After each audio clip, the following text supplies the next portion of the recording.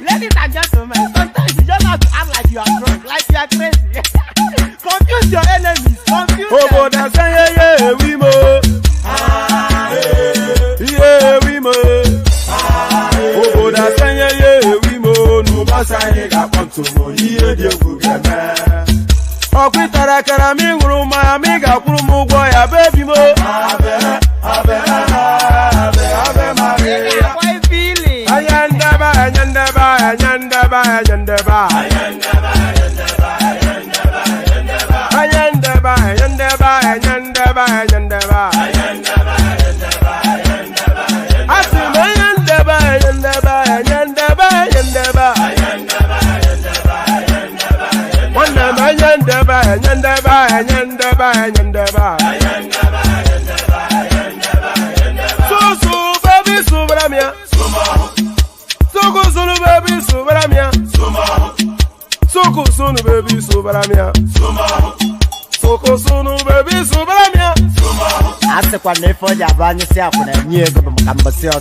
Since I was born, but now I am getting youth. Hakuna motangu, hakuna koga book.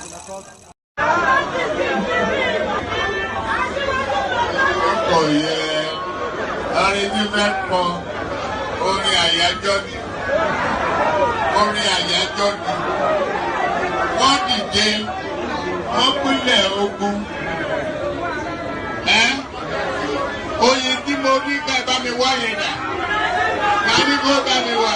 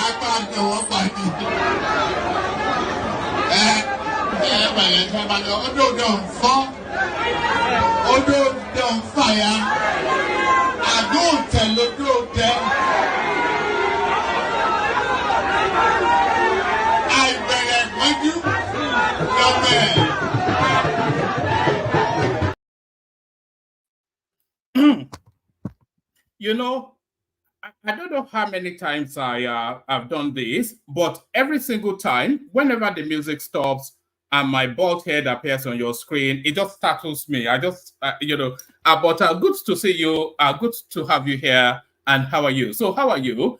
So another day, another session. Apologies for the late start. You know, a bit of daddy duty. So I had to do a bit of daddy duties. But there it is. Daddy duty done. And now the fun time begins. So the fun time begins. Como estás, a mi amigo? Como estás, a mi amigo? So yeah, you know, there's the Portuguese language and the Spanish language, they're somewhat interchangeable, because when you say como estás, a mi amigo, it says how are you, my friend?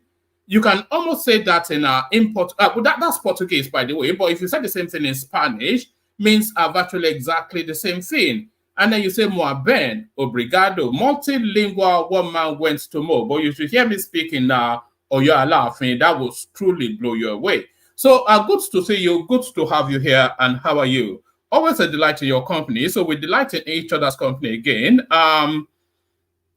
The usual protocol before we carry on, click on the like button just as soon as you're coming in, just immediately and straight away. So click on the like button and then subscribe if you haven't done that already. We need to get our numbers up so we go up the hierarchy within the YouTube algorithm. So click on like and click on subscribe.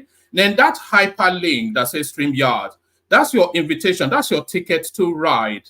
If you want to board the juggernaut, that is the one man went to more train, your ticket to ride is that link that says that hyperlink that says StreamYard. So I'll post it so it's immediate to hand again.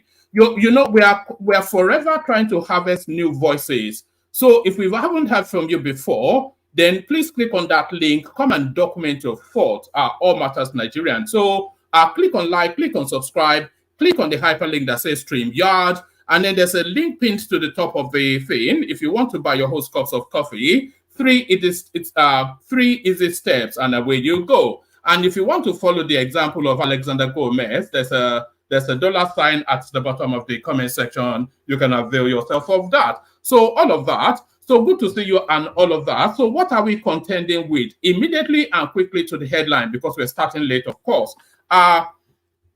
You know, on the streets of Lagos, they say Oga na master. But then Oga na master, not only on the streets of Lagos, I'm not quite sure how many of you watch Game of Thrones, but if you have watched Game of Thrones, then when you meet with an adversary that supersedes and dominates you, you take the knee. So the junta in Niger Republic, Nigerian President Tinubu rejects direct talks with Niger military junta leader. So, yes, it's a matter of who is your daddy. So let's get this one out of the way. Let's get this one quickly out of the way. So let's get this one out of the way. Nigerian President Tinubu rejects direct talks with Niger's military junta. I call it junta. Some people call it junta. Some pretentious people will even call it junta. I'm not quite sure where the "hun" comes from. President Bola Tinubu has rejected a request by Niger's military leader, General XYZ, for direct one-on-one talks to resolve the crisis in the West African country. So now, you know, there are two ways to approach this sort of Nigerian thing that is going on. The quick fix, of course, is to go with our Tucano jets and drop missiles on their capital city like confetti and just light the whole country up like a Christmas tree. That's one approach.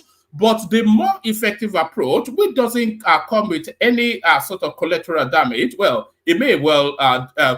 Anyway, what I'm saying is that there are two ways to approach this. They could go militarily, or they could use a soft power to squeeze them in. So they threatened military intervention, but then they had to back out of that. But then they closed the border, switched off the lights in that country, and squeezed them in. So that squeeze now is now making them buckle at the knees. President Bola Tinubu has rejected a request by Niger's military leader, General whatever his name is, for direct one-on-one talks to help resolve the crisis in the West African country.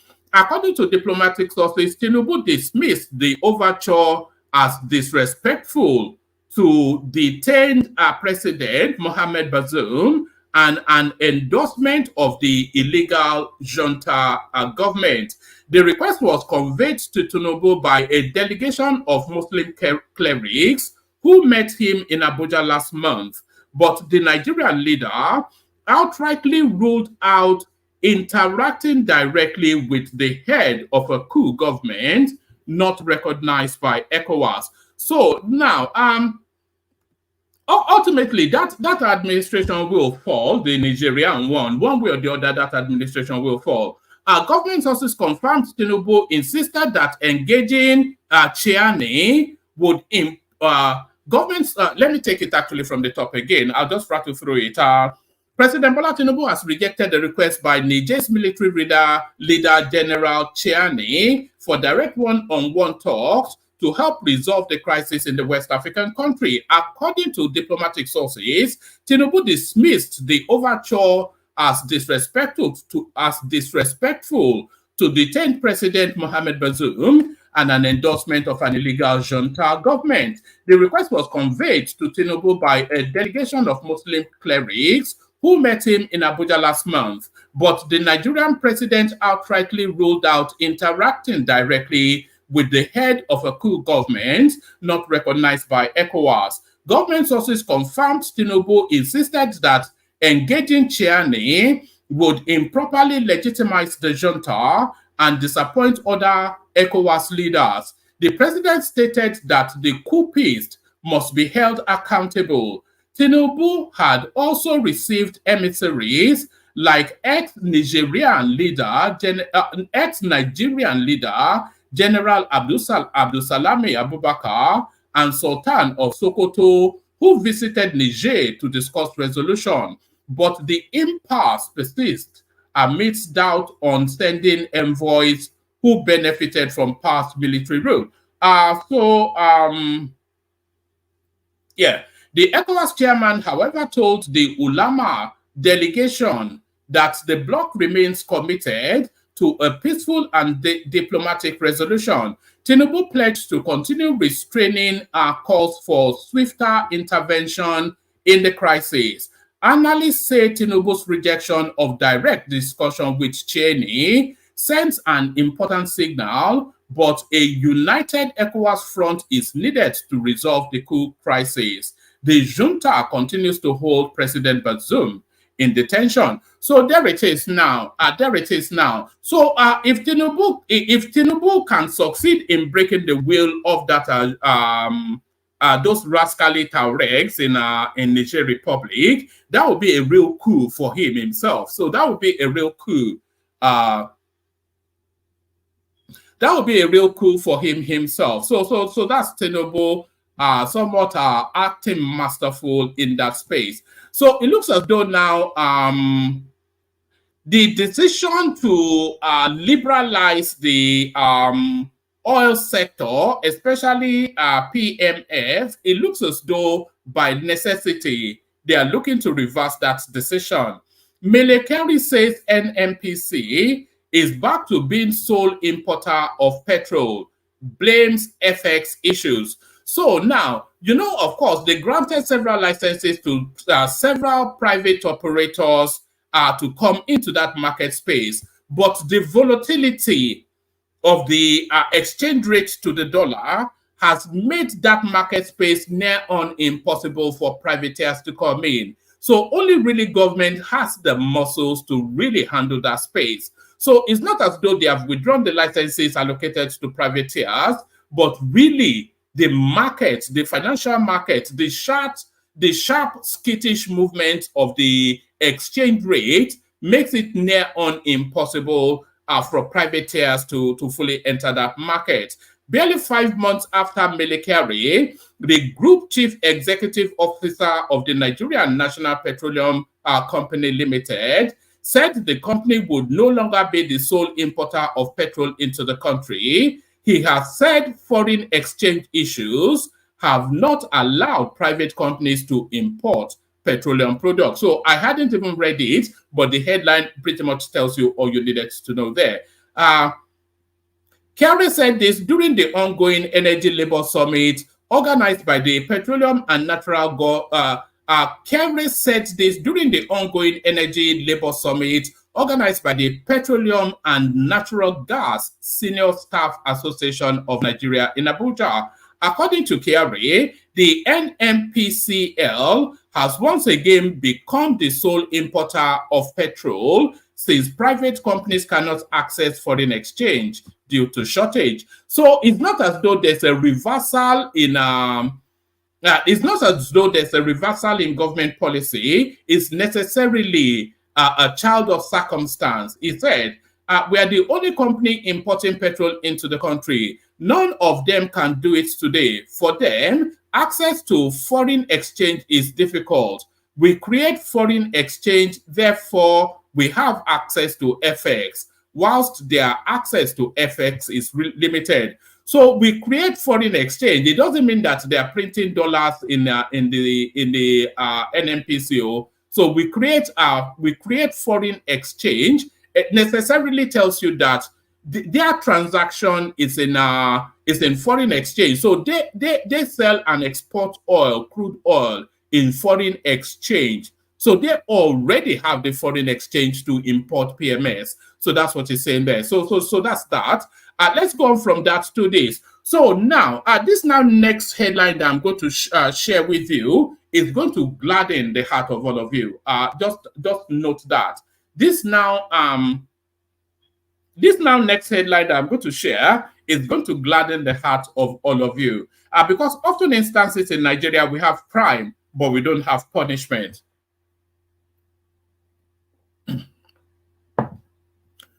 So often instances in Nigeria, we have crime, but we don't have punishment. But in this instance, crime meets punishment. So crime meets punishment. Breaking: court sentences Nigerian police officer to death by hanging for killing lawyer Bolanle Rahim. So you all remember that storyline, of course. I think she was actually coming back from a Christmas party when this wayward police officer just let me reacquaint you if you don't remember. A Lagos High Court on Monday convicted and sentenced the Nigerian police officer Darambi Vandi to death by hanging for killing a Lagos-based lawyer, Mrs. Omobolanle Rahim, on December the 25th, 2022. Correspondents have reported how ASP Vandi, attached to Ajuwe police station, last Christmas shot the female legal practitioner while she was returning home from a Christmas service at Aja Under Bridge. It was gathered that after killing Rahim, the trigger-happy police officer fled the scene with his colleagues before another set of police officers later took her remains to a mortuary in Yaba area of Lagos State. Rahim's death generated a nationwide outcry, with Nigerians from all walks of life calling for the prosecution of the killer or police officer and justice for the deceased. Vandi was first arraigned in January on the count of murder, but he pleaded not guilty. So yes, I'm glad that the count that I'm glad that the charge they gave him is murder, because often instances when it involves a police officer, it's usually manslaughter. They slide them under manslaughter, and they use that to escape them from full culpability. So it looks as though it is full culpability in this particular instance. So full culpability in this particular instance. So now let me take you to the next headline. And by the way, there's plenty of room in the studio. I think I've only got one person hanging with me so far. So if you want to come on. Otherwise, we do the readouts and then we'll clear off. So yes, let me take you to this next headline. Fani Kayode lists 14 steps to World War III. So I think this is a nod in the direction of what is going on between the Israelis and the Palestinians. A stalwart of the All Progressive Congress, APC, Femi Fani Kayode, has listed 14 steps to Third World War, World War III. Fani Kayode decried, we are very, and by the way, I was exactly having this conversation on this platform barely yesterday, saying that the world is about to enter a real dark phase.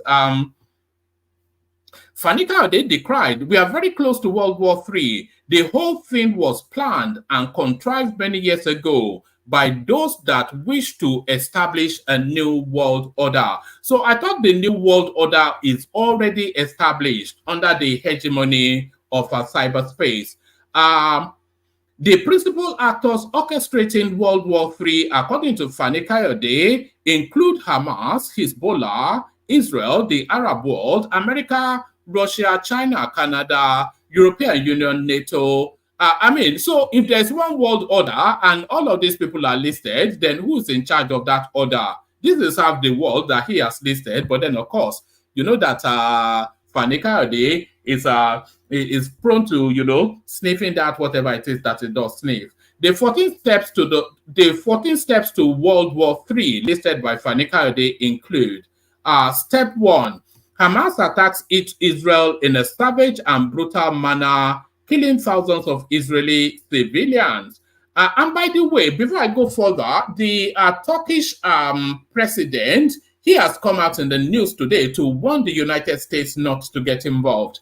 Number 1, Hamas attacks Israel in a savage and brutal manner, killing thousands of Israeli citizens. So number 2, Israel declares war on Hamas, flattens, and it says flattens, the Israeli Prime Minister Netanyahu, he has told everybody to clear out of Gaza because they're going to turn this place into rubble. That means they're going to flatten it. Israeli declares war on Hamas, flattens and occupies Gaza. We don't use the word KILL on the social media anymore, so we use PI now. Israel declares war on Hamas, flattens and occupies Gaza, pies thousands of terrorists and innocent Palestinian women and children. Hezbollah and Islamic Jihad fires rockets into Israel in solidarity with Hamas. Israel launches devastating. Israel launches devastating counter. That would be a devastating counterattack. So I'll read it how we should read. Uh, Israel launches a devastating counterattack against Hezbollah and unleashes a brutal and vicious ground offensive in southern Lebanon and occupies it. Number 5, Israel launches airstrike against Iran. You see, if I was to believe any conspiracy theory, and then the conspiracy theory that I would believe is that the orchestration is to land this war in Iran. Because I think that's the target. Because Israel has been circling around that country for a very long time. And so has the West, actually. So the orchestration, really, my suspicion is to ultimately land it on Iran. And you'll see within the next few days, don't be surprised if Israel starts to throw, what, in the direction of Iran. And by the way, you know that Iran has nuclear, whatever it is. Anyway, we'll see how it plays out. Number 5, Israel launches airstrike against Iran for consistently providing 70% of funding and lethal weapons to Hamas, and for consistently providing 90% of funding and lethal weapons to Hezbollah. Number 6, Iran hits back with airstrikes and the declaration of war against Israel. Number 7, the Arab world declares an intifada against Israel and declares war against her. Number 8, America, the EU, and by the way, the United Kingdom, our Indian Prime Minister, he's just had a Cobra meeting. So a Cobra meeting in the United States, in the United Kingdom, is a war footing meeting. So if they're telling you that the Prime Minister is having a Cobra meeting with military, with security personnel, that's a war footing. Number 8, America, the EU, the United Kingdom, Australia, Canada, India, and their allies stand with Israel. I'm not quite sure why India would stand with Israel. I'm not certain. I can see, of course, because Canada will always follow suit with the United Kingdom and the United States, ditto Australia, New Zealand, and the rest of them. And the United Kingdom will always take the lead from the United States. So you can see the alignment here, but I'm not quite sure why India was added to that. Number 9, Russia, China. So now I was expecting India now to be in this number 9. Russia, China, and North Korea, Turkey, Pakistan, Afghanistan, the Arab world, and their allies stand with Hamas, Hezbollah, the Palestinians, and Iran. So quite why Saudi is not there, because Saudi will never stand with Iran. Number 10, the war in Ukraine gets even worse as Russia crushes the Ukrainian forces and take more territory. Number 11, NATO finally jumps into the fray in the Ukraine, and Europe is plunged into, let's do that again. Number 11, NATO finally jumps into the fray in the Ukraine, and Europe is plunged into total war with the use of tactical and nuclear weapons. Number 12, China, Iran, North Korea, the Arab world, and their allies side with Russia, whilst America, NATO, the EU, etc., you know how that goes. Number 13, China invades and occupies Taiwan, making good their threat and claim on the island and assert her power in the South China Sea. Number 14, America responds and all hell breaks loose. So that is it. That is the trajectory to World War III, according to the white powder sniffer Fanny Kayode. So let's go on to this one. Let's go on to this one. Agbakoba demands media blackout on Tinubu certificate forgery, asks MBA to ban public legal analysis. So I think the Tinubu, that's just comedy skits now. So that's not going anywhere soon. Barely 6 months after condemning, water. Right, let's go again. Barely 6 months after condemning, let's do it again. Barely 6 months after condemning the Supreme Court and castigating its current cohorts, as delivering judgment based on a confused mindset rather than evidence and law.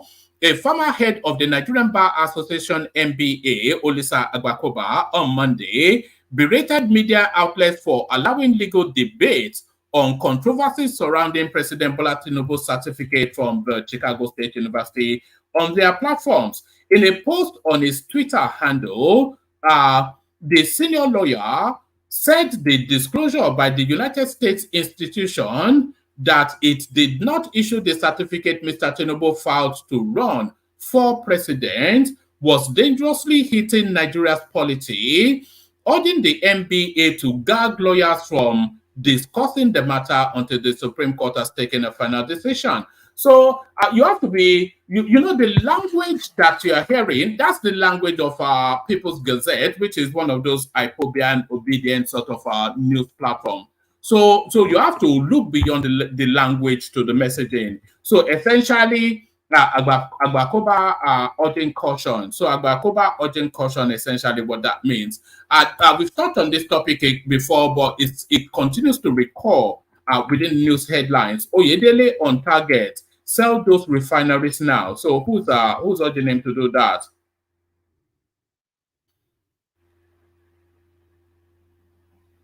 All right, I'll give you one paragraph of this and then we'll move on.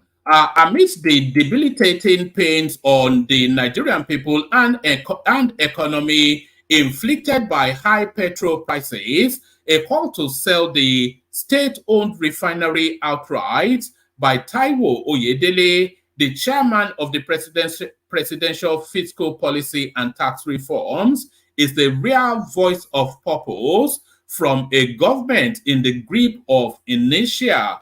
President Bola Tinubu had exacerbated Nigeria's decades-old energy sector crisis when he abruptly stopped the petrol subsidy and initiated a devaluation of the Naira on assumption of office. This triggered unprecedented inflation and sent the economy into a tailspin and millions more into poverty. Selling the refinery outright immediately to promote domestic refining is the only route to sustainably solving the refined petrol product crisis. So essentially, our government has no business in business. That's just the totality of that. Let me take you on. I wish we had a lighthearted storyline. So if anybody has a lighthearted human interest sort of thing, throw it in my inbox on Insta, and then we'll put it on the screen. Tinubu appoints Fela Durotoye, Frederick Nwabufo as media aides. So he's just paying off essentially his political opponent. So there is that. I think that's sufficient. That's sufficient enough to be going on with. So that's sufficient enough to be going on with. And by the way, still quite a few spaces in the studio if you want to come join. But let's play the Kegite music and we bring on the panelists that we do have. I know how much you look forward to it, and here it is. Egbelemu the Kegite. Only water, where they see my water.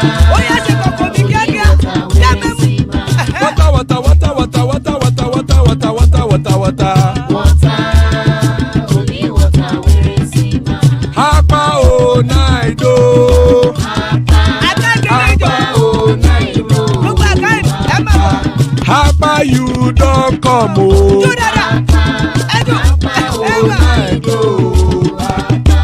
Hapa oh night oh.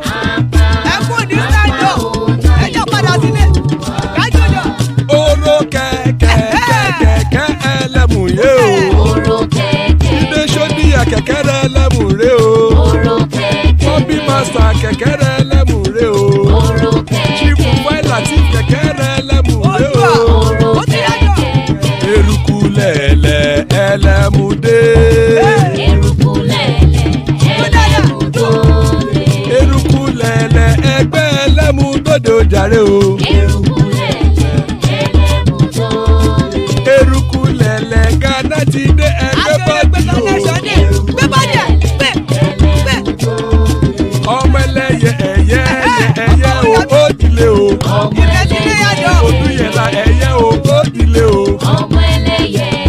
sọ́nà mẹ́yẹ o ó dìde o Petrol ṣòdùn kẹ́yẹ rẹ̀ ó dìde o ẹlẹ́kọ̀ọ́ ọ̀run mú ìní o.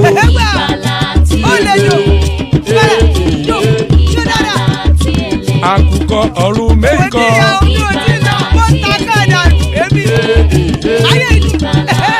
Ikú kò ní ríwà gbéṣe o.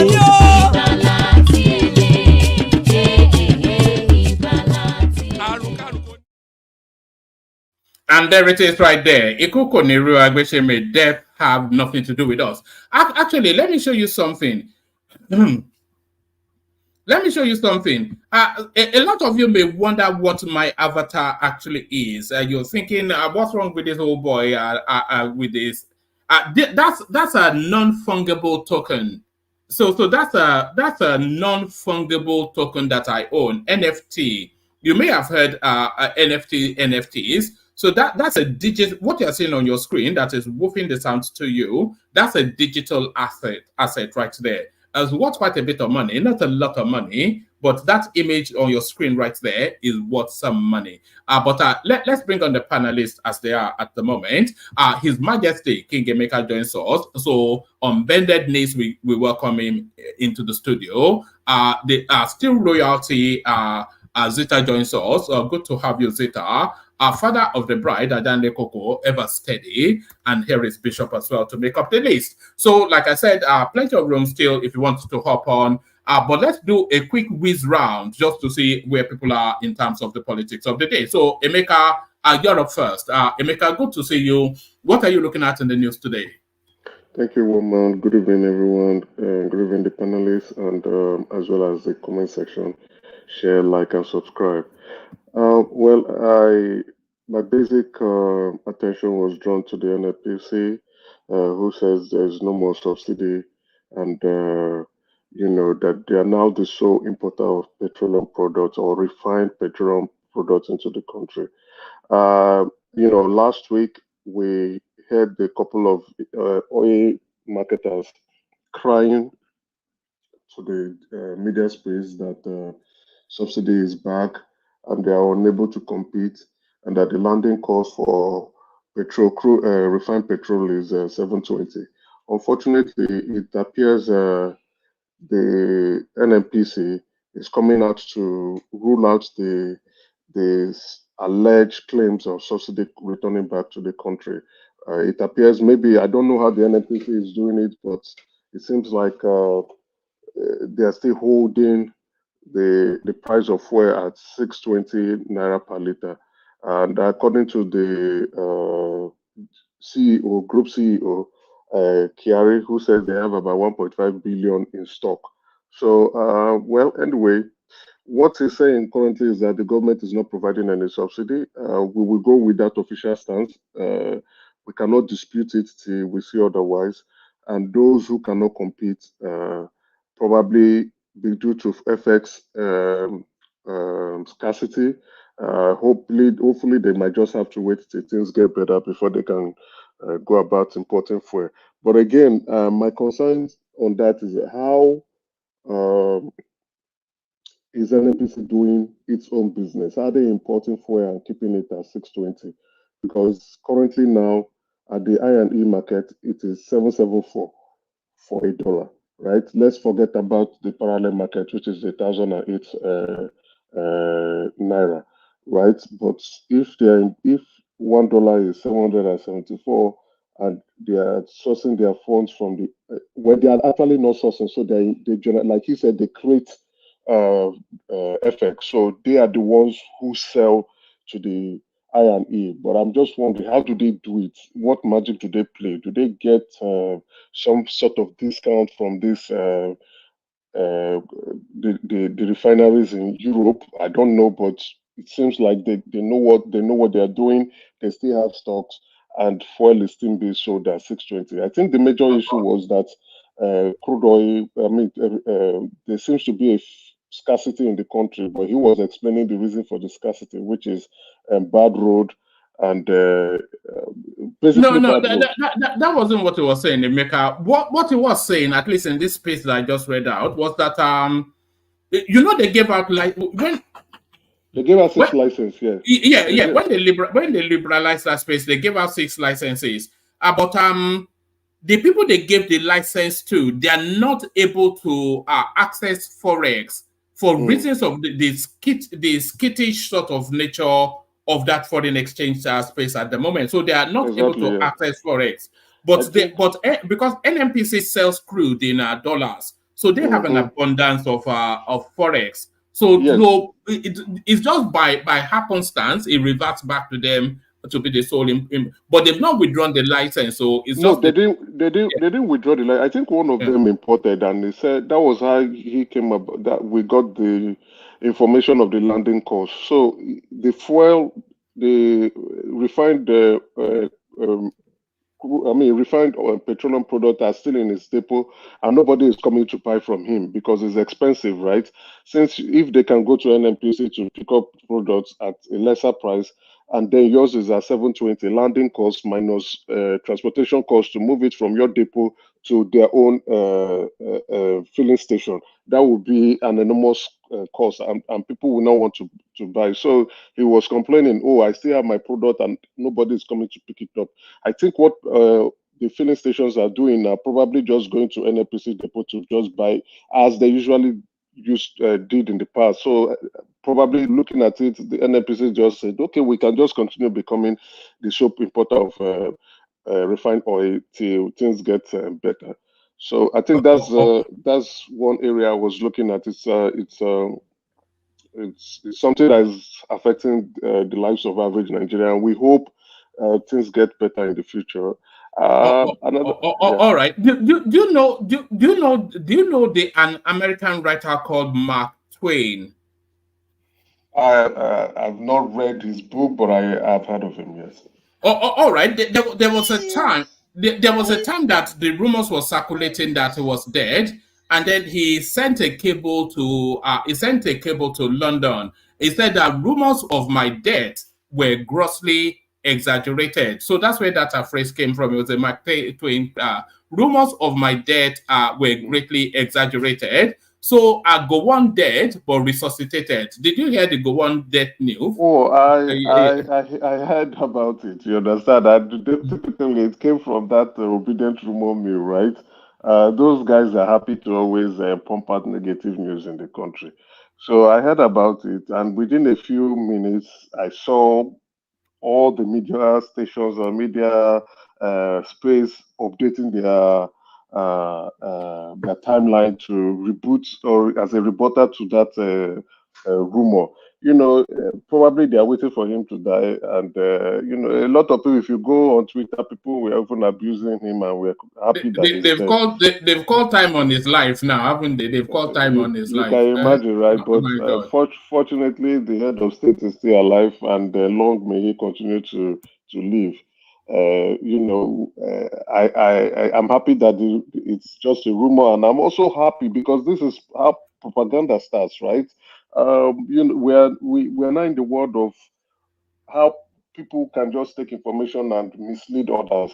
So it also calls for proper regulation of the social media space as well as the media space too, so that people cannot just throw out rumors and go scot free. So once you do that, you should pay for it. I will be hoping that those who contribute to the rumor mills, propaganda, misinformation, disinformation, and fake news should feel the brunt of the cane. So All right. yeah. And all that. Oh, there's a lot of hula baloo around Sheyi Tinubu using the presidential jet to fly to Kano to go and watch a game of polo. So what are you making of that space? But You is see, it unacceptable behavior? Is it not? His father has his own private jet, so what's all this? I agree, but again, he's the child of the president. He's been, that comes under the So perks he and gets to privileges of the president. he The, gets to the, invoice his lifestyle to the state. Are we going to be funding his lifestyle? You see, one thing I will not speak about is things that I'm not so clear on. Right now, we've had presidents who probably do not allow their children to do specific things. I think Buhari, but I think also his son at some point was running out in some kind of spaces anyway. But we need to understand the privileges and the perks that the family of the president enjoy before we begin to speak on it. We don't know. I don't know, so I won't speak on it. That he decided to take the Air Force One or Air Force Two. I don't think it's Air Force One. That flight doesn't look like Air Force One. Whether it's probably Air Force Two to go to Kano to watch some games, he might have gone there for some political reason or allegiance or to create some form of goodwill to the people of Kano. You know, he led a march in Kano and they came out en masse to vote for him, for his father. So nobody knows, have a great idea or a better idea of what is going on. But you know, we Nigerians, we are very envious and jealous people. We want everybody to suffer. Yeah, So yeah, but is it envy and jealousy though? I mean, he has no formal position within. Yes, he's entitled to security cover. Yes, yes, but he's not yeah. entitled to invoice his lifestyle to the state. We don't know yet. I will not speak on what I don't know. You understand? I'll be very honest. Just like I think many of us are not entitled to such kind of information. Some may do it and it doesn't get leaked to the press. Some do it and it get leaked to the press. But maybe they may have that entitlement based on their association with being a family, a close, no, I won't say a close, a direct family member to the president. I don't know if you get the point. So I won't speak on what I don't know. I'm not fully clear on that aspect. I saw the news. I looked at it. I said, okay, I don't know about this. I don't know why people are crying about it. I just think it's jealousy. All right. And Fela Durotoye being appointed as a special advisor of some sort to Tinubu. So this is Yes. the payoff that his campaign was all about, is it? Oh, well, not only that, I looked at the news from a more holistic point of view. I saw it that I think the president is trying, we've been complaining about that jury. I think the president is trying to expand his media team, others coming in from different angle or from their own experience to provide some assistance to Ajuri, and maybe Ajuri might be coordinating that space properly. I saw Fela coming in as I think one who is going to be responsible for ECOWAS communication, one who is going to be responsible for specific strategy and the rest. I think two women and two men. So I believe maybe they're coming in with their experience, like Fela too, coming in with his own experience with the youth uh, um, to help out with Ajuri to ensure that media team is robust and experienced and coordinated to effectively deliver on the president's policy and communicate very fast and timely to the Nigeria populace. So we saw some weakness in that with the current media team of the president. We are hoping that with this new appointment, things are going to get very organized, and we'll be getting timely communication. But what I'm looking at, I don't know if they are going to expand it to include some, attack dogs. They need to have some attack dogs, you understand, that should be there, that will be going to for the throats of the opposition and strangle their throats quickly before they cough. All right. And you're talking about attack dogs. There's a name missing from this particular administration that you wonder why they've not given him a slot yet. Fani Yes. Kayode. Yes. Do you think Fani Kayode has a role in this administration? Oh, And then wonderful. pivot from that to a speculation that we're in the cusp of World War III.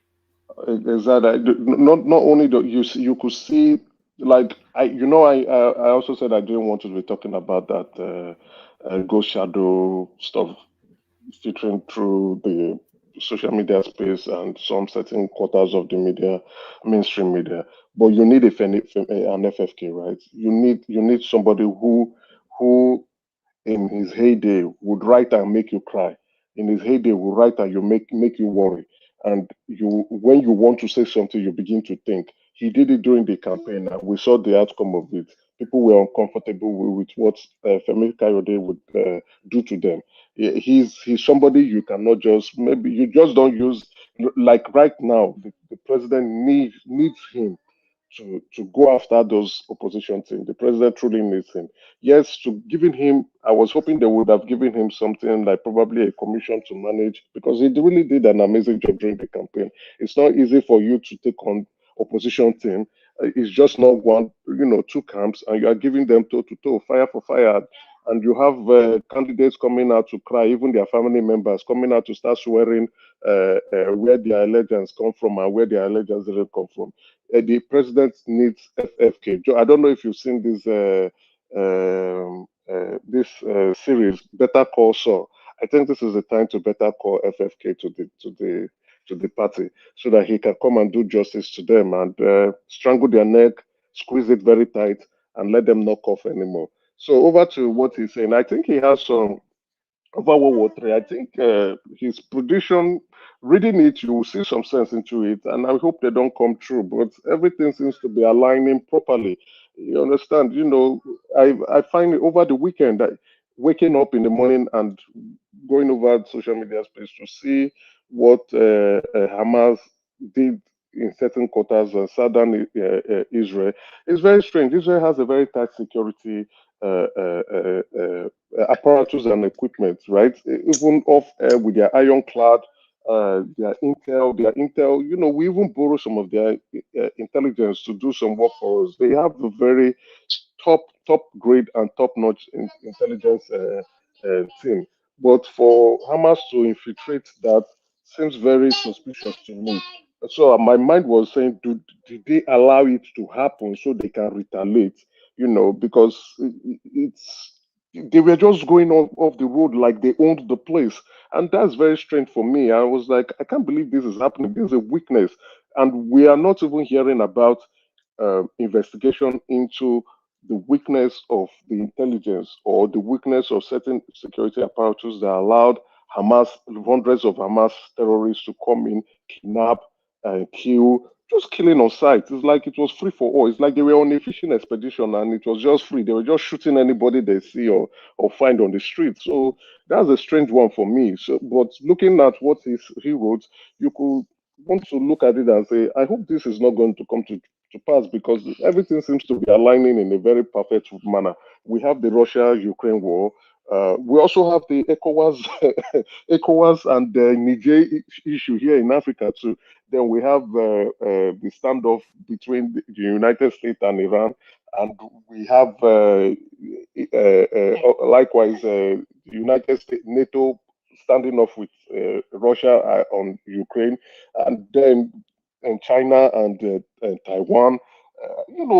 Things are just, but I'm really worried that, and I pray, that FFK's prediction don't come to pass, because once World War III happens, we really don't know why we are fighting.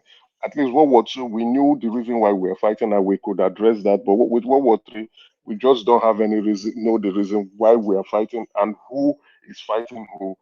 And that may be a war that may be very, very difficult to come to an end. All right. Let me take you to this last space.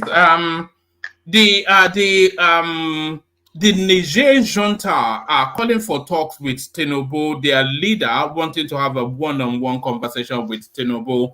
Are they started to buckle?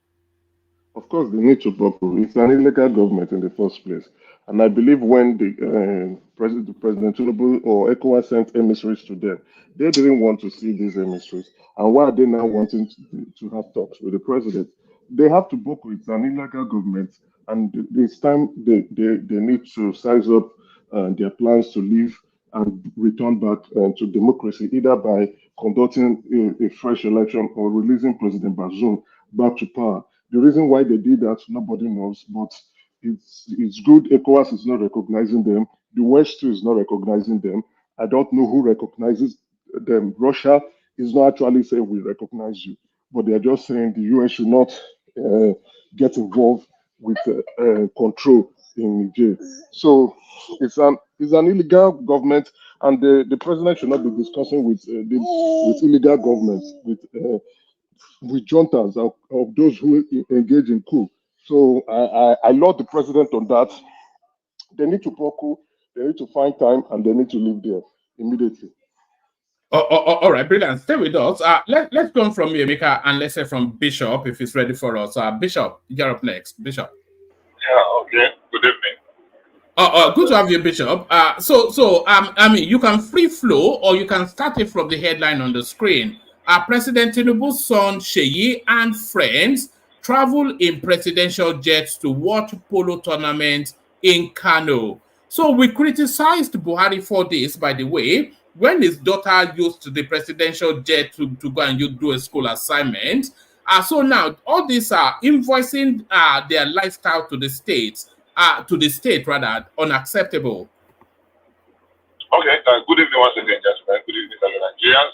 For that you're listening from, please click on the like button. It's the least you can do for this platform. Having said that, well, I want to toe the line of the last speaker with just a very slight, what do you call it, different. Number one, I don't know the full story. If actually he flew the presidential jet there, even though he has the right to do so, I don't think it's good for the optics. That's my thing. But if we get the full story, it might turn out that there is a senior official that has rights to go there and he just tagged along. That the news is not giving us because it's not going to make any news. If actually there is a very senior official that's going there on an official capacity and he tagged along. But if the aircraft was dispatched for his use alone, I don't think I like it. I don't think I like it. Even though if it is not illegal, even if it is legal, the optics is not right, and I don't like it at all. But that's personal. That's my view about it. But I would like to get the total story to know if actually he just tagged along. Hey, of course, some people will say, look, we have chief executive of companies or government parastatals that they use these official vehicles to go and drop their children off at school. But yeah, for those little smaller organizations and the rest, whether it is private or public, it can be excused. But this, because apart from the act itself, what it represents really matters. So, in my opinion, sometimes my opinion, individual opinion does not count. I don't like it. It doesn't speak well, except if, like I said earlier on, somebody bigger was going there and he saw an opportunity to tag along. It's not everywhere the president's children will be going that will be deploying presidential fleet. I don't think it's right, but it might just be my personal opinion. All right. Is there anything else you saw in the news cycle, or do you want me to just take you through the? Yeah. Please just take me through them. At least I remember the appointment of more persons into the by the president. The president. But it's not more persons though. There is political opponents and adversaries. That's exactly where I want to go. It's paying them off. I don't seem to understand the direction Tinubu is going to. And there are people very competent in that space, in that field, that work very, very hard for the government. I mean, there was a lady on CBC earlier this afternoon, Kemi Ashiko. She's always practically everywhere, hosting speeches and the rest, fighting tooth and nail. And she's competent. She's been a media person for decades. So I don't know why you are going to bring a leader, Ikechi, who we know plays the opposition fully, you know.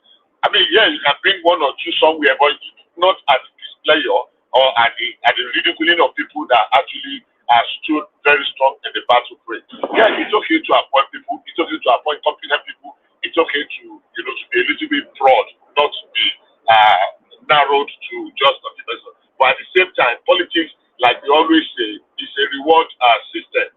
And people have fought the battle. They have contributed everything. They fought with an ill made to win an election. Somewhere along the line, they should be recognized and compensated because another election is still going to come. So for me, yes, it's good that they are largely expanding that scope of, especially, I think actually England is becoming a little bit overwhelmed, maybe because of lack of experience when it comes to management. It's okay to be a good reporter. It's okay to be very eloquent. It's okay to be fluent. But hey, there is always that area of having to manage more persons. He has been managed before. He has never really managed people. So I still don't see that person that has that clout to be able to manage the media space of the president. Like somebody that oversees what goes on there. So in terms of appointing, yes, but I think he should, tinker with those appointments a little bit. We have to be very sincere. If people put in the pennies work, they deserve the pennies reward. People fought tooth and nail to get the president, and that was one of the mistakes that Buhari made. Buhari retained practically more than 70 or 60% of people that were with PDP. Board and parastatals, he never changed them. Ambassadors, he never changed them. And that was one of the things that played out in the role the CBN governor played. So a lot of people were actually sabotaging the president from within because you kept them. I hope the president will know better than to do. Are you there, Bishop?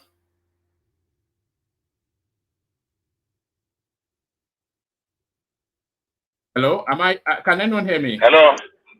Oh, you're loud back. Loud and clear. All right, carry You're on, not Bishop. hearing me? No, we lost you for a moment, but you're back. Okay, I don't know. Yeah.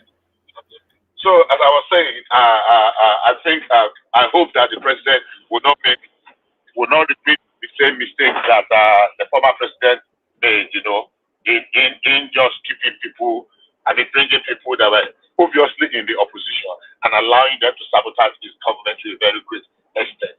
That's my take on that. All right, brilliant. And the Niger junta inviting that they want a one-on-one talk with Tinubu, but Tinubu snubbing them. What's your take on that space? I don't think that the president should dignify that rather than that. I don't think they deserve not even 1 minute attention. They are going to be tired out. We saw this, and unfortunately, the crowd that was hailing them, that was praising them as the best thing since civilization, that they are going to liberate. We're going to see.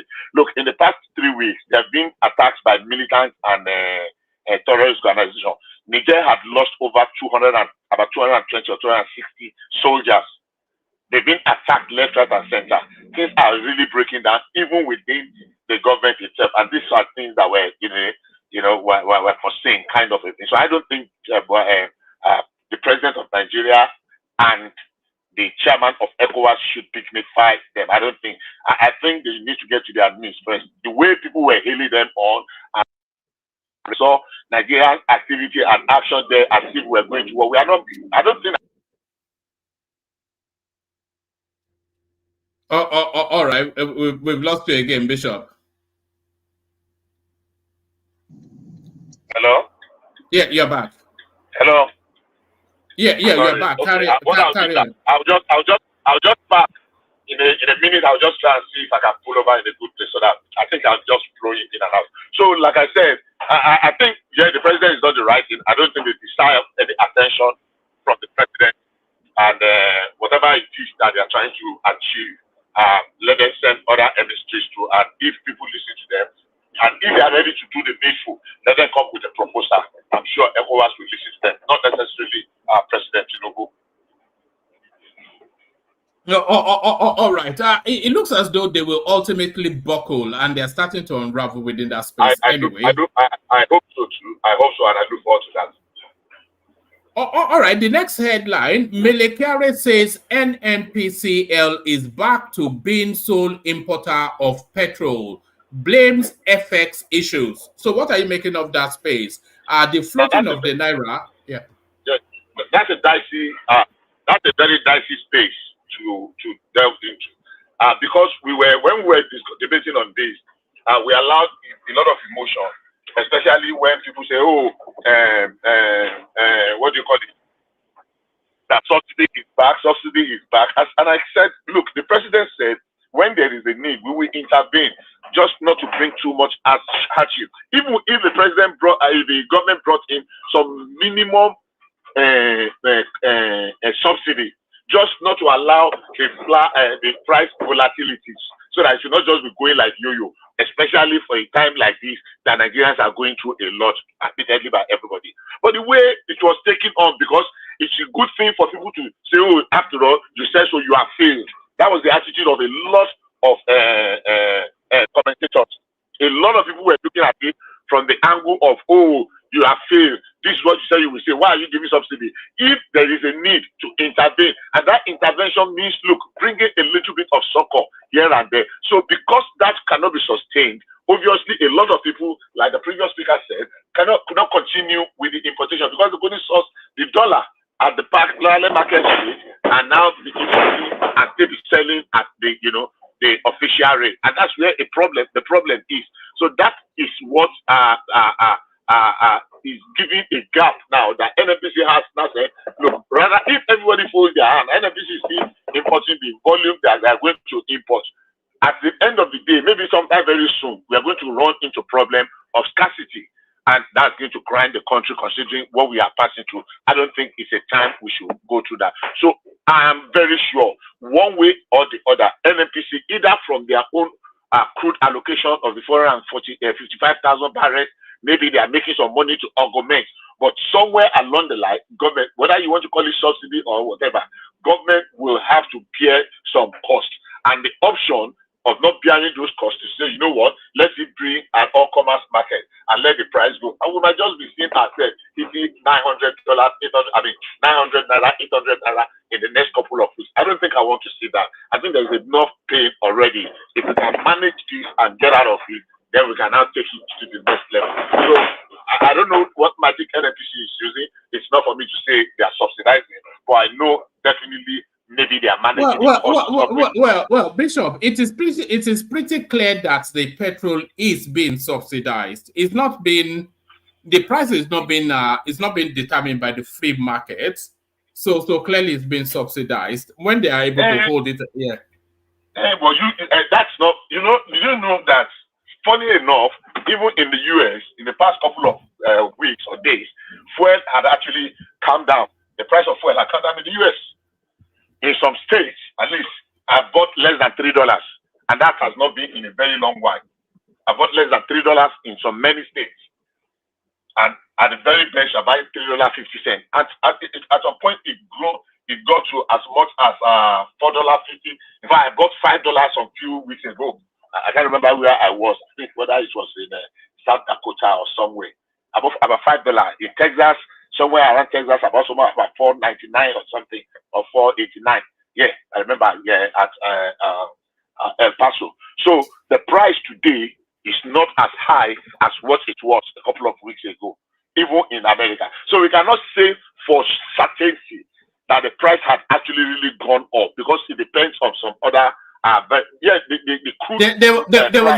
There was a time that the price of I think it was July to August, that the price of crude rose sharply by over 30%, but they still maintain. It was not up to 30%. I heard you say 30%. It was not up to 30%, but that's by the way.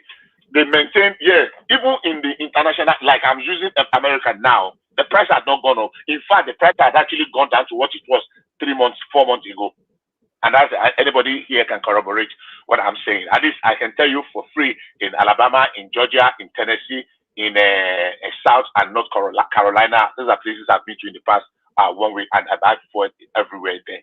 I buy a lot of fuel. So I can tell you for free that the price has not really gone up compared to how the price of crude has gone up. But let's leave that aside. What I'm saying is that if the government finds a need to intervene because they don't want people to inflict more pain, even if it means subsidizing at that level, it's different from where we're subsidizing with more than 80%. If we need to subsidize at 10%, 15%, just not to allow for too much volatility, I don't think it's a pity. But that runs contrary to their policy position, though.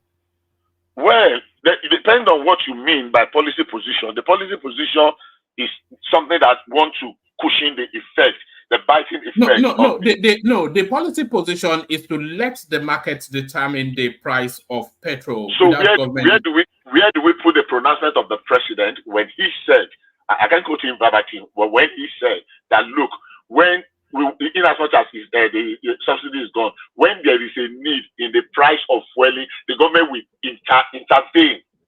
When there is a need, how do we define that? Intervene as well? Is it that they will say, okay, buy 2 liters, we'll give you 1 liter? Or okay, if you buy one, two today, tomorrow we give you. You understand what I'm saying? The only Yeah, thing I intervene is not to allow. no, that confuses the market space, though. That confuses. It's just an ambiguous sort of policy, isn't it? We've removed But fuel subsidy, but who we is will apply it as and when. one man who is benefiting from this now as we speak? Who is the beneficiary? Is it not the consumer, the people that are buying it? It's still the oil marketers, the people that they told us they've gotten rid of, they're still benefiting. No, but they are not. But they are not because government is not going to pay them subsidy. They cannot source that money. They cannot source the money. It's because if the government has said, okay, don't worry, we will pay, or we allow the price to, allow you to determine your price. What they would have done is, okay, we are buying from black market, so we are buying dollar at $1,000. I mean, at 1,000 naira. So we go and import, and we'll do our arithmetic after shipping and the rest. And if the landing cost is 1,000 naira per liter, we will sell. Anybody that wants to buy can buy. People that cannot afford to buy should go away. So, but they know that NNPC is able to pin down their own price at 620. I don't know how they are doing that, and I said that earlier on. I don't know how they are able to manage that, but they cannot now compete with NNPC with that price. Maybe NNPC, because it's a private organization, I say, you know what, let's reduce our profit margin to the barest minimum. Or for now, let's forget about profit. Let's just keep the country rolling because it's part of their rules and responsibility. Like I said earlier on, I don't know. I am just speculating. It's just, and I'm just assuming. But the ultimate beneficiary of this is that people that are still able to go to the filling station, they are still smarting from the pain of the increase to the gargantuan increase to 620. I mean, talking about another increase now will really be detrimental, both to Nigerians and the government as a whole. Everybody will feel it. So if they find a way of managing it without necessarily going on the kind of that we were doing before, I think to some extent it's probably not going to be like that forever. I don't think it's too big a thing that a government should bear on behalf of the people. That's my thinking. All right. Let me play you this clip.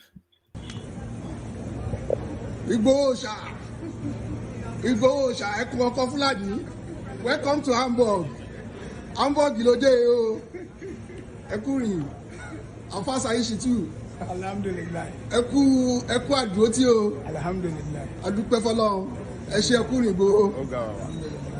Owó bàbá ọkọ̀ ẹ̀kọ́ Fúlàní. Ekurin náà. So that Sunday, Ugoho, who has now been freed from by the Beninese, landing in Germany. What a long trip. He set off on that journey over 2 years ago. Yeah, that's how it is. That's how it is. The city with 8 and big 6 O's. That reminds me of what's his name, Curtis Blow, many years ago. Yes, that's fine. That's fair.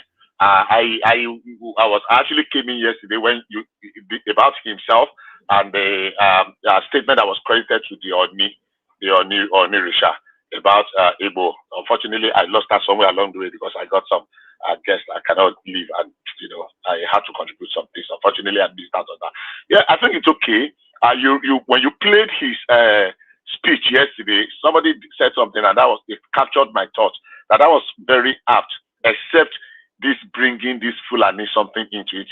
The one they are hailing him now, Fulani, that is madness. That is insane. It's okay. You are free. You have gone to where you are going. Why don't you just be modest enough? Why making it about Fulani, which we all know turns out to be a lie? It was just a media hype, and some people just latching on it. So I hope he learned some lessons. I hope he keep his head cool and he stays in his Germany, and manages himself. And he does, he doesn't come to Nigeria to come and cause any trouble. And if he comes to Nigeria, Bishop, I hope DSS will do the need. Yes, please. Bishop, good morning. How are you? I'm good, thank you. Trying to get back. Yes, Rahman. Good morning, everyone. Yeah. But Bishop, what of his criminal offense in Nigeria? Won't he come and attend to it? Well, so where is he running away? No, I just said now if he comes and if he has issues with DSS, I'm sure DSS will do the needful. But you know that he has been declared wanted. Well, that's why he will just stay in Germany. I think they should just keep him away. If he's going to stay away and we'll have peace, let's just stay away. If he comes around and is humble enough not to create any katakata, but if he's just going to stay away, I think we have enough on our plate for now. I don't think he will come around for now. If we want to get some assurances that, look, when I come, everything is okay. But the only way he can do it is to keep it cool. This idea of throwing Fulani something in, everything is me. He's not fighting on behalf of the Yorubas. I have said that here over and over and over again. I don't know how many people are appointed or choose Igboho to lead us in liberation. If Nigerians even need liberation, if we need freedom, is it Igboho that will lead that freedom? Because it has never happened anywhere. Anybody that led any kind of revolution, they always want a place at the table. If not, they are going to be the head. So Igboho will now fight. I will now fight and win liberation for Yoruba. I will now look for one person and now hand over. It doesn't happen that way. Everybody is power hungry, no matter how unfit they are. Everybody wants to be relevant in one way or the other. So that's my thinking. But yeah, good for him that he's free. Good for him that he's gone to Hamburg. He's gone to Germany and let him cool down, let him recuperate, let him do the needful, and he'll take it up from there. But I don't think he will want to come to Nigeria in a hurry. I don't think so. Not in the very near future. No, I don't think so. He can as well do the burial of the mom in Germany. Woman, are we there? Sorry. Bishop, yeah, Bishop, Yes, Bishop and one man. Yes. Running away and not coming to answer is criminal offense or allegation in Nigeria. Does that tell you that he's guilty of the offense, isn't it? No, I don't think so. Yeah, I mean, let's be fair enough until the court says he is guilty. These are allegations. Maybe, I mean, I am not pleased with everything he did while he was around. I am one of the many people that are vehemently against the way he was conducting himself. The Igogo issue, he practically was one of the people that blew it out of hand. The attack in Shasha or Moniya, what did he was one of the people, and all those things he did in Okeoku, in Barapa axis, showing force and talking nonsense. The one that he was abusing our traditional rulers and the rest. The one that he said he will put gun in the back of Tinubu and the rest. And the unfortunate incidents of the attempt to arrest him after he refused, and they attacked the security operative that led to the shooting and killing of two persons in his house. Yeah, of course, there's always the media aspect. But apart from the media, when the ruler Balu or the noise of everybody has calmed down, we should be able to look and treat issues on their merit, not emotion, not sentiment. So if we look at the merit and it's not guilty, even if he deserves compensation, let them give him the compensation. I don't think so. But then it is for the courts to decide. But Bishop, you make a very unfortunate statement now. I don't know what you mean by that. Yeah, I will mention it. You said he can as well go and bury her mother in Germany. That is very yes. Statement. What do you mean? What is unfortunate about it? What I mean, why do you have to? What is her mother got to do? No. Listen. He's not going to take the of a mother. No. Hold on. That is very unfortunate. Okay, go ahead. Very well, statement. That's your reading. That's your reading of it. And I don't owe you no apology. You don't owe me no apology. Yeah, if that's how you read. Hold on now. Let me say what I. Hold on, Bishop. Let Ajani put it to you. Yeah. You can't hate somebody to such an extent that to be making mockery of a mom that died recently. The mom that wish to see him back home. The mom that cried several times that my mother and my son is in exile, all for the sake that is fighting for the security of his people that are being killed by Fulani criminal herdsmen, and you are making mockery of that mom. That is very, very unfortunate. Are you done? Are you done? Just I'm done. Just say whatever. Okay, good. Okay, good. Let me answer you. That is a cheap and very unfortunate blackmail you are trying to railroad me into. And I will tell you what I just said. Number one, is it Igboho you are talking about here? The one that mocked Adeboye when he lost his son openly on television? Is it the same person you are talking of? Come on, let's get out of this emotional nonsense. I say, he made mention that he wanted to come and give his mother burial. I'm not saying he should carry his mother body to there. He wants to do the party there. That he's doing it. But people do it every day. They do burial abroad of their parents that have died and have been committed to murder act in Nigeria. They do it every day. So if you are misinterpreting to suit your own narrative, Adale Koko, that is for you. I owe you no apology. The person you are defending sat before the television and spoke irresponsibly when Adeboye lost his son. And you were here. And you are not telling me, yeah, please, can we move on? Did he not apologize? I don't care apology. I don't care the apology. I owe you. I don't care apology. I have said what I have said. If you are not comfortable with it, so be it. I don't owe anybody any apology. I am not making mockery of him. Hold on. I do not make mockery of him. Reckless, irresponsible statement. Bring the tempo down. Let it be conversation. It's a reckless, irresponsible statement to be mocking somebody that lost. If you say I am irresponsible, then you are very most irresponsible. If you say that is a irresponsible statement from me, you are as well very irresponsible. I don't know what you guys have with me. If I cannot make my own statement in peace, that is my view. I am not saying you must buy into it. If you want to fight for Igboho, fight it responsibly. I just gave an example. You are saying I don't care about his apology. It's on the TV.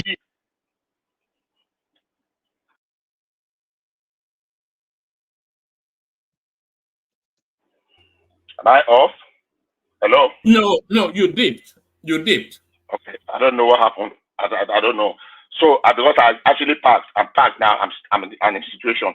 So if he stood on the television and recorded and make a mockery of a younger person that died, the son of somebody that died, but I'm just saying that he can go and bury his mother wherever he wants to, whether he wants to do the party in heaven, in Cotonou or whatever, and you are not inferring that I'm being sensitive, that I'm making mockery. What has making mockery of him got to do with me? What is it going to fetch me? I think you took that a little bit too far, Dale Koko. You took it a little bit too far. Woman, can we move on to other things, please? All right. Let's break it up a little bit. This is a human interest story. It says a real wife star Mia Thornton was given freedom to cheat on ex-husband 71 as he couldn't satisfy her. So this is the narrative of people marrying younger women. So do you have any thoughts on that sort of space? It says Gordon Thornton claims he gave his estranged wife, Mia Thornton, a hall pass to sleep with younger men to satisfy her needs.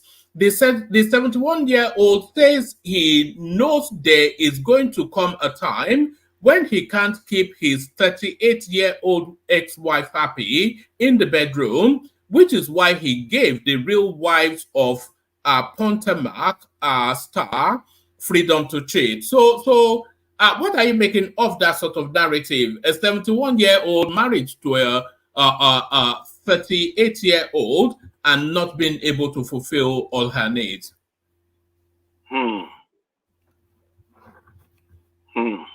Okay. It's on my space though, but I will just say something. Not too long ago, there was a scandal that broke out in America by the president of a religious organization, a big reverend doctor, professor. He won Liberty University. It's a Christian university. And the allegation was that the man was actually hiring young men. They get young men. The man will bring young men to come and make love to his wife, and he will be watching and recording them, and be recording them, and that is where he tries his. And the problem come when the things they promised the young man, they could not fulfill it, and all hell was let loose. And that's how the story came out. So if people could get to that level of the basement, this one really make no news. I was reading earlier today that somewhere in Ibadan, a gentleman had 6 children, but it turned out that out of the 6 children, only 1 was his. 4 belonged to the wife's pastor, and 1 belonged to the Baba Elero, the meat seller. I think we have something about morality and decadence and what do you call it now? It's got into a very frightening dimension. People are doing worse things. It's just the little that we hear that we talk about. I think they are doing worse things that we are hearing presently, and it's unfortunately so. But like I said, it's not my area. I rather want to discuss some other important things. Thank you. Hello. What I can say is that that's why No, she's I'm here. I was not. Sorry. I think it's one of the reasons why she's his ex now, giving you the whole pass to go do whatever you want to go do. It ends up you going your separate ways, you understand? I don't know why the man decided not to use Viagra, and why at his age, why he decided to go so, he should look for someone like within 50. So young, yes. That chasm, it's over twice our age. Would you say, yes, it's roughly twice our age. That never works. Never. Yeah, it will, because you guys are not on the same wavelength, right? So he would have just done 71. He probably should have done like 55 or 50. You understand? Where, this person is already, menopause is already catching up with her, and everywhere is already dried. So you guys can just continue your own journey. It's a matter of ornament, isn't it? He wanted a show wife, but he's not able to show up. Is essentially what it is. Yes, Baba. He wanted a show wife, but he could. But yeah. So Bishop, not your space, but let me take you here. Oyedele on target, sell those refineries. So there's been a lot of talk about selling these refineries, but we're now hearing it from close to the seat of power. So Taiwo Oyedele, the chairman of the Presidential Fiscal Policy and Tax Reforms, so he's the one now muting the idea that the refineries should be sold. Because if there was any administration that is best suited to sell these refineries, it's probably this one. So do you think they should just sell these things off ASAP? Okay. One of the biggest mistake of Yaradua and Jonathan administration was the reversal of the sale of these refineries and the Niger. I remember very well, and it was very painful, that they reversed the sale of Niger at over 700 million, only to do abracadabra, and they now eventually sold it for $242 million. After paying the people that paid initially, refunding their money and paying interest. Now, we should have sold these refineries long before. Now, I have people that work there, and I will tell you, it's been a trade for over 20 years. They're not producing anything. They get promoted, they go on course, they earn huge salaries, and they are the reason why those refineries are not working over the years, because it's a space I operated in a little bit at some point. So if there is any time, the best time to have sold those refineries were yesterday. The second best time is now. So if they are going to sell it now, because if they say the Port Harcourt refinery is progressing very steadily, at least I got somebody that gave me that report, somebody in the industry. But the truth of the matter is, if you hand it over to these same people, they will run it the same way they ran them aground, and we'll be back to square one. So if the government wants to do anything that is close to being sensible and realistic, I think the best time to sell those refineries are now. Immediately. Get whatever value we can get, but at least let there be a regulator, or just have a minority share of it. That, sell it to any of the majors. There was a time Obasanjo was practically begging the shells of this world to buy it. They said they won't touch it with a mile pole. The reason being the way government was still very active in determining the price, and they know that it's not going to be easy. Look, Obasanjo gave how many licenses to people to build modular refineries? None of them could start up because of the domineering role the government was playing in that sector. So, like directly to your question, the best time to sell it is then. The second best time is now. Would you say sell all of them or retain one just for national strategy? Sell all of them. Have minority shares in them, for security reasons. Sell all of them. I mean, sell them. Because the one that you will keep, you'll not be running them profitably. We know that. Let people that can run these things. We're supposed to have been industrialized.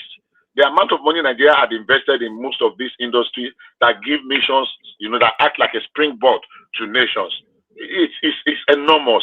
Unfortunately, we're not getting any reward. So for me, I think we have just 4 or 3. Warri, Port Harcourt 1 and 2, and Kaduna. Set all of them off. If you can encourage people to build more, let them build more.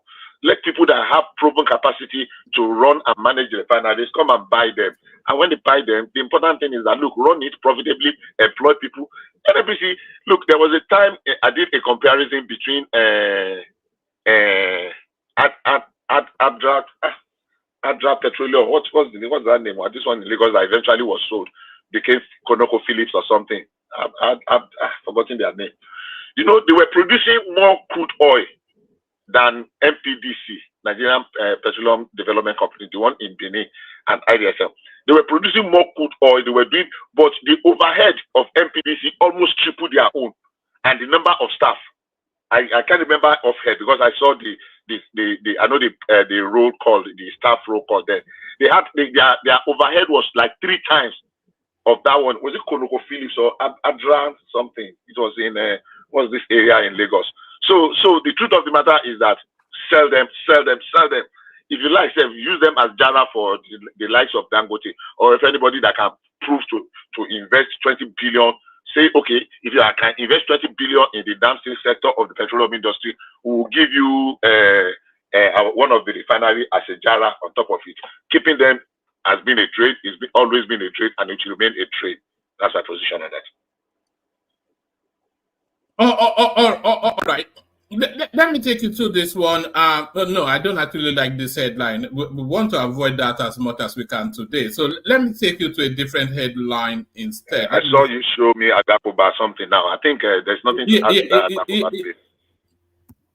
Yes, it was really inviting them that all of these commentaries that we're seeing on the media space, the social media is one thing because it's untamed and really no regulation. But our mainstream platforms, speaking in the tonality of our social media, I think this is what concerns him. And people who purport to have legal training going to speak like a panelist on Niger Watch, So it is urging caution. Do you see why he would urge that? Yes, I think it's very important. That caution is necessary, and I think we know. Important with the kind of media, the journalism we're practicing now, and I present and I still said it to a group of persons I was talking to that look, things are really going to get worse if we continue in this trajectory.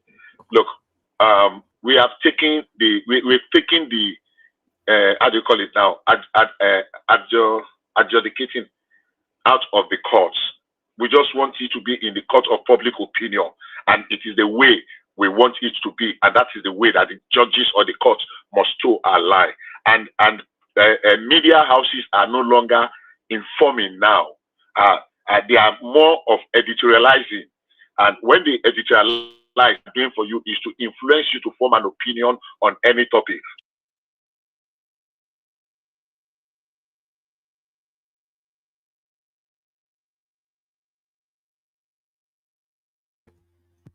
Have we lost you again, Bishop? I think so. Have we lost you? No, I'm here. No, I think we lost Bishop. So let's I'm go. with you. I'm hearing everybody, except you are not hearing me, and I did not move. Like I said, No, we could not hear you. There was just silence. But carry on. Really? Or is it only you that's not hearing me, or every other person? We didn't hear you. We didn't hear you yet. Everybody can hear you, Bishop. I don't know what. No, but we are hearing you now. We can hear you now. Okay. Let me.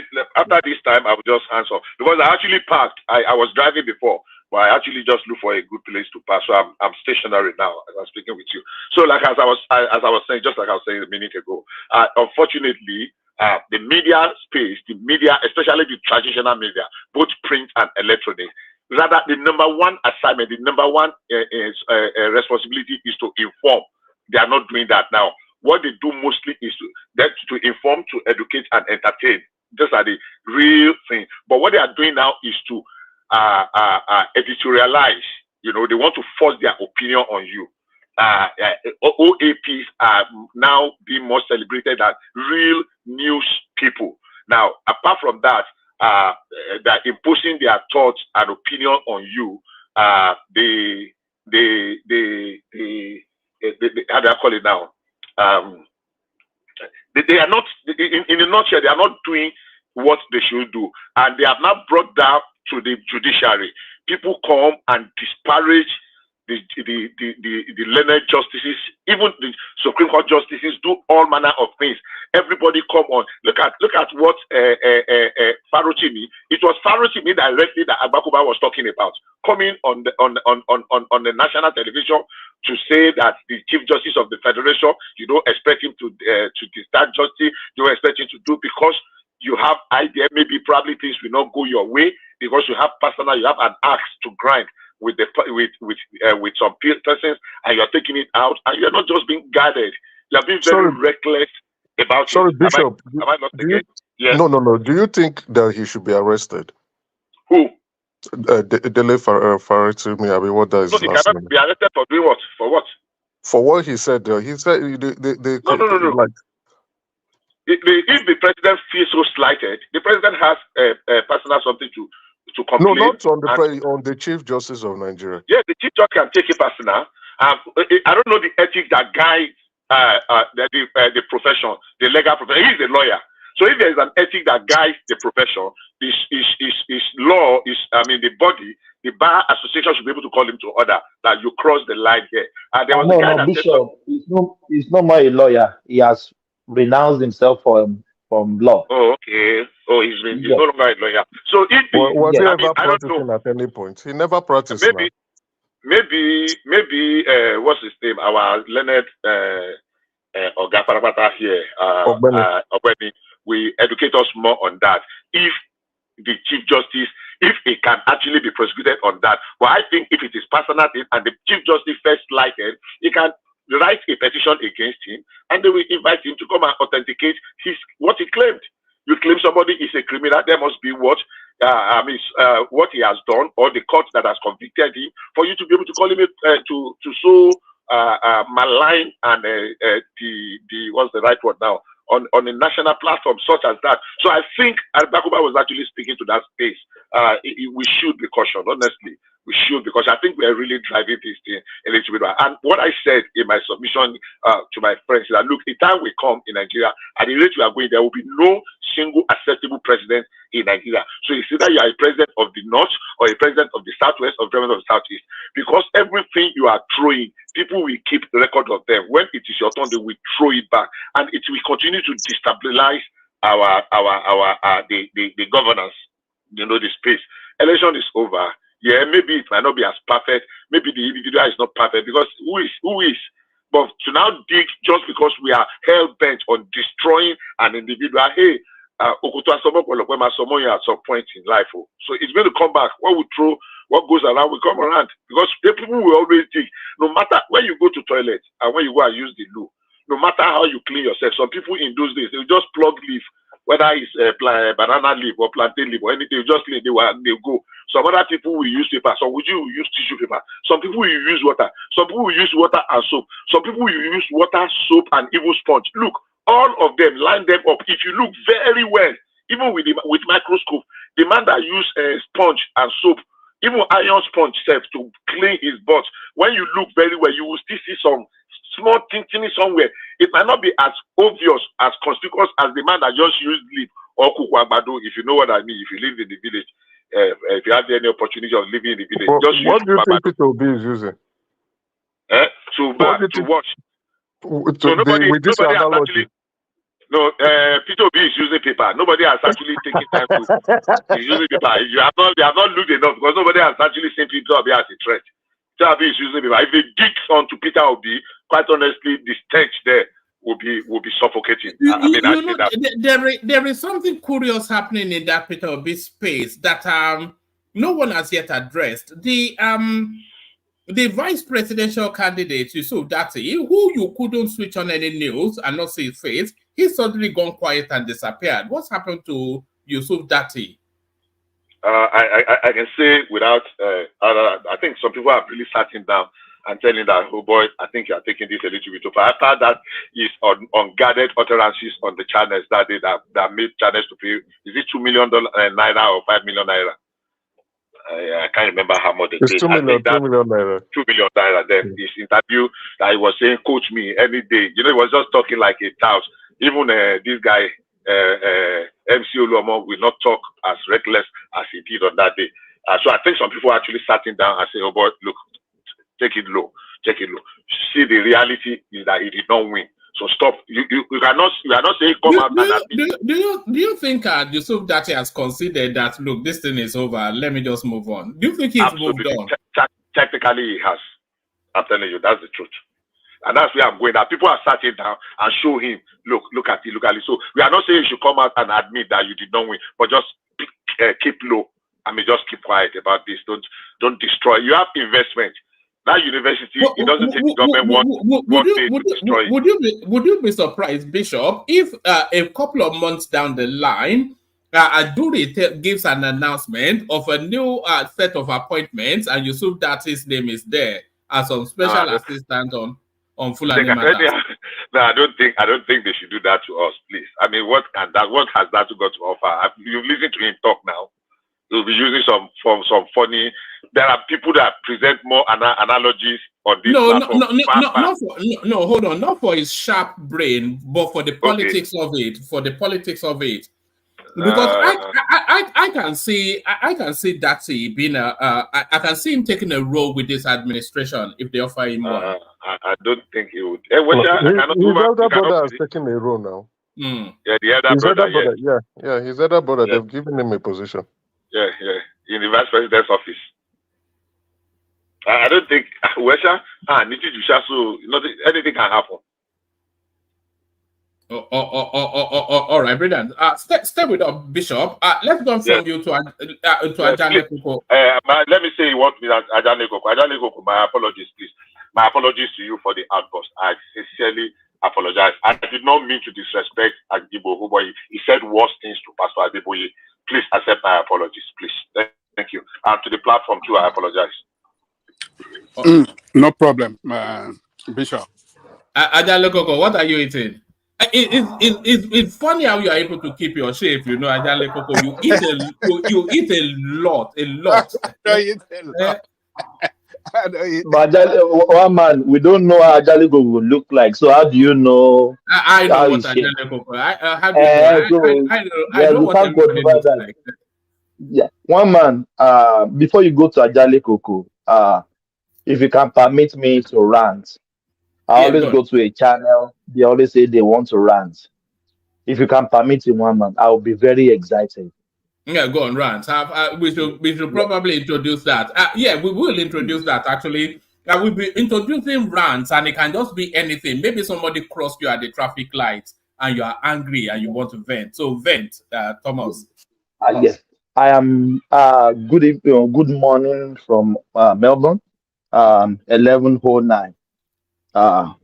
One man, I'm vexed since yesterday.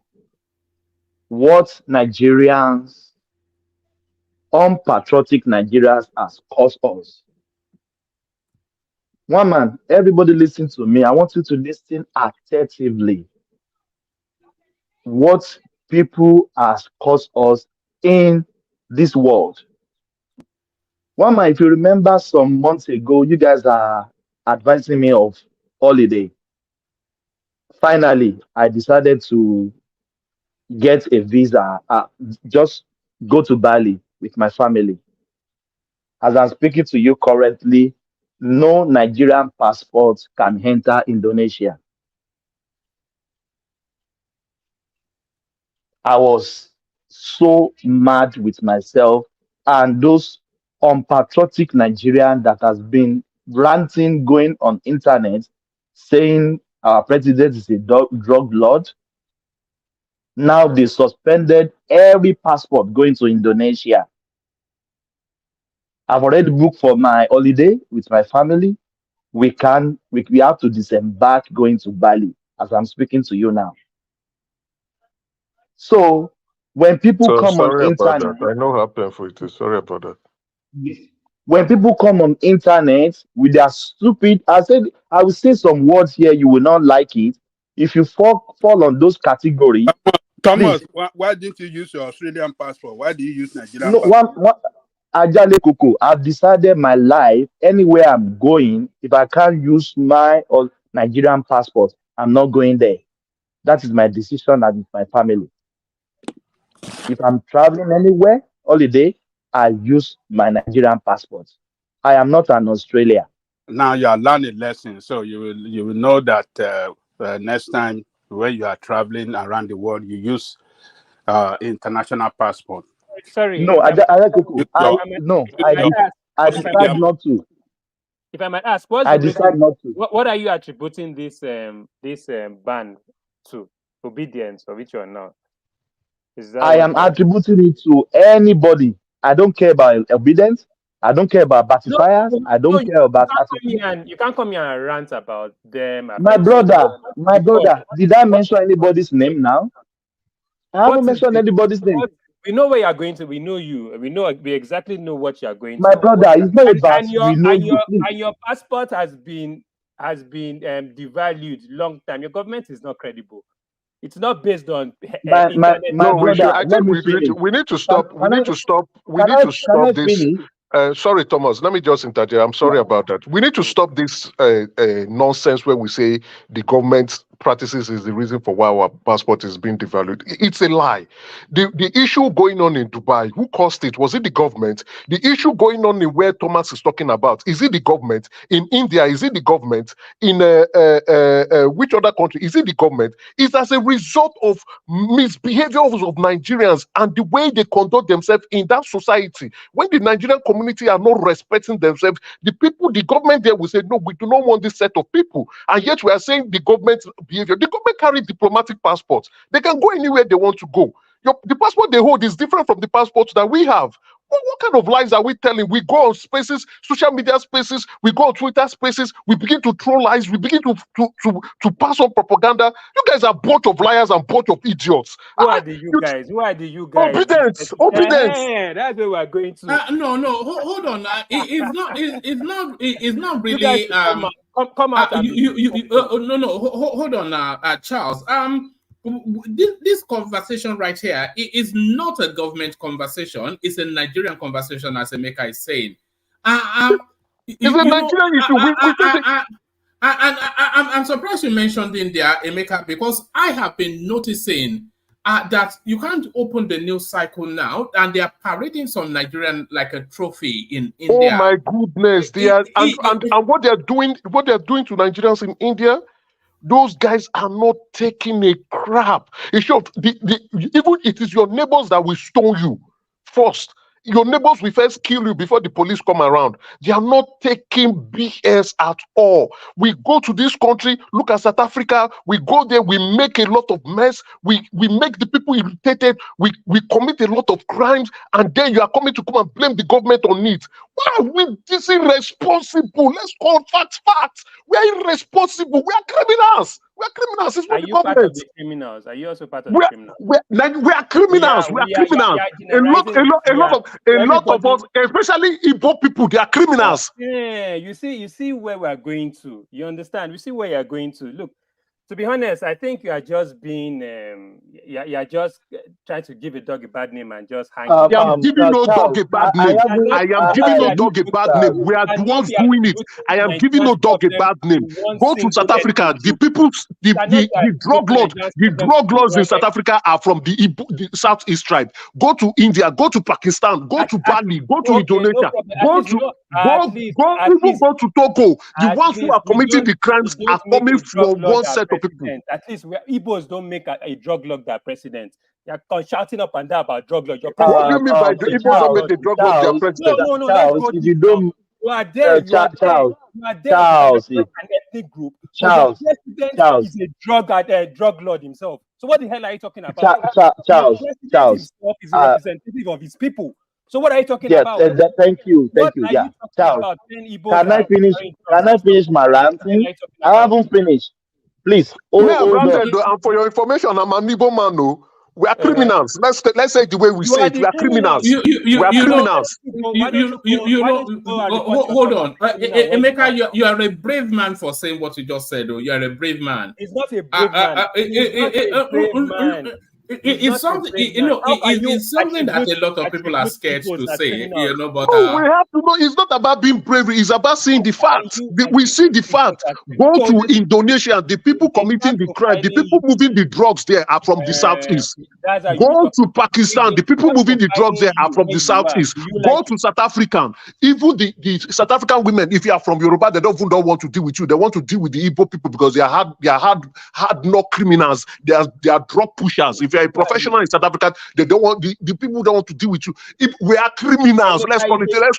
We are criminals. Igbo people, we are criminals. We are criminals. Go to Dubai. That's the problem going on in Dubai. Yes, I can say some part of the southwest are also doing something. We are criminals. Let's say it's the way it is. We are criminals, especially those who are not professionals. If you are not working in a professional setting as an Igbo man, you are a criminal. You are a criminal. If you are not working in a professional setting, you are a criminal.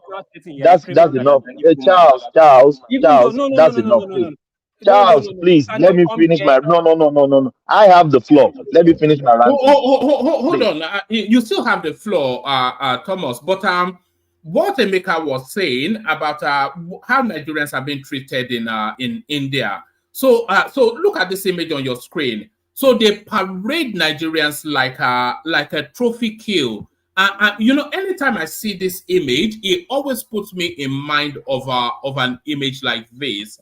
It always puts me in mind of an image like this. It's almost like a safari sort of kill. Look at the way they are parading a Nigerian like a trophy kill, don't call him the Nigerian, call him an Igbo man. Don't even waste your time. We don't know his identity, so we can't say it's an Igbo man. What Emeka is talking. See, look.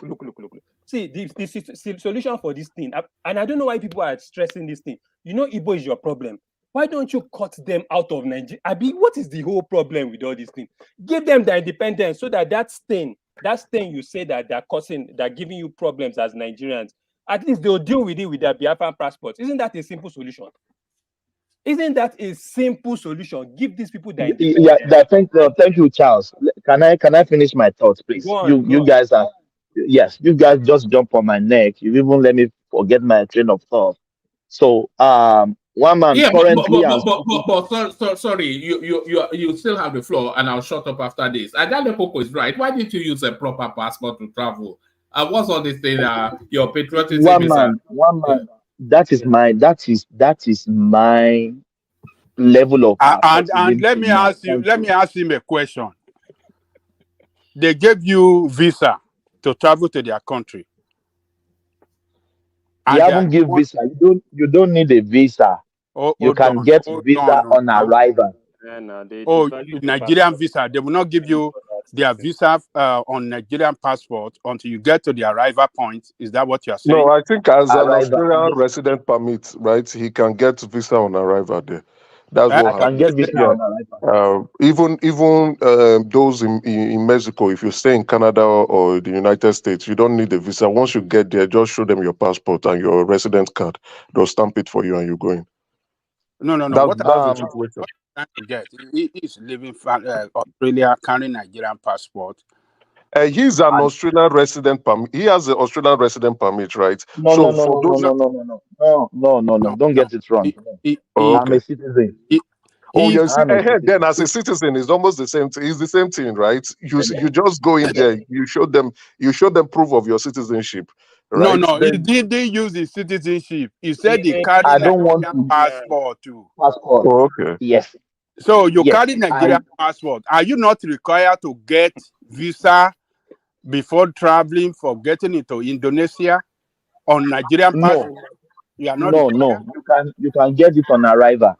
on arrival. Okay. Arrival. So But for now, any Nigerian passport has been suspended. well, You they carry a have the green right. They have passport. the right to do it now. That should All right, Thomas, carry on. Describe that experience, and then we'll go on to Ajale Koko. So, have your rant. Yes. So when I asked the flight agents, what is this cost of this thing? What the guy told me currently is that there are many discrepancy about Nigerians, about their president be a drug lord, many things. Nigerian taking all this D, I don't want to mention it, D to the to Dubai, to many things. He has so many baggages. But I'm telling you today, if you call yourself a Nigeria, you continue devalue your country because God provide for you to buy small data on your phone. It's You not God that continue provided spoiling. things. Can you please let me finish? Carry Please, on, I don't Thomas. want any Carry on. intervention, please. Carry on, This Thomas. is what is, Mama, please. This is what Carry is on. Carry on. paining me. Yeah. Please don't. This is not a joke to me. This is what is very important to me and my family. Please. So if you continue doing this, you are not doing bad to yourself. You are not doing bad to Tinubu. Tinubu has I don't know, passport that Tinubu carry, one man. He can travel to anywhere in the whole world. So does the rest of us, Thomas. My brother, can you mute yourself, please? So I I don't don't want to hear understand anything from you. that. One man, please don't let this guy get me annoyed. Don't want to say anything that I don't want to Carry on. say. Carry on. Have the rant, and then we go on to Ajale Koko. Yeah. So Tinubu can enter any country of today, one man. I think I can, maybe if you can correct me if I'm wrong. Tinubu can enter any country today free of charge. Nobody will stop him. But you continue devalue this country, devalue the president, devalue everything, is causing us harm in diaspora. My holiday now just cancelled. I don't know what's the fact, but I know everything come together with Nigerians behaving bad, talking about the country bad. You guys don't know these people are listening. They are listening to us. When you do that to your country, it will come back to you one day. I say this: when you continue doing that to your country, it will come back to you one day. One man, my holiday has been cancelled. Maybe I don't want to go to US this year. I decide to go to US next year. But for this, we just decide we'll just go something in Australia, maybe interstate. That is just my rant. But continue. Nemesis will catch with you one day. Thank you, one man. Why don't you go to New Zealand? Why don't you go to New Zealand? Have you been to New Zealand? No, I haven't been to New Zealand. I can go New Zealand. I don't even need visa to go to New Zealand. I'll just buy my ticket. Maybe we'll just think about. We are still thinking of, because I already got I've already got somebody is echoing back. Who is that? Can you meet yourself? I'm not sure. Oh, I'm not sure who that is. Yeah, carry on. Yeah. Well, it's me. We have already. So we already I've already taken leave from work. My wife has already taken leave from work, so we don't want to jeopardize that leave with the family. We'll just find somewhere to go, maybe in New Zealand or maybe in Australia or just but this is what is going on, one man. And I know this has to do with Nigerians, because I don't know what will take Indonesia to ban Nigeria, suspend Nigeria not to enter their country. I don't see why. So thank you so much, Wama. I have a Australian passport. Sorry about your Yes. situation, Thomas. Yes. I have an Australian passport. Sorry about your situation, Thomas. It's painful when Yeah, you've made plans, vacation plans. Even you started dreaming about what you are going to do there, and then you turn out that everything is cancelled. It's even an expensive cost for you, right? Returning back home without even gaining the experience and the travel fees and costs for everything. You know, I was in a space today and I was hearing a lot of nonsense from Nigerians. I just said, this fascist movement will eat us all. It will kill us all. Forget what we are all doing. You see, some people are saying, let's go and picket CSU. Let's go and report them to the police. Let's report them to the governor of Chicago or governor of. Sorry, Emeka. If anybody is not, if you're not talking, then please remain muted. We hear too many feedbacks. Yeah, carry on, Emeka. Let's report them to the governor of Chicago. Let's report them to the FBI. Let's do this. Let's do that. And I'm wondering, so, you know, there's all say, oh, he devaluing our passport. I'm like, you are the one devaluing your passports. You are the one devaluing the Nigerian passport. When you are introducing external parties into the equation, you are the one devaluing the passport. When you are ranting on things you don't even have clue about, you have half information, you don't have full details. You are devaluing the passport. When you are organizing yourself in criminal activities and organizing yourself in ways that are not pure, you are getting yourself into scamming and defrauding, 419, yahoo, drug peddling and the rest. You are devaluing the passport. Let's talk about these things, not the government. The government carry diplomatic passport. Where they enter, you cannot enter. Where they go, you cannot go. The immunity they have, you do not have. But when you organize yourself out of your frustration because you cannot do things, you want to burn down the country. You want to ensure that the country is not good enough because you have been frustrated here in diaspora. You want that country to be burnt down so that you can have your peace, or maybe because you think you carry a passport that is different from Nigeria and you can move on. You are devaluing the passport and you are devaluing yourself. And God will punish those people that are causing this problem. God will punish them very well. But wait, Nigeria, this devaluation of the passport, this problem. One man, good evening, please. I want to talk. Or something that has been coming after Charles. Yeah. Because the way we are painting it is that if we are just attributing this whole thing based on this whole obedience saga. But Nigeria as a country and its passport has been devalued over time. I don't know why we're just acting as if we are. It is devalued by we Nigerians. It is not devalued by the government. It is devalued by we. We are the ones perpetrating the crimes. We are the ones we are the ones misbehaving in other people's country. We are the ones spoiling other people's country. It is not the government. The government is doing their business at home while we are doing our own crazy business in other people's homes. And you want them to take it. Pause for a moment. Let Babakure come in. Babakure come in. Babakure. Good evening, everybody. Please, Professor Ajanlegoko, give me a little bit time to address little thing about what we are saying here, because that's one of the main reasons. I'm very busy on my desk here, but that's one. I was watching it on TV, but I was hearing the way everybody argue back and forth. That's why I say, okay, let me just come in and just chip in a little thing. And I will like everybody to at least to pay little attention. Right? I could be wrong in my own assertion, but that is my own belief. If we study criminal justice or criminology very well, you will see that what are the reasons that make people commit crime. Number one, when you do not have food on your table, there is a high possibility that you will commit crime. If you do not have shelter, there's a higher possibility that you commit crime. Now we're talking about the issue of, Nigeria government does not have anything. I want everyone to listen to what I'm saying, because I'm trying to dissect and let us understand the fundamental problem we have, even the passport that the pastors have, and why people are committing crime in abroad. So I just lay down the background in criminal justice or criminology. If you do not have food on your table, where you are going to commit crime, because you need food to sustain yourself. If you do not have shelter, you will commit crime. There is no way. If you don't have job, can I interject? Let him speak. Yeah, let me finish. Please.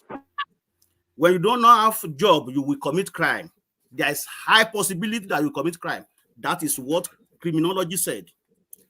Now, when you look back to late 70s, early 80s, when Nigeria was still okay, though it was not as good, but that it was still okay. What we are seeing these days, the devaluation of passport was not like this until when we start having a criminal enterprises that we call government. You can say anybody can blame me, you can cause, you can say, I mean, to start with, I'm very sorry, Thomas, with what happened to you. But the root cause of the problem of passport that we are having, it still falls back to the same government. If we have a good job back home, people will still commit crime, but it's not going to be as high as the way we see today. And the passport we're talking about, that some people are committing crime, that is why they devalue. Why do they go to abroad if they have job at home? If they are living comfortably back home, why do they have to travel? They don't have to. If they want to commit their crime, they will commit it in their country. Even if they want to commit it, will be minimal. But when things are not working, then your government is oppressing you. You hear somebody here, millions of dollars, have it in suitcase and use that to oppress you, building mansions, giving brand new vehicle to girlfriend, and all these things in front of you, and you could not even find a single food on your table. So what do you think is going to happen? Then people start me, I'm disagree with that, please. I'm one of the guys who have privilege. Just hold on, let me finish. I don't have father, I don't have mother. You understand? That's not an excuse, please. Yeah, let him land, then disagree. Yeah. Let me finish. Let me finish. You might not have that privilege, but I'm saying to you now, that is why I lay back, I lay down the theory of criminology to you. You might not commit, but there is high possibility that that person will be involved in criminal behaviors. That is why I link it with what is going on in Nigeria and with the Nigerian diaspora and with the passport. If there is job at home, you are living comfortable in your country, you won't have any cause to go and commit any crime in any country. Even if some people will have to do that, it will be minimal. Not everybody want to get out of Nigeria. Baba, let me say something. Because when your job, yes. Baba, let me say something. The crime being committed by Nigerians is not for sustenance, it's for lifestyle. A lot of these people carrying drugs because that's doing how all your government. It's not to feed, it's to be a big boy. So it's mainly, most of it is lifestyle crimes. Yeah. Because the way Nigeria lack discipline, you still don't let me finish it. That's why I reference to late 70s, early 80s. When there is discipline in Nigeria, even the government itself, that's as bad as they are at that time, they were very disciplined. But now everybody just do anyhow. So that's indiscipline now, they move it to abroad because the government already shortchanged them back in Nigeria. They could not find any job. The government is oppressing them with their own money, building a lot of mansions, and they want to compete as well. And they have to move that one don't make you commit crime, sir. All right, sir. It doesn't at all. It doesn't make you commit crime, sir. At all. Because I will never accept that. I don't have anybody. Yes, sir. I satisfy my educational for all my brothers. I do everything to make sure my life and my family. Say, this is not an excuse. Go and check. Who started kidnapping in Nigeria? Go and check. We know how everything starts now. We can't come here and start putting everything on government. I don't have anybody. I don't have anybody. I work hard. I don't know anybody know Ibadan. I will carry television from my head. From Shogo. What are we talking about? Anybody that wants to commit sorry, brother, to interject. In the 80s and in the 90s. What about Sudan? What about Liberia? We have a lot of African countries that's going through hell. Hold on. Everybody, hold on. We want one voice at a time. One voice, yeah. Carry on, Baba.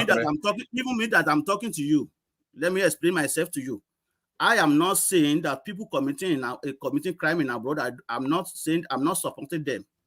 But I'm saying to you, if Nigeria is good, they don't need to go out and then committing crime to make up with the lifestyle of Nigeria. Me that I'm talking in front of you, when I left Nigeria in 2005, I went to Antigua and Caribbean. I used good 2 years to clean drainage for government because I know what I want. But today, everybody cannot be like me. I use myself as an example to all Nigerians that come to this community. You cannot be But like we me. can choose. You can. Sorry, carry on, Baba Kure. But when you start from somewhere, you will get to a place where you could be. I can tell you, to the glory of God, I'm well known in my community, even both government and whoever is here. Because any Nigerian want to come to this community today, even outside this community, they know me very well. Where I cleaned drainage back in 18 years back. But now I'm not cleaning that drainage. Are you getting my point? But the facts still remain, and I will still maintain my point. I am not saying that people committing crime in abroad, I am not supporting them. But I am saying, and I still it sounds like you are excusing it. That's why people are coming at you. Exactly. Like that's what we are saying. You are excusing the behavior. You are providing an excuse for the behavior. I am saying, Baba, if Nigeria is good, what are the causes of this misbehavior that we have seen with our young one doing? No, I'm not ruling that out. We can hold on, Emeka, please hold on. You know what Baba Kures just described is not unique or peculiar to Nigerians. So why is it, and other people are committing crimes too, but why is it that so many Nigerians are towing that path line? So I mean, the bad governance, creating an environment that is not conducive is not unique to Nigeria. It's a very commonplace story. But these are, look at, if you type in Nigeria, if you type in arrested in India, the first name you'll see is a Nigerian. If you type in arrested in Dubai, the first name you see is a Nigerian. Name any country, type in arrested in, and the first name you see is a Nigerian. Let me ask just one simple question. In Nigeria, our politicians, what is the sole reason for Nigerian politicians contesting for position? What's that sole reason? Is it not to embezzle money? Is it not to get? They are contesting for power. No, they are contesting for power. And not to say why we lie to the people. Nobody. They are contesting for power. For an average Nigerian politician is not a poor man. Are you aware? They are contesting for power. Power to correct me if I'm wrong. An average Nigerian politician is not a poor man. Wait, they are contesting for power. Does not mean you will not steal. Wait, hold on first. Politics is a game for the rich and the elites. The average Nigerian politician is not poor. They are contesting for power. And when they get that power, whatever they do with it is what we cannot review later. But the contest for power is politics. And to go into politics, I am answering your question, sir. Sir, I am answering your question. I am answering your question, sir. Is wrong. Man. All right. Hold on, Charles. Let's Dewale come in. I was trying to debunk what Baba Akure just said about the reason why people commit crime in Nigeria. If that is the case, the advanced country would not have this high rate of criminality. And that has been debunked over and over, that the high propensity to commit crime depends on the financial status or any other thing, other than the fact that it is inherent in people. Just like when you are drunk, you start acting your real character. And that is the reason. No matter what, somebody make reference to the politician, I think it was you, one man, that that average politician in Nigeria, already rich, but yet they keep stealing from the federal till. Why is it so? Because they have the spirit of kleptomaniac. They need to acquire more than to sustain their entire generation. So it is in them. It is already inbuilt in them for them to keep stealing and committing crime. And the excuse that, okay, He make me do it. Oh, it shares shouldn't.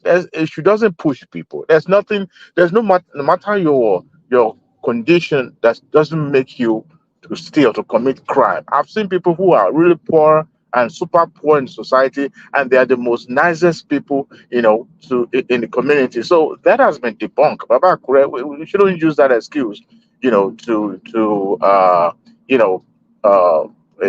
people that are, committing crime as if no. It is in us. It is in us to commit crime. It is inbuilt in us. I'm just trying to debunk that. That's it. Thank you, sir. Thank you very Thank much you. for that. Thank you so Hold on. much. Hold on, Emeka. Let Zita come in. I think Zita wants to come to that space. Zita, you said you wanted to come into that space. All right. Land the point, Baba Kure, and then Ajanle Koko takes the floor. Sorry, can anyone hear me? Yes, we can hear you. Yes. One man, Yes, did you call me? I can hear you, one man. Yeah, you said you wanted to come into that space, Zita, Yes. and I called you. Yeah. Yeah. No, I'm still here, one man. All right. Land the point, Baba Kure, and then Zita come into that space, and then Ajanle Koko takes the floor. Yeah. I don't want anybody to come for my head. I don't want anybody to come for my head, yo. But the point is that I am not supporting those who committing crime, but I'm just relating it to what I think might lead a lot of Nigerians to that. Because in 1980s, we didn't see 1980s up to late 1980s to early 90s. This trend of what is going on, we never saw these things, because I could still remember early 90s when you are transiting UK, you don't even need visa, and so many places like that. So so then we are also talking about, okay, well, because some Nigerians are committing crime, that is why our passport is doing is that. Don't you know that these people also are aware of what our politicians are doing? Don't you think so? Because they know that, okay, the politician is taking the money and the country is not really working good. So a lot of people are running out of the place. Then Baba, everything you are saying here is wrong, sir. Everything you are saying is wrong. Nothing is right here. Nothing is out of 10 people, out of 10 Nigerians, 6 will carry drug. Tell me how they will not stop you. Out of 20 Nigerians, 12 will carry drug. Tell me how the country will not ban us. What are we talking about now? Thank you, my brother. Thank you for speaking. That is the way you in see the it. 80s, I just explained the way I see it in my own. So everybody have their own opinion. 80s, 419 Yahoo All right. Emeka, sorry, you have to let other voices come in as well. So land the point, Baba Kure, and then we hear from Zita, and then we go to Ajanle Koko. That is the way I see it in my own perspective. You might have contrary opinion, and I still maintain it. I am not saying that those who are behaving badly in their host country, I am not supporting them. But you give them more power tonight. You give them more power tonight. No, I'm not giving anybody. I'm not giving anybody more power to do that.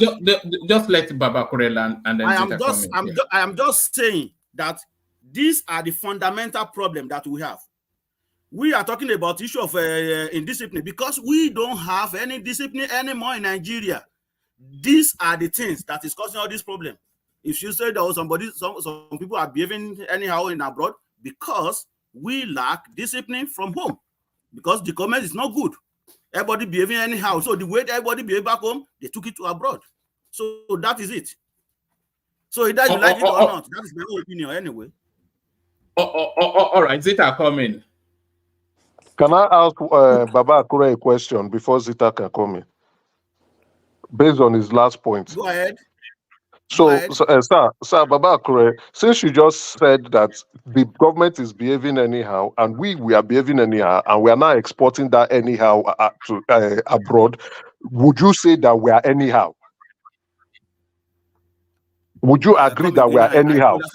Okay. Since you said the government is behaving anyhow, I just want to use anyhow rather than saying criminal or crime. Since the government is behaving anyhow, and we are, because the government is not different from us, right? It is we the people that actually go up to become the government.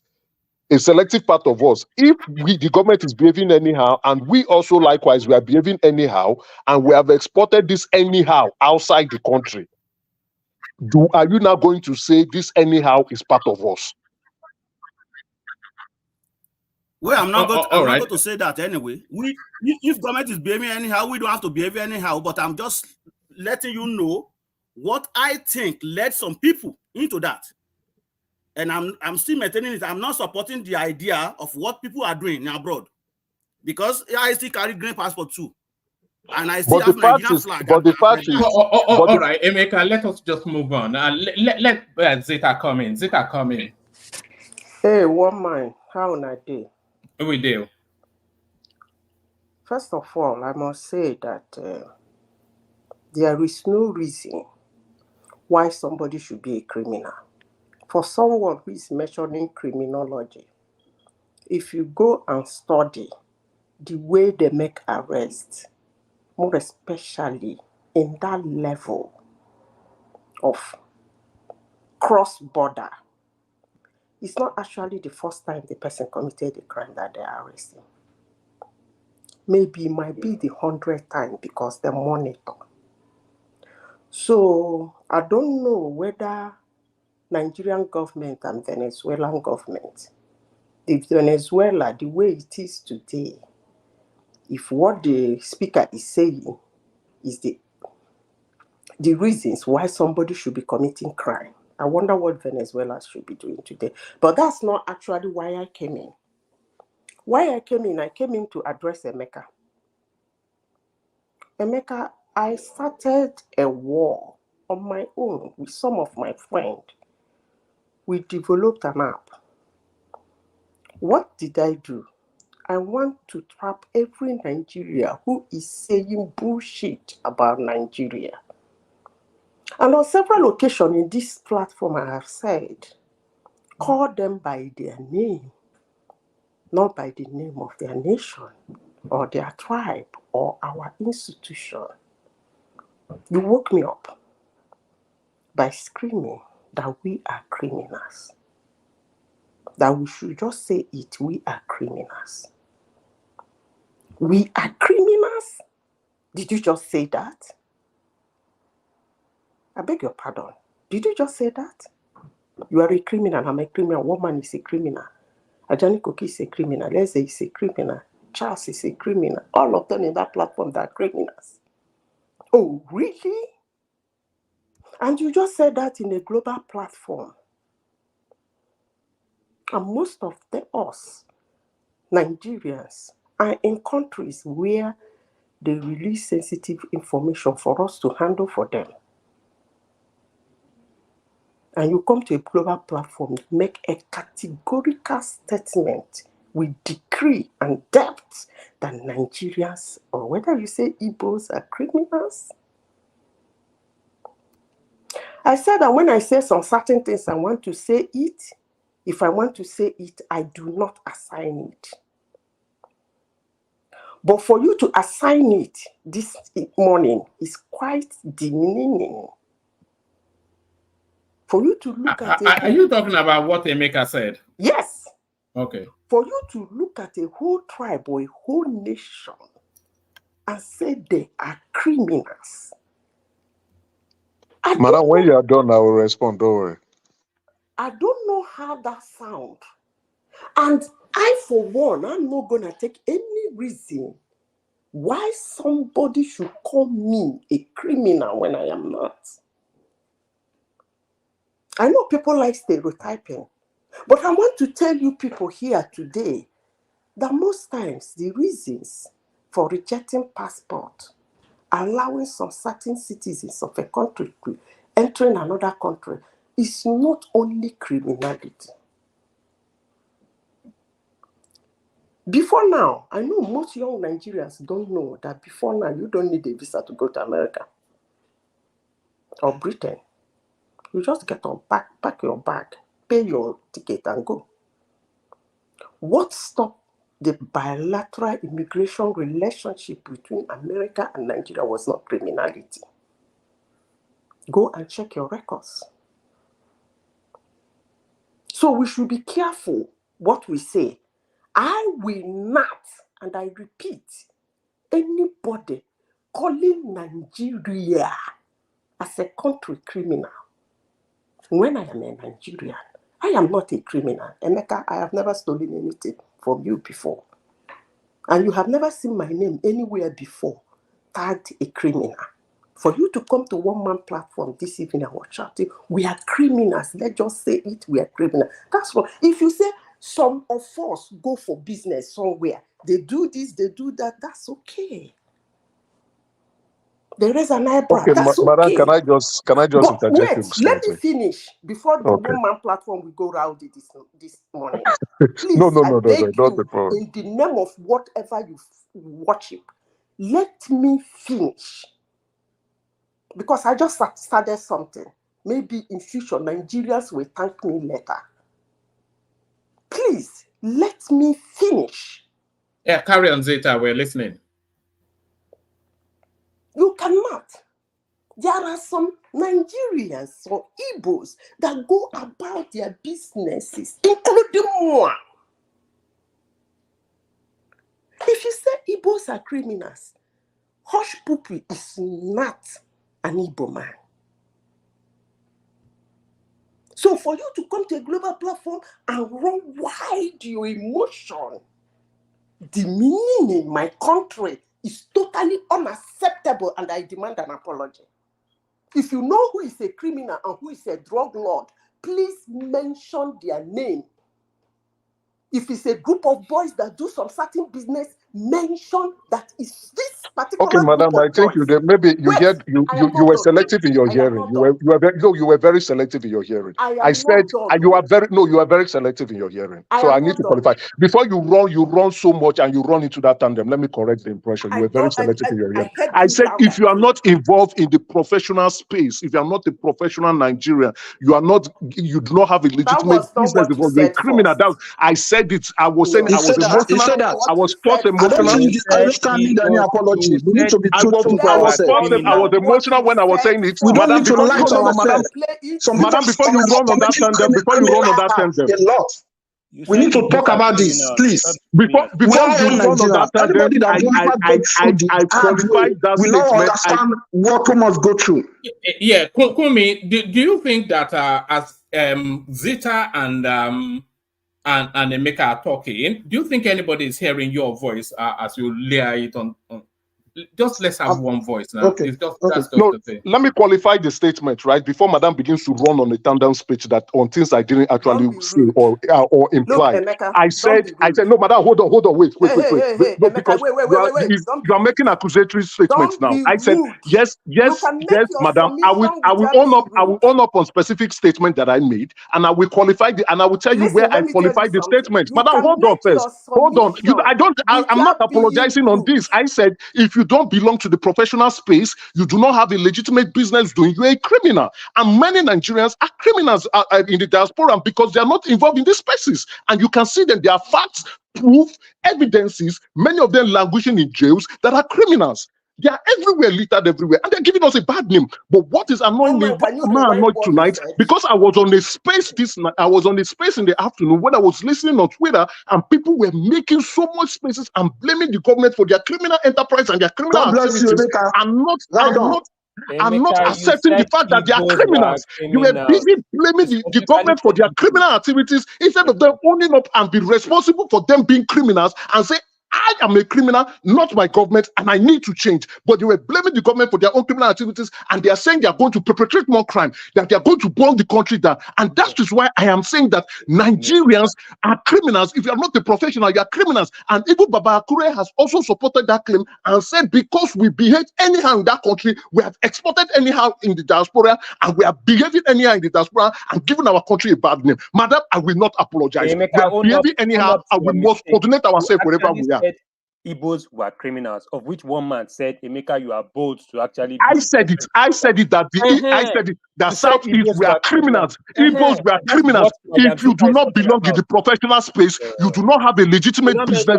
You are a criminal. And Charles, if you do not belong in the professional space and you are not doing a legitimate business, you're a criminal. Me myself, Emeka, if I do not belong in the professional space and I do not belong, I do not have a legitimate business, I am a criminal. We should own it up and stop blaming the government for our criminal behavior, our criminal mindset, our criminal warped mind, and be responsible. You are wrong in designating an entire ethnic group as criminals, honestly speaking. Right. You are right. I am not wrong. I said if you do not belong to the professional space, you do not have a legitimate business abroad, you're a criminal. What are you doing there? You're a criminal and you are giving the tribe a bad name, you are giving Nigerians a bad name, but yet you want to blame the government for your criminal enterprise, your criminal behavior. Look at what is happening in South Africa. Go to South Africa and go and hear what they are saying. You can't walk on the road safely if you say you're an Igbo man or you're in Nigeria. They will lynch you. What do you mean by what are you coming here to come and tell me? Behave yourself. If you're a good professional, or if you're a good diaspora and you're a good citizen or a good ambassador of the country, people want to deal with you. But Nigerians, when they hear Nigerians, everybody's shouting. Why are we doing this? And yet we want to blame the government for what we are doing. We want to blame the government. We are not even at home. We are blaming the government for what we are doing outside. Oh God. The opportunity we didn't get at home, we have it outside. Upon them, we still go and do drugs. One man. All right, back to you, Zeta. One man.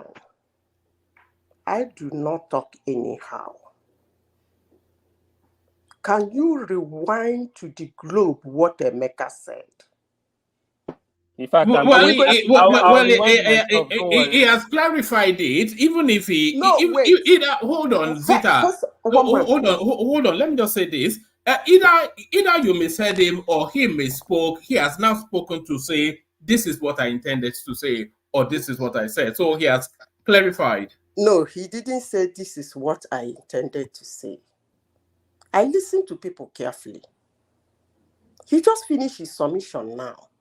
He didn't say this is what I intended to say. One man, you can play the tape later on and hear me what I said. Play it later on. I do not want someone to come and accuse me. Madam is on an accusation mission tonight. Let Madam quote me and tell me what I've said that is wrong. And I said, even if I said it then, but now I am qualifying it again. If you do not belong to the professional space, you do not have a legitimate business abroad, you're a criminal. Madam, tell me I am wrong. That is not what you said. Madam, tell me I am wrong. That is not what you said. I said it. Go back tomorrow and go and play it again. And hear the first time, then you hear it again the second time. Now you will hear it again that I said it. And I'm saying it the fourth time again. If you do not belong to the professional space, you do not have a legitimate business abroad, you're a criminal. All right. Let's Zeta carry on. Zeta, bring it home, Zeta. One man. Let me repeat this again. Even if a Nigerian go overseas and he's not working, that doesn't make him a criminal. There are a lot of Nigerians that have left Nigeria. They have never found their feet. That doesn't make them a criminal. For even what he's saying, for someone to come and say, if you're not a professional, by the time you say, hey, he added, if you don't have a legitimate business, that wasn't what he said in the first place. That's not why I came in. That's true. If he has said, if you don't have a legitimate but that was what he intended to get across. Is what it is. One man he actually said it. He actually said when he mentioned that Igbos are criminal, he said so, and then he added that if you don't have if you are not a professional and you don't have job and you live in abroad, you're a criminal. He said it. He said that. I heard him say that. Igbos are criminals. Maybe a lot of us didn't hear it, but I heard him. He said Igbos are criminals. Yes, One man, madam, if you do not belong to the professional space, you don't have a That's not job, what you he don't, said. you are a I keep criminal. saying Many of us are perpetrating crimes outside the country, Nigeria. We can do it back home.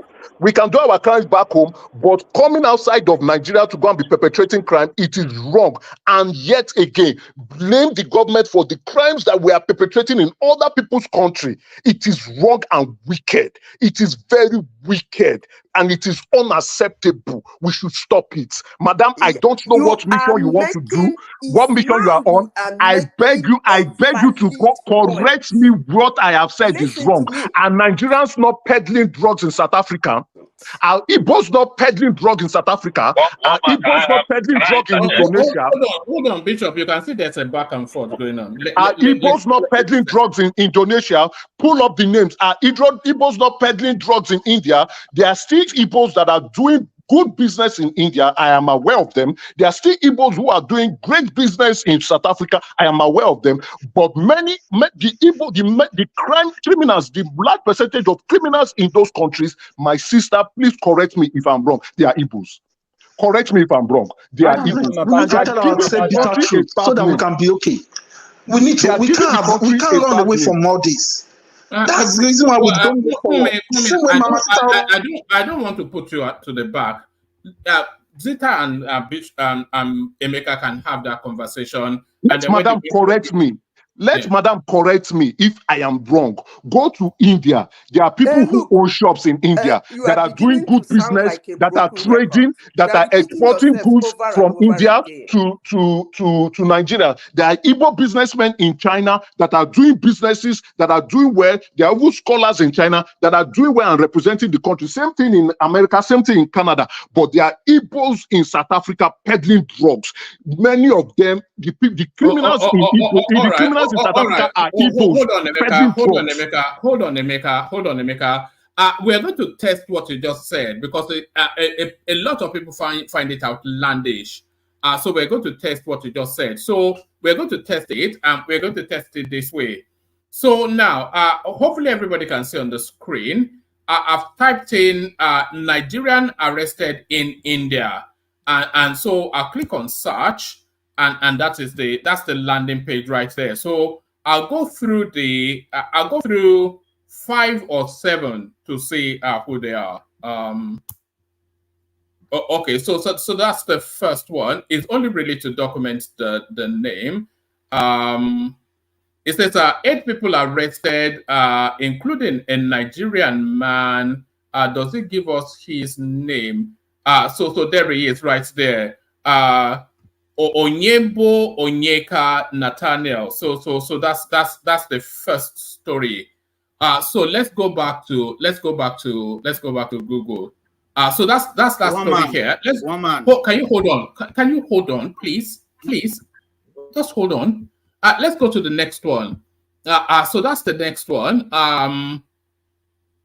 So this goes into a series of stories. So let's just click on the topmost one. Arrested in Delhi are 55 news results. Let's see whose name is on this.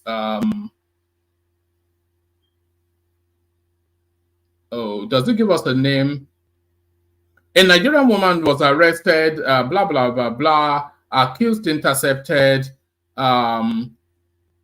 All right, doesn't give us a name. So that doesn't. I'll check one more. I'll check the third one. So that's number 2. I checked 2 more just to document what Emeka is saying. So that's another Nigerian arrested, and who is he? Chinku Panta. Where is the Nigerian name?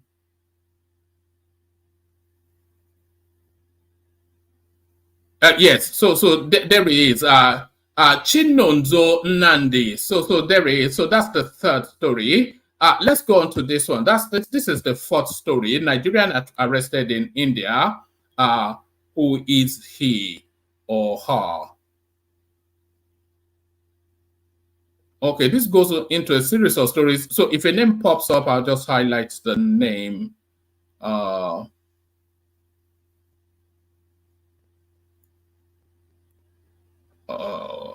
on. This goes into a news feed. So let me just check one more. Let me check one more. So far we have 100%. This is a video clip, but let's go to this one. 4 Nigerians arrested in India. So 4 Nigerians arrested in India, and who are they? So Godwin Emmanuel, Uche John Imeka. So you can see their names there. So those are their names there. So Uchenna Stanley. So there it is. That's what Emeka is saying. But hold on. Let's substitute India for South Africa. See who is being arrested in South Africa. So it's still the same question. Nigerians are arrested in South Africa. So who's been arrested in South Africa? We do 3. So this one is Sunday Daniel Ganyo. So we're not clear on that. So this one is James Junior Aliu.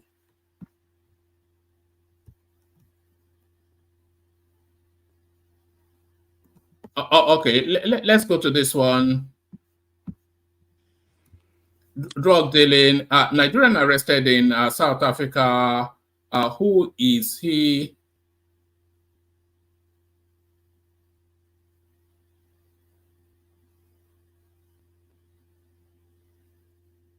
Okay, this is a question and answer. So a name doesn't immediately pop up. But we just check one more, and then we'll try one more country, and then 5 Nigerian nationals arrested for possession of drugs in Pretoria. So this should give us a name. So this is South Africa now. We've left India. Does this one name and shame?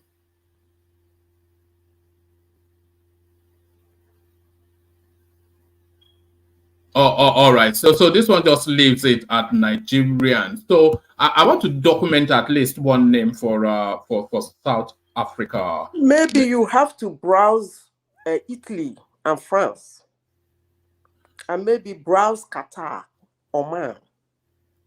You have to do that. Since you want to do it, do it. Let's go to Dubai. Let's go to Dubai. How many percentage of those let's go to Dubai. are of Igbos? Let's go to Dubai. Nations. Let's go to Dubai. Who's been arrested? So this is the landing page again. Who's been arrested in Dubai? Dubai and arrest. That's hush puppy right there. So is many things a Yoruba not and Igbo not one of them. So this one talks of Raymond Abbas, hush puppy. So this one just tells us. So hush puppy dominates the headline here. So there it is. One man, I think this is not a fair. This is not going to be a fair way of actually looking at profiling or looking at what tribe is. One man. Let us move away from this. Let's move away from there. Please. Right. Okay. All right. Carry on. Now you have the floor, Zita. Bring it home, and then we go on to Adana Koko. What I am saying is that what is the percentage of the Igbos that are criminals, that the whole Igbo nation will be called criminal this night? What I asked for, one man, you didn't do it. I said, go back to what he said. And he said he's not clarifying it. He said that was what he said. And that wasn't what he said that made me come in. But instead, you will go back to what he said. You showed us Nigerians and the names that were there. That's okay. But one thing I will never tolerate from anybody, I won't even tolerate from a Nigerian, not to talk of a non-Nigerian, is gathering the whole Nigeria and calling them criminals. Putting the whole Igbo in a basket and call them criminals. Put the whole Yoruba in a basket and call them criminals, or the Hausas. I will never tolerate it from anybody. But if they think That the best way to present it? Because there are some bad actors who are from some certain ethnic groups. I won't go that low, but I will not tolerate it. And I make my stand. And I am sure I'm going to stand by it if I know myself. Thank you.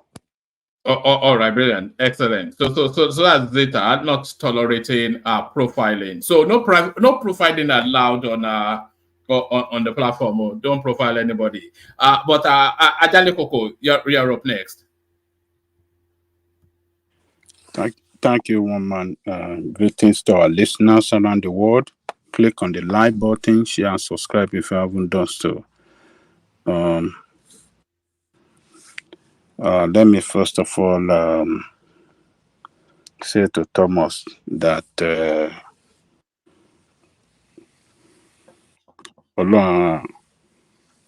owó tó ná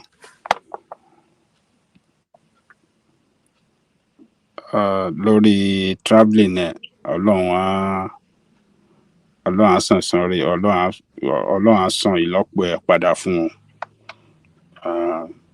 I think on behalf of the platform, I think we have to pray that God will repay you in thousands. So the little loss that you incur for your traveling expenses, for your ticket, your hotel accommodation, and everything, God will repay you in thousandfold. So, Thomas, accept that in Jesus. Yeah, accept that in Jesus' name. Amen. Amen. Which kind of prayer be this? Why can't he come to Ghana or Togo or Cameroon or even Ebonyi or go to anywhere in Africa? Why must he go to Europe? Must he travel, go to America? Must he? How patriotic he is? That money will have been spent in Africa and help maybe one or two people for with employment. It was in Nigeria. Yes, it was in Nigeria last year now. So yeah, you can as well go to Ghana or go to Cameroon. Well, anyway, so I think I want to rejoice with Chief Sunday Igboho for his freedom. He's a courageous Yoruba man whose name will be written in gold in the history of Yoruba nation, that at a time in the history of Nigeria, of Yoruba, when we were tormented by criminals and who are known as Fulani herdsmen that came onto our farmland, our villages, maimed, killed a lot of our people, and government failed in their responsibility to secure life or property in Yoruba land. A man called Sunday Igboho took up the courage, led some few others,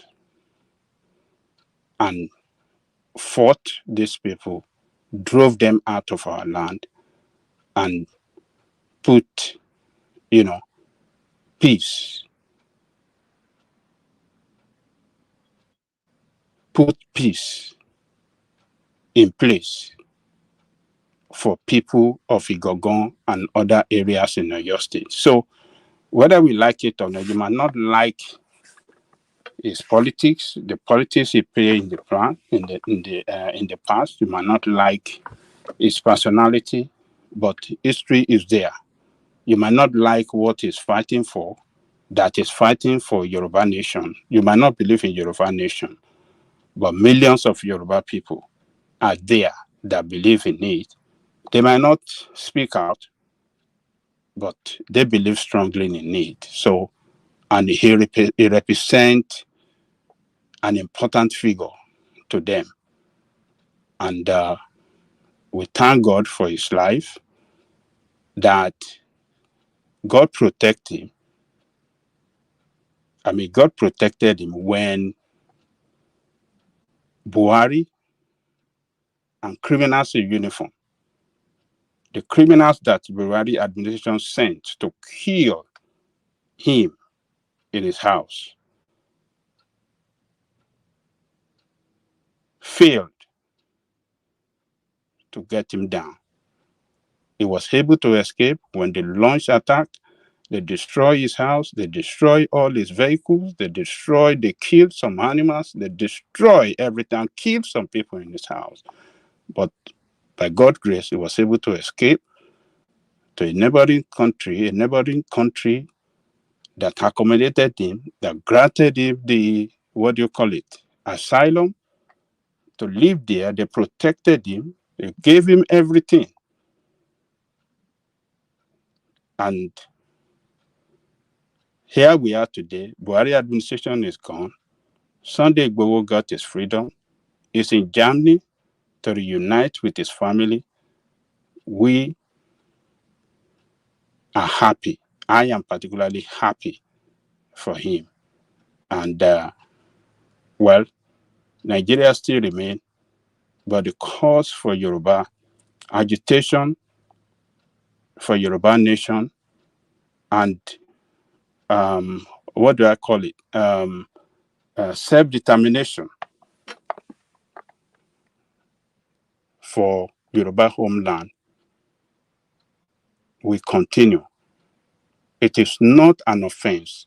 It is not an illegal for people to agitate for self-determination. Nigerian state is a signatory to that United Nations Charter, that people or tribe or ethnic group within a country can agitate for their own nation. They can stand up for self-determination, and that is what he did. He never do anything wrong. He didn't carry arms against the state. He didn't set up group to fight the state. So he didn't do anything wrong. So, and a freedom fighter will remain a freedom fighter, and he has reunited with the family, and we hope that very soon he will come back to Nigeria to bury his mom, who died recently, who still remained in a morgue, waiting for him. The family kept him there, that yes, Sunday we will be back home in Nigeria to bury his mom, and that will happen very soon. So let me leave that. Then, what is it that is on the ground, woman? What next do we have? We were talking about the Niger Republic wanting to have direct talks with Tinubu, but Tinubu telling them to get lost. Well,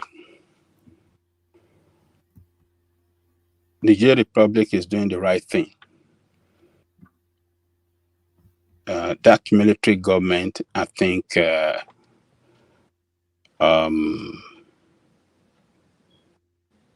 diplomatically,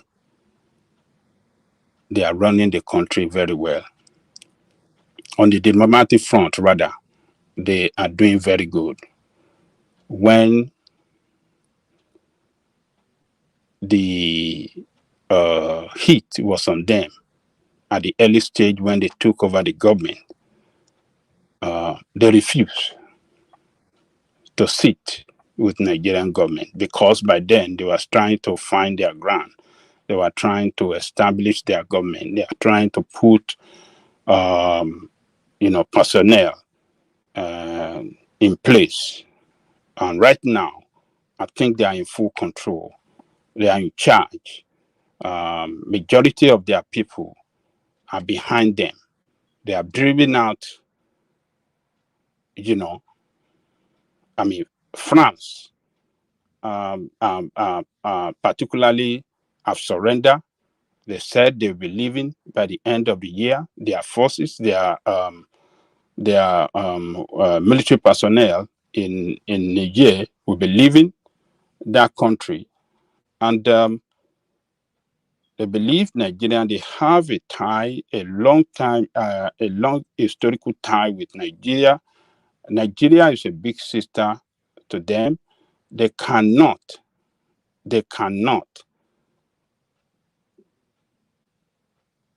go too long doing it alone without having Nigeria by their side. So, and the move they just make is commendable. That is what they should do. And for Nigeria to say, I don't know what you read, one man, Nigeria should accept them. Nigeria should.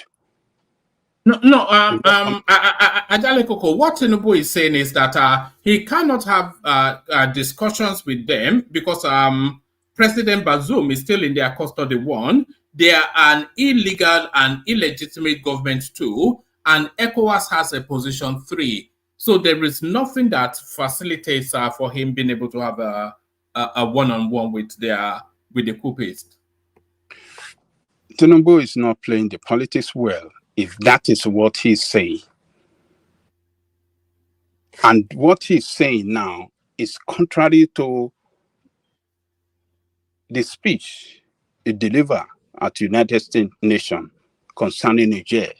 What he said in the speech in Niger is that Nigeria will pursue this thing, the issue of Niger, diplomatically and peacefully. We shall arrive at a solution to the problem. That is what he promised United Nations. That is what he said in a speech that he delivered at the United Nations. So now turning around and not saying this nonsense, I call it nonsense because that is not. Nigeria is a big sister. Nigeria Nigeria should play a role of a leader. And when you see one of the neighboring states coming to you, let us sit down, let us negotiate. Nigeria should be able to negotiate with them and then put to them, look, this is what we should do. Nothing can take them out, those guys out of power, except the use of force. And is Nigeria ready to take up force against them by using ECOWAS? They are not ready. They are not going to do it. The time for that is gone. They are not going to do it. So what is the dilly-dallying for? Why is he not trying to sit down with them and let us... I think this is just... I think Tinubu is addressing this on a personal basis. I think because I know. I know that's what makes it wrong. Represent Nigerian nation. When anything that president says carries a lot of weight and it represents the position of the country. So you cannot say, don't say that he's doing it on personal. No. Yeah, I know. I'm not agreeing with him. What I'm trying to say is that I think he's personalized it because initially when the militant groups took over, he was actually trying to lead those discussions and everything. But I think once they were able to kick France out and stuff like that, I think it's tarnished his own reputation in terms of being able to fix things before it led to that level of France being ousted. So I think for him, it was a slap in the face for them not listening to him, trying to resolve things before kicking out France. So I think it's a bad move by him. I think he's just offended by the way things turned out and him not being able to address the situation as the AU chairman. That's what I feel. Well, I think that he has to bring them back, and even the other military guys in Burkina Faso. And this is the time for Tinubu to bring everybody to his side, he should position Nigeria, just as we know that Nigeria is a regional power. It should consolidate on that before the world, because right now the whole world, are forming union one way or the other. You can see the BRICS forming union, economic union, so that to change the world economic order. You see European Union, you see union in several places. Why can't we consolidate on the regional, union that we have, and then have them line up behind him, and then position Nigeria before the world as a regional power and the greatest black nation in the world. Nigeria used to be, all those countries in West Africa are looking up to Nigeria. Why do you want to say you don't want this, you don't want that, you don't want to sit down this? Because of what? Because they carry uniform, they are wearing uniform. Is Burkina Faso guy not delivering good governance in his country? Go and check what that guy is doing in his country. It's building that country. So look, Tinubu need to have some right people. I don't know those that are advising him, but I think if they have advised him to do this, he doesn't. I don't know what they want to achieve. He doesn't have to listen to any pressure from outside. It doesn't have to listen to foreign interference. It should be able to see this as our problem, our regional problem, which we can solve regionally, and Nigeria can solve it, can make it work. Because if he think that they can put somebody there, they can send this guy out, put some other people there, I don't know how they want to achieve it. Nigeria have a project to achieve in that country. The pipeline, the gas pipeline we are talking about, we have to take it through that country. And if we are not in good relationship with the country, with that country, we won't be able to do it. Even the Western world, they don't care about who in charge of your country, as long as their interests can be protected. They let you. They don't care whether you wear uniform, you wear this, or you are a bad government. They want to see you protect their interest. That is what Nigeria should do there. We shouldn't care about whether it's a uniform man that is there, as long as it's promising that they're going to transition to in a few years to come. Yeah, they will hand over to civilian government. Let us play with them. Let us have them as our brother, so that we can do our own business and run our gas pipeline to Europe. But we shouldn't make things difficult. I don't know what he's trying to achieve. Maybe later, maybe we change his position, and then it will be well advised, and then we see how they can, get this done better. But that statement, I think, is not good enough to say, okay, we are looking for Bazoum. Who is Bazoum? Who is Bazoum? A man in detention, a man whose government have been dismantled. No, it's not saying they are looking for Bazoum. It is saying that he cannot have talks with. Actually, let me just let me represent it, because there's some validity to some of the things that it says. Nigerian President Tinubu rejects direct talks with Niger military junta leader. President Bola Tinubu has rejected a request by Niger's military leader, General Cheni, for direct one-on-one talks to help resolve the crisis in the West African country. According to diplomatic sources, Tinubu dismissed the overture as disrespectful to the detained President Mohamed Bazoum and an endorsement of the illegal junta's government. The request was conveyed to Tinubu by a delegation of Muslim clerics who met him in Abuja last month, but the Nigerian leader outrightly ruled out interacting directly with the head of a coup government not recognized by ECOWAS. Government sources confirmed Tinubu insisted that engaging Cheney would improperly legitimize the junta and disappoint other ECOWAS leaders. So that's really, those are some of the reasons I gave. Well, what I'm trying to say here is that given condition that okay, they are military guys or they don't want to negotiate with them directly, I think we have gone past that. Power has changed hand. Somebody is in control, and the person in control have the strong support of the people. Except you want to lie to ourselves. Majority of the people in that country are behind these guys.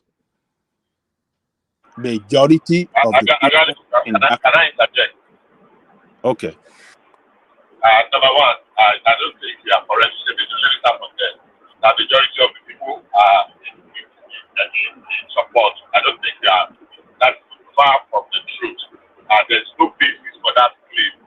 And we know that more than 2.5 million people voted for the man at the election. If you saw maybe 10,000 or 20,000 in a stadium that they were doing charade, and by that you have concluded. I don't think that your assertion is correct. That's number one. I heard you earlier on praise that it was a good thing that the military leader or the junta said they wanted to see Tinubu, but it is within Tinubu's right and ECOWAS to see whoever they want to see, so that they are not seeing them or they are not recognizing them. It does not take anything away from Tinubu or from ECOWAS leadership. He has accused the reason why he would not see them. Whether it is acceptable or not, it is prerogative to do, and he has done so. Because you're standing as if Nigeria and ECOWAS owe them that the power has changed and we must move on. They're standing as if Nigeria owes the military people at the level of Nigeria a duty to see them, to honor their invitation or request. I don't think that is correct. If the ECOWAS felt the need to see them, I'm sure they will take a decision at the appropriate time. For now, if you say no, and then you sound so much as if you are eulogizing. Of course, we had this conversation when the coup took place. Does this sounding so much like you're eulogizing military takeover, military intervention in governance in Africa? I think that's taking us back. Bishop, Ajale Koko has been with them all through. He has been supporting them all through. I know, but if we can discuss with militants, why can't we discuss with military heads of state? If we can discuss with militants, if we can be calling militants to Aso Rock for discussion, why can't we discuss with them? Which militants did you call to Aso Rock to discuss? Don't we have discussions with them, Asari Dokubo and Co. during Niger Delta crisis? Don't they call them to Aso Rock to hold discussions? Hold on. Now let's take it one after the other. Are you the one that's studying Asari Dokubo, a militant today? Are you the one? Is he a militant or is he not a militant? No, that's a careless talk. I mean, he's not a militant. He's no longer a militant now, right? He's not listen, right? And you cannot compare Apple with orange. Brands AK-47. Hold on now. Let's take it. If you want to go that direction, let's go there. I just wanted to have the quick interjection. I don't like taking it further. But if you are going that direction, if a father has one of the classical children, and you want to bring them back on your table, and you are comparing it to an outsider, and you are comparing, what's the basis for that comparison? What is wrong is wrong. Is a militant being a militant? Is that a good thing now? Number one, it's you that called him the militant. I know he was the militant, but if he had played that his arm, and the government gave him amnesty that is well presented in the laws of the Federal Republic of Nigeria.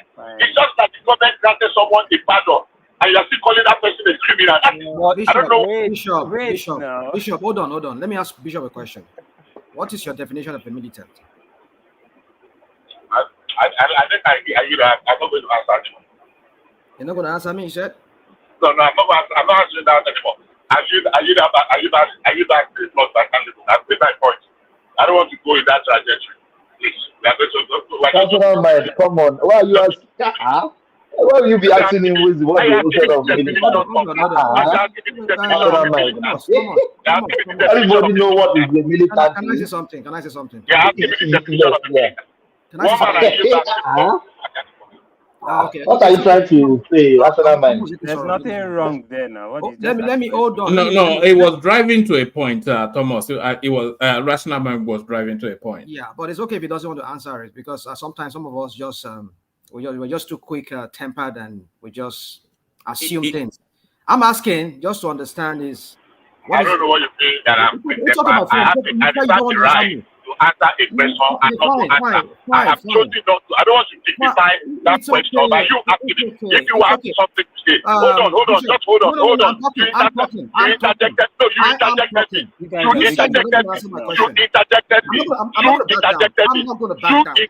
You interjected me. You interjected me. So you hold on. You interjected me. So you will hold on. Come on, please. You have to do it all the time. You interjected me and you will hold on, everybody. Everybody hold on. Everybody hold on. Bishop, you said that you yield back the floor. So you already yielded back the floor. See, he came back at me. I don't want to talking. I'm not done talking. I'm not done talking. And when I'm done talking, you can call me. All right. Bishop. Hold on, rational. Bishop. Bishop, hold on. Bishop, hold on. Because the floor was vacant, so let rational mind deliver whatever it was to deliver, and then if you want to rebut it at the end of it, then you can rebut it at the end of it. But because the floor, he has the in the space now, so let him make that delivery. And if there's anything you want to add at the end of his delivery, you can. So rational mind. Yeah, thank you, one man. I was just simply asking, just to understand. When I had this back and forth with him and our friend there. So when he was asking him, when he was saying he's not a militant, and I was like, okay. I want to understand his view of what really make why would you describe somebody militant? But since he said he doesn't want to answer my question, no problem. I will just answer my question myself. A militant is somebody who has some kind of militarized personnel. It could be usually these are men. They're not state actors. But they have, the thing about it is they have arms, they have weaponry of some sort. It could be guns, it could be whatever, it could be machete, it could be whatever. So we've seen this guy called Sali Dokubo himself said it, that he has fought alongside with the Nigerian army when they were trying to dislodge these people from the forest. He said it when he went to Aso and we're not even going by his antecedent, his former thing he did in the previous times during the Obasanjo Yadwa era that made him to go to jail. We're not talking about that. We're talking about the recent one. We've seen this guy on video with is it Kalashnikov or was it AK-47 or 45? And he's been talking about wanting to help the Nigerian army to dislodge these marauding herdsmen from the Sahel. So, what does that tell you? He has an armed group that would fight alongside Nigeria. I mean, they're not going to fight with the Nigerian military bare hand. They must have some kind of weaponry that they will use. So that would be a definition of a militant. So, but then when we come here, we just want to say things for the sake of wanting to say it. For me, sometimes it's just sometimes I question people's motive. That are you being sincere? Are you being? Well, it's up to anybody to think whatever they want to think. But for me, he's a militant. Either you want to take it or not, because a militant, definition of militant is someone who keeps a group of guys. Let me interject you. Let me interject you. Let me Malan quickly so I can comment. Okay. So it's somebody who keep a group of people that are armed. It could be machete, it could be guns. Yeah. So what about you? Before Bishop talk, let me just correct this. Asari Dokubo is not a militant. He's a military contractor. So that is the fact. Rational mind.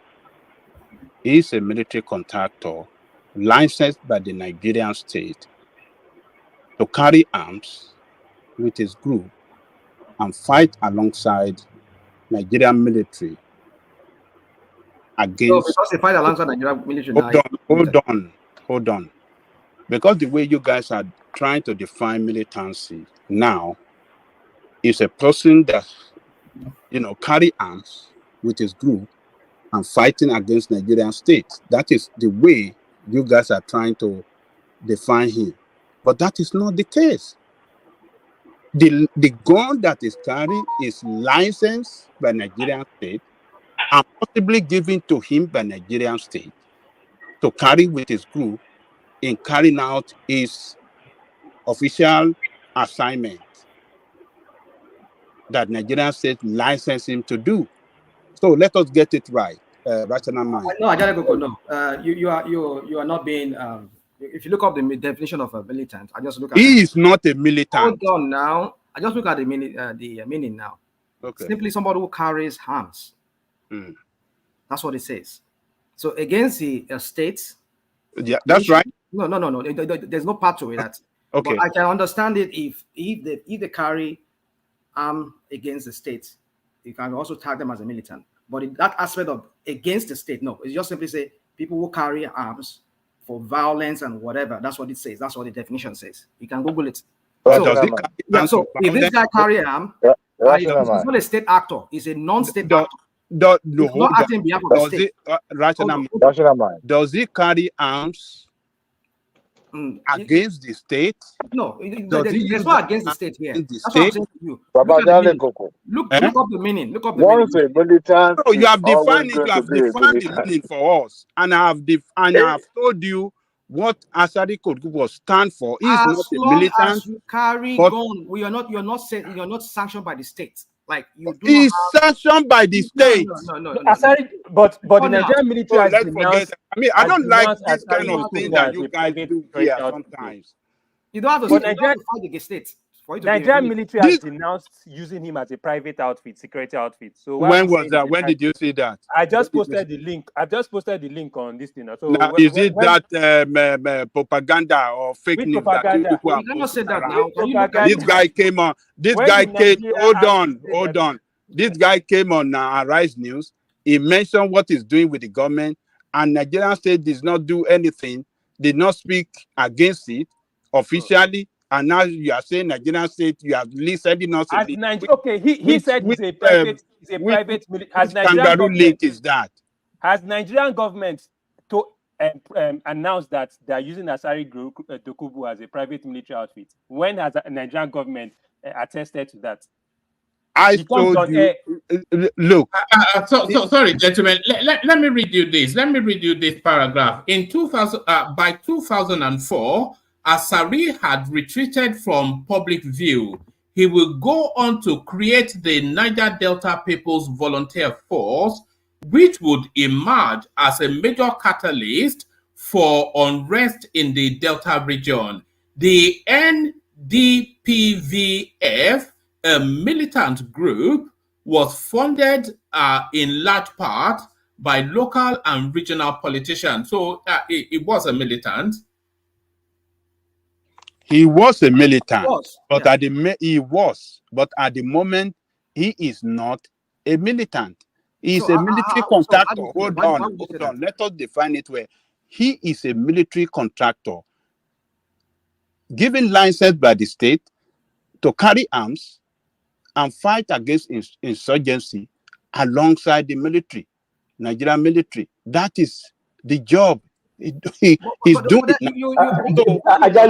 Because he knows the terrain. He was once with them before. Hold on. So Let me give you a broader definition here of a militant. It says somebody who is combative, who is aggressive, in support of a political or social cause, and typically favoring extreme violent and confrontational methods. Let's just leave it right. So the point is this: he already has this group of guys. We've seen it before, even during Kanu. When Kanu was doing his broadcast. I mean, you see, we can go on and on. If you want us to go on history, I will start lecturing ourselves on history here. This guy has been seen when he was formerly in bed with the Ipobians. He was talking to telling Kanu that he could mobilize people from the creeks that will support his cause. For the fact that he gives you two faces, he has one face that he shows to the public, he has one that he does in secret. That guy is a snake. So the point I'm trying to make here is this: that he has always been a militant. He comes in public, he tells you, oh, I have a university, I have this, this and that, he get contracts here and there. But he has his militancy in some ways. Maybe they carry arm as they carry arm, like we see them, or maybe they were just aggressive or chanting some political cause, or as the definition says here, they are maybe they have some political or whatever. So, but the point is that he has a militant group. That's the point. So he's a head of a militant. It's a different thing now that he's being licensed now to fight alongside with the Nigerian security men, personnel. So the guy has always been a militant. That's the point we're talking about here. So if we understand the definition of a militant, not necessarily you have to carry arms, but being combative, being in a fighting mood, you are aggressive. You want to push your views out there that yes, we people from Niger Delta were being sidelined. We need contract from the creeks. We want you people to give. These are social cause because they are almost in poverty in that area. So they are fighting for their people to get contracts so that their people can be used to secure those pipelines or to get some kind of shell, whatever. So he's a militant in that sense. So I don't know how we are trying to spin this thing, making us look at this as if we don't even know what we're talking about. So in conclusion, you don't have to carry harm. Maybe I said that earlier, but you don't have to carry harm. But for the fact that you are aggressive about a cause, you're promoting a view, a social or political view, then you're a militant in that sense. Well, as long as he did not carry arms to it does not say state. Unleash mayhem on the state. Oh, wow. Particularly now that he works in conjunction with Nigerian military and Nigerian government, I think I will regard him as a military contractor. So we can move on. Pastor, Bishop is there to not whitewash things to make it look like. Let's just call things as the way it is. Fine, he's getting contract now. That's what he has always been. He has always been that. I've been trying to rubbish this guy named. No, we're not rubbishing anything. No, you see, why would you have to go this length? Ajale Goko, because he's not supporting their cause. It's because he's not supporting Peter Obi now. All right. Unless Bishop wants to come in, then I'll just move Ajale Goko on to a different topic. Bishop, did you want to make a comment, or do you want us just to move on? Bishop.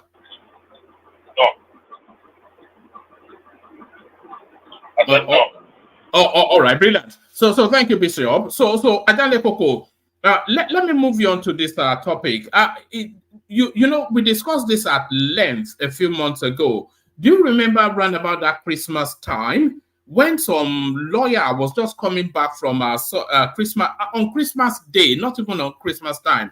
She was actually coming back from Christmas service, and then this charged up, probably drugged up police officer just shot her and killed her. I think she was actually pregnant as well.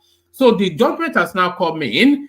Court sentences Nigerian police officer to death by hanging for killing lawyer Bolanle Rahim. So at last, a crime meets punishment within the Nigerian space. Ajale Goko. Yes, we have to commend the Lagos State government and the judiciary in Lagos State for delivering justice within 10 months.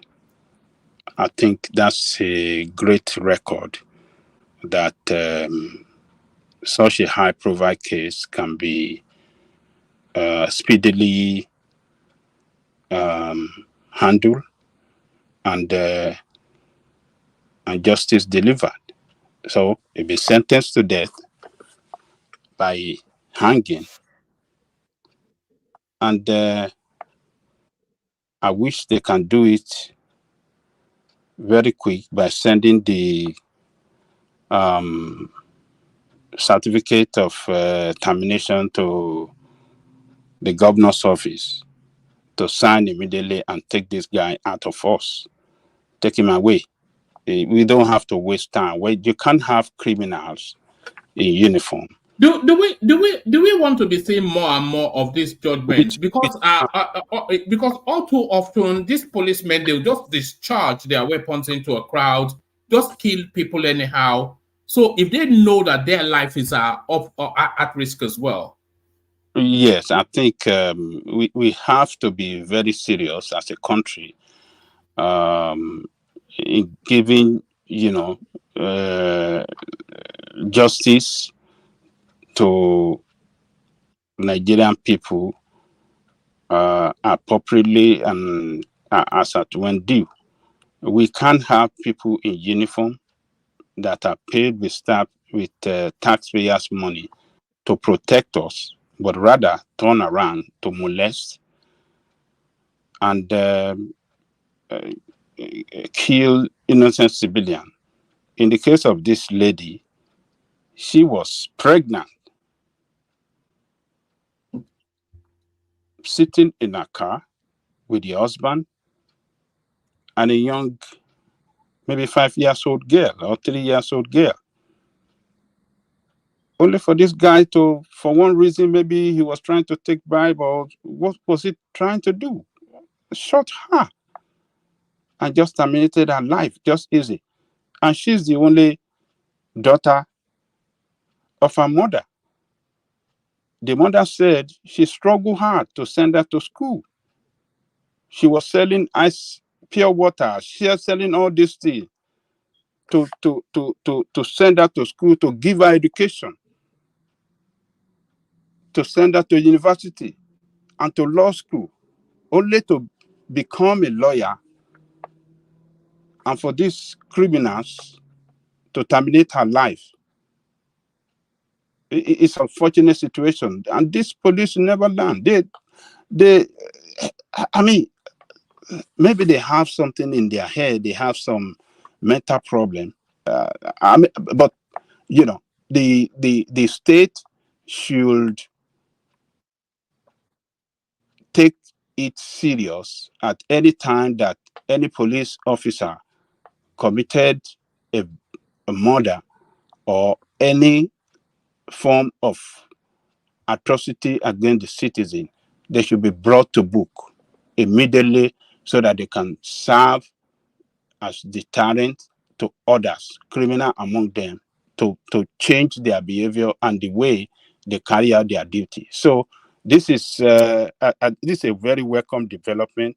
I hope, I believe the family of that lady today will see Nigeria as a country that they can, that can stand for them at any time and protect them. So the state. But Dale Coco, let me come in, please. Yeah. It's unfortunate that this guy will just be in detention. He will not be taken out because the governors are cowards. They can't sign the death warrant. That is just what is saddening me. Because if they're supposed to carry out this thing, they should carry it out immediately. But this guy will just be in detention. That's just the saddening part of this story. Thank you. I won't be. Sorry, can I just say something in 1 minute? Number one, they cannot just carry out the execution. Yes, I'm really not in support of the fact that there are people that have been languishing on the death row for years. But the Constitution of the Federal Republic, as it is today, grants this man a right of appeal, even to the Supreme Court. Now, Lagos State has done its own. I can assure you, you might not get that Supreme Court final judgment until 10 years because of the way we are structured now. But the man has the right of appeal, to the appeal and even to the Supreme Court. It is the Supreme Court that is the final determinant. And nobody has ever been executed without getting to the Supreme Court. Not a single one. So it's not possible for the governor to sign the death warrant now at this stage. The man has the right of appeal. If you go to appeal court, if it's satisfied, you go to the Supreme Court. By the time Supreme Court is done with the case, it now depends on will the governor be bold enough to, to sign the execution warrant. But it is not something the governor can do right now. It's not possible.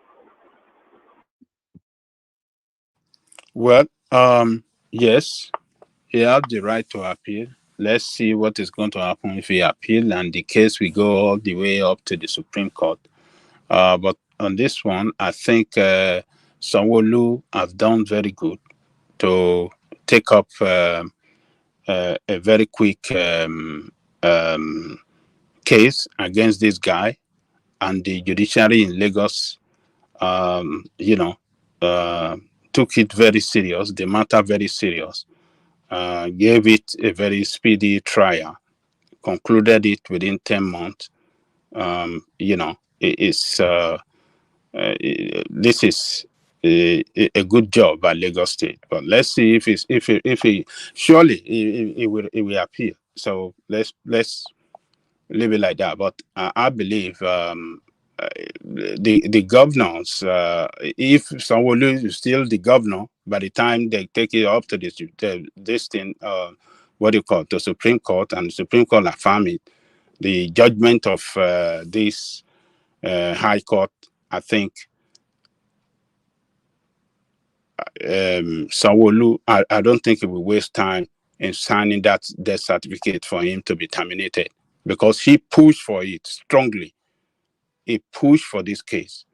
He came out, he made a statement over this issue on the TV. He set up,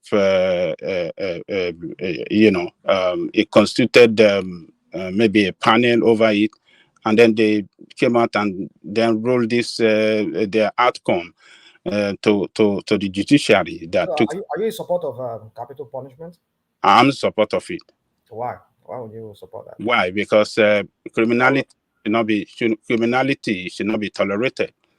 Why not life imprisonment then? Are you not in support of capital punishment, Rational Mind?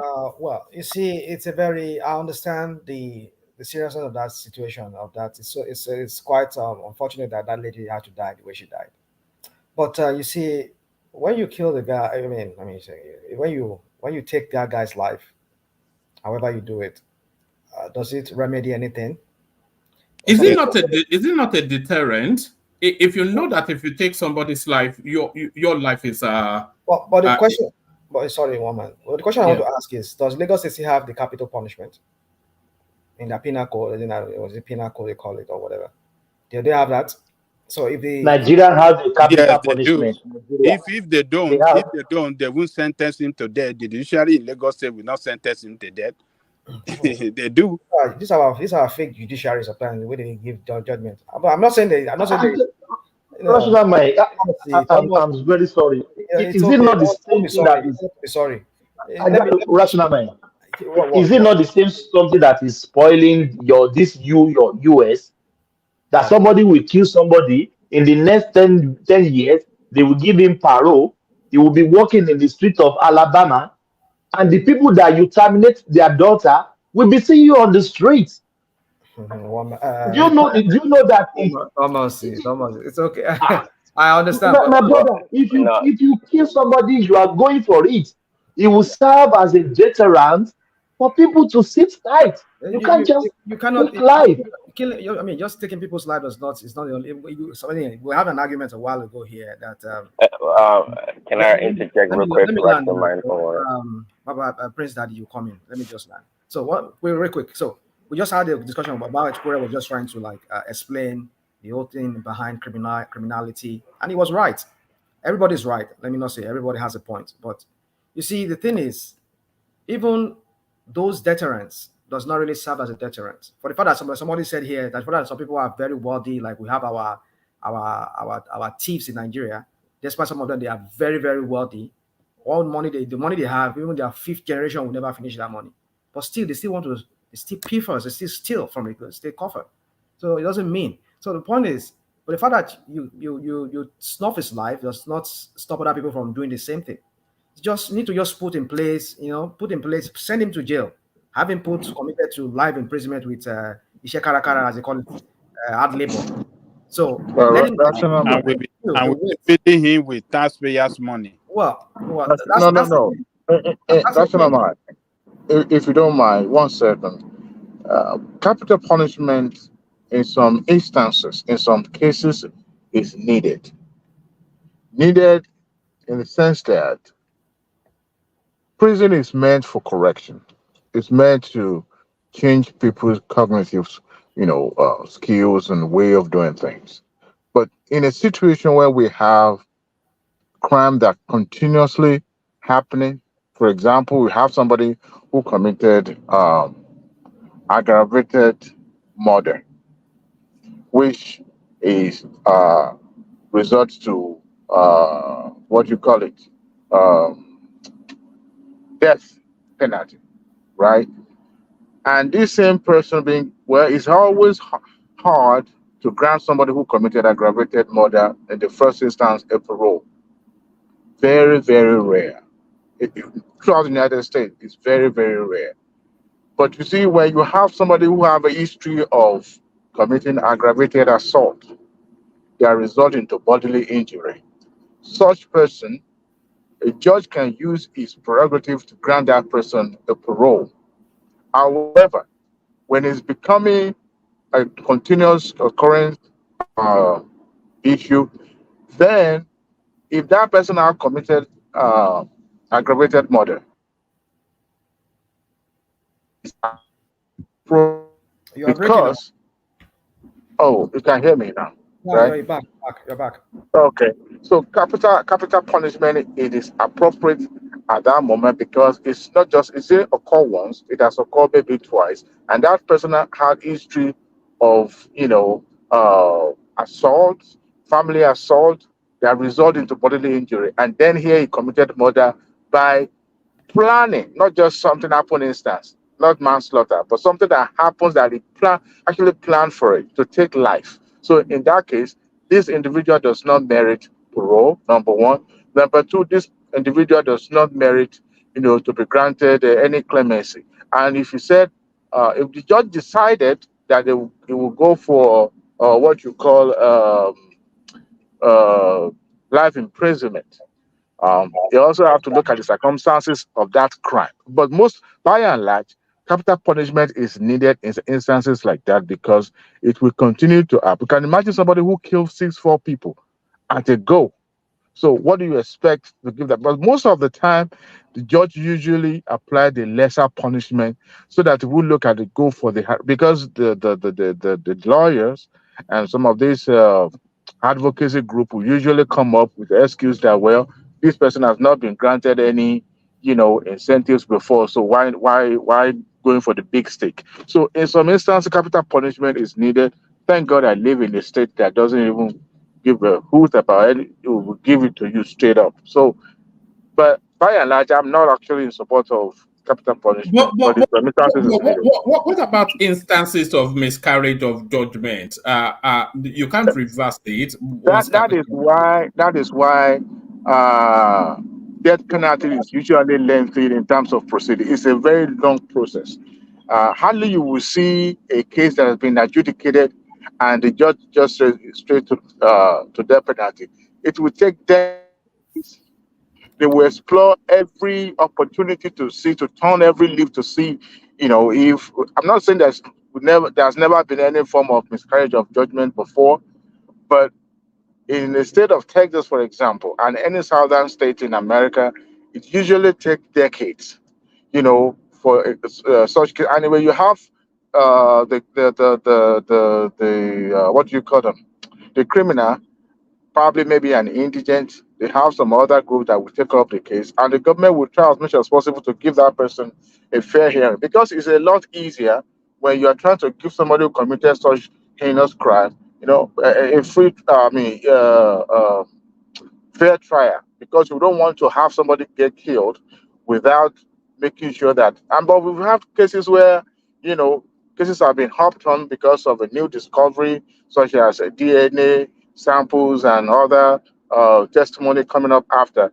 But it's always take longer time. So it's a lot easier to prosecute such cases than just a regular, assault charges or manslaughter or something in that line. But in some instances, capital punishment is warranted. All right, thank you. I think Prince Study wanted to come in just there. Prince, are you still? Do you still have that thoughts to share? Let me try with a dualist, long-winded response, and a rational mind won't let go. I said, what happened to rational mind? What happened? What did you say now? You guys, rational mind. It says dualist, long-winded response and a rational mind's incoherent gibberish. That's what he said. Oh man, that's your part, man. That was my part. One man, there is suspect. Long wind, David. I'm glad to you.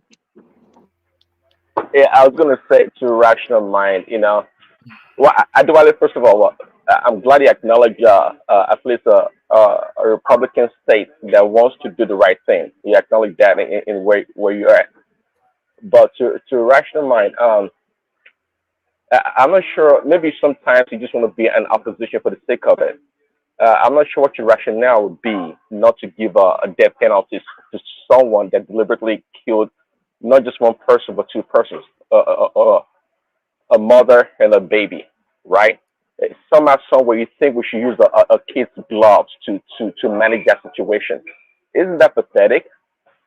Especially hold on. Do you know what? Let me know. Have you ever? I mean, if you ever know somebody in the behind bars, you know what? You know the mental torture behind bars.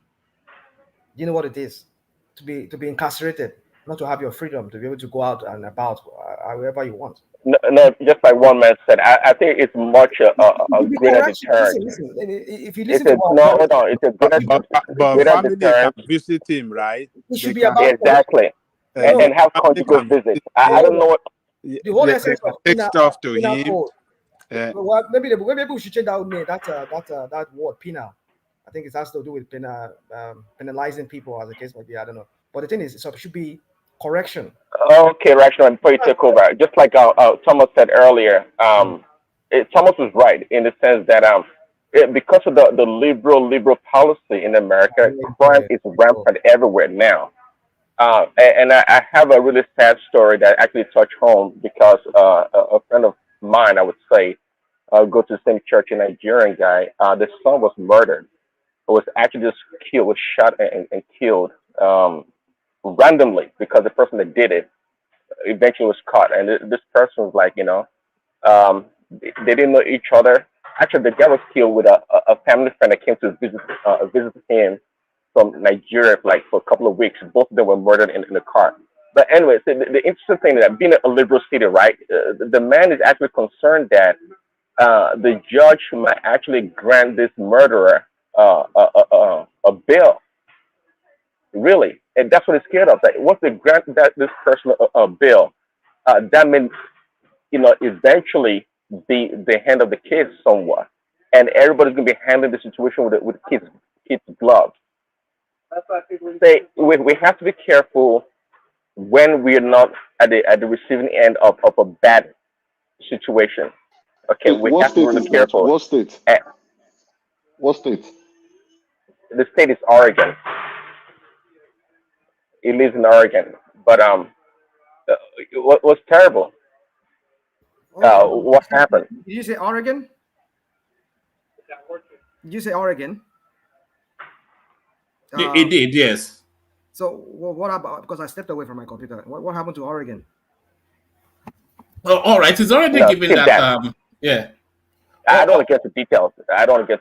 But it just actually this is on the West Coast. Details. You said somebody did something in Oregon. He was sentenced to life. Is that what you said? Or he was? No. He gave an anecdote of why capital punishment should be in place as a deterrent. Yeah, but even that person not even say it's actually getting worse. I prefer actually trying to use capital punishment on such crimes. it's even getting worse because some of these people, you can kill somebody, multiple killings, and still be able to get away with bail because they're so lax in the laws nowadays that it's so pathetic that it's actually a green light, Prince, a green Prince, card for criminals. Prince, Prince, I've heard somebody that said, I will kill you, I will just go to jail. People boast of Yeah, this thing I'm talking to you. I will kill you, I will just go to jail. So I don't get it. This your US. I don't just continue, my brother. It's just crazy, man. if somebody, some people are, yeah, just like you said, Thomas. Some people are willing to kill somebody, to kill people, kill someone, and go to jail. So, sometimes jail is like luxury to many of these people, especially those that have a high recidivism when it comes to their criminal activities, right? But anyway, I don't want to get long with this response. But what we have to be careful. It's a very sensitive topic. You can't kill a mother and a daughter or a child, and you think that the person that did the crime should just go to jail and go do whatever. Not the best way to go about it. We have to be more sensitive to situations that other people go through. Thanks, woman. All right, brilliant. Hey, Gentle, woman. yeah. Sorry, I wanted to bail out. I have a bit of a headache, and I'm not fully tuned in today. So let Go me and use a let lab now. Why yeah. you? Yes, you can see that I'm a bit skitty all over the place. I'm not. No, this Alamu Take a shot of vodka, you'll be fine. Well, A sort of vodka for a headache. Is that not? Would yeah, that not? you Would will that not kill headache compound with it? headache. That's all you do. Kill headache Yeah. with we're headache. laughing, we're laughing, we're And then you suffer double portion tomorrow. No, you use. Alexander Gomez with the super chat. Nigerian Prince. He comes in. Ayo, of course. I mean, we can't say super chat without mentioning Ayo. And then he rattles off a volley. So that's Ayo just shooting at it what metaphor should I use? I can't think of one. And there is Ola coming in as well. So thank you to all those. Adale Koko still has the floor. I was going to go to Charles next, but it looks as though he's dropped off somewhat. Thomas, I'm going to hand it over to you to carry on.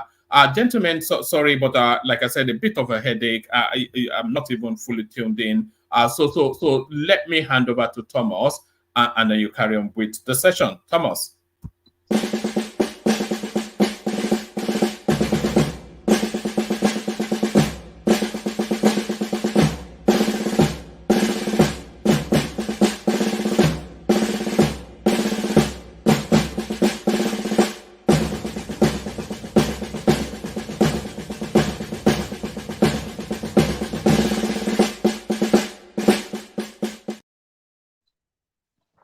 Oh, welcome back.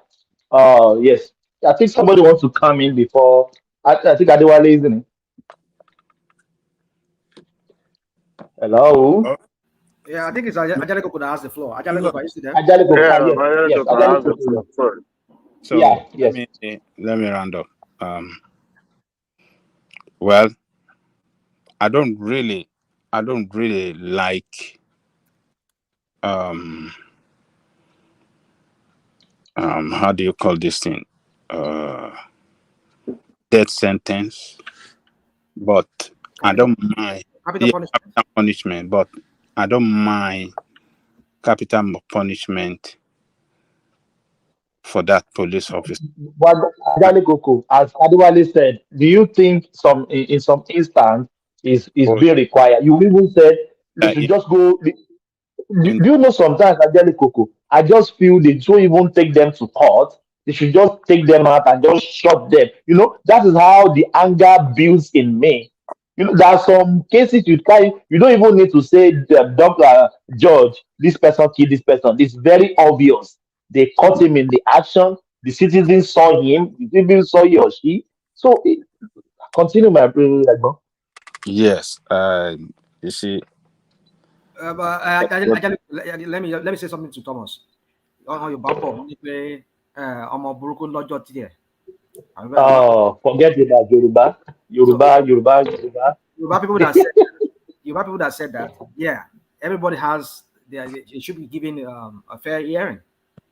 So that's the idea of a fair hearing. At least we everything is settled. That okay, we've allowed him to say his own part. We've given him chance to redeem himself. He wasn't able to do it, and then whatever follows after that. So jungle justice does not it's not a way to go. Yeah, I know. Okay, all right. Yeah, so for what that police officer did to that family, the psychological trauma that the husband will go through for the rest of her life, and the daughter right in their presence, particularly that guy, right in his presence, the wife was senselessly killed by police officer with a baby in the stomach. Jesus Christ. That guy, I don't know how he will get over it with a baby in the stomach. And you want to tell me such a person should be... Do you know they always sentence for the baby separately here? They will sentence for the mother that died, and they will sentence for the baby inside that mother. Yes. So it's a double murder. Yeah, double. So it should. I mean, no, I don't. I can't. I don't have any. I cannot. I don't have any mercy for him. No mercy. That this kind of person should not be. We shouldn't have mercy on them because they are. It's a criminal. But when Sean said them slap, we're complaining. What about that? What you say? When Sean couldn't hear them slap, we are complaining that they're abusing the police. What about that?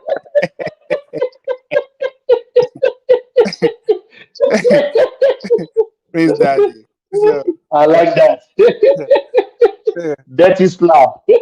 So this is ridiculous. That we'll be laughing at our law enforcement agents that are being treated that the way they were treated. And we know that those guys, some of them, there are some bad eggs among them. But the way we laugh at them does for me, it just sounds like see we don't even appreciate those guys. What do you mean? What are you appreciating? Well, what am I appreciating? What do you want to appreciate in the person that killed? Tell us. I got a rational mind. What do you want to appreciate in the person that killed? We need to appreciate those people. Those people. What do you want to appreciate in a police officer that killed a pregnant woman? No, we're not talking about that. That is what we are talking about. Yeah, exactly. That's what we're talking about. I'm only replying. We are not generalizing rational mind. We are not generalizing. I know, but we are talking about this guy. I'm only replying to what Prince Daddy said. That's all. So if you could tear somebody's slap, why would you tear law enforcement, an officer of the law, with that uniform on? That's a total disrespect of the Nigerian state. But rational mind, remember we condemned him. Yeah, we did. We do condemn him. Just about Tina, and I was saying that. I mean, Prince Daddy said I'm speaking coherently. I mean, like, why would you be saying that she won't tear him slap and then it's justified by tearing them slap?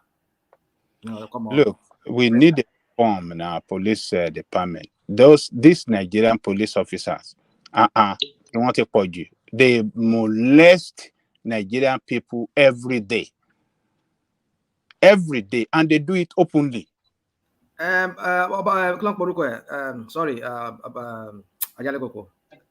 Tinubu's former aide-de-camp, they call him. He's the one that is the Inspector General of Police now. What has he done ever since he has been there?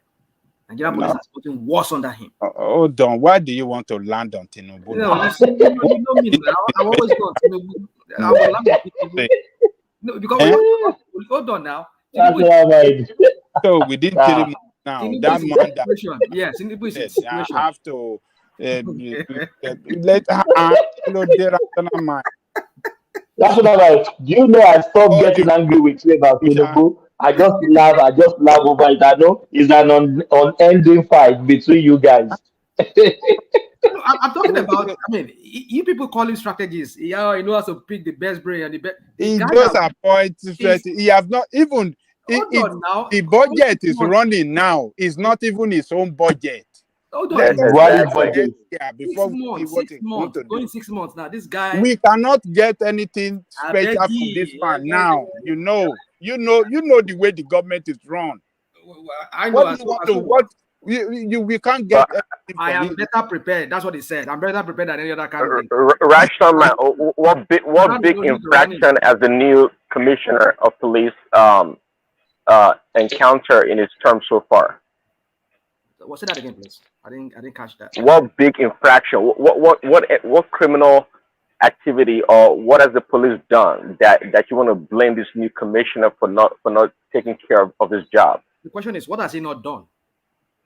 Is it not the status quo? Is it not the same crap that we were saying? He has not done anything yet. He has not done anything. What are we talking about? He needs to. You can't. Nothing is happening there, so it's wrong. I'm worried for him. Officer, you can't defend. He only has him there because he wants protection of the state. He wants I mean, like we were saying, the legitimacy. National mind. Don't take us off the track. Okay, don't take us off.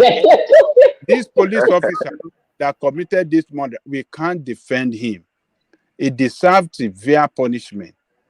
And the best punishment that he can get is what the court has delivered. The best punishment, that is the best punishment for him. Death. That is it. He cannot escape this. Even to the Supreme Court, that is what he will still get. Supreme Court will affirm it, yes. I'm sure. He can't, look, all the evidences are very clear. It's recklessness on how he terminated the life of that promising young lady. The mother, only God knows what will happen to the mother too. That's our only child. That he struggled hard to sell pure water, to sell Fanta, to send her to school, graduated, went to law school, and only for useless police officer to just with the baby in her stomach. And Rashomon is more concerned about the murderer. That's a shame. Yeah. So that's a big shame. We this one, no.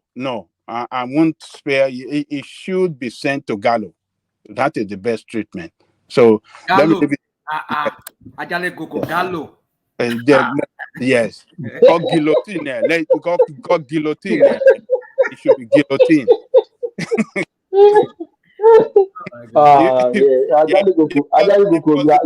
Let them hope. You are 100% right, my brother.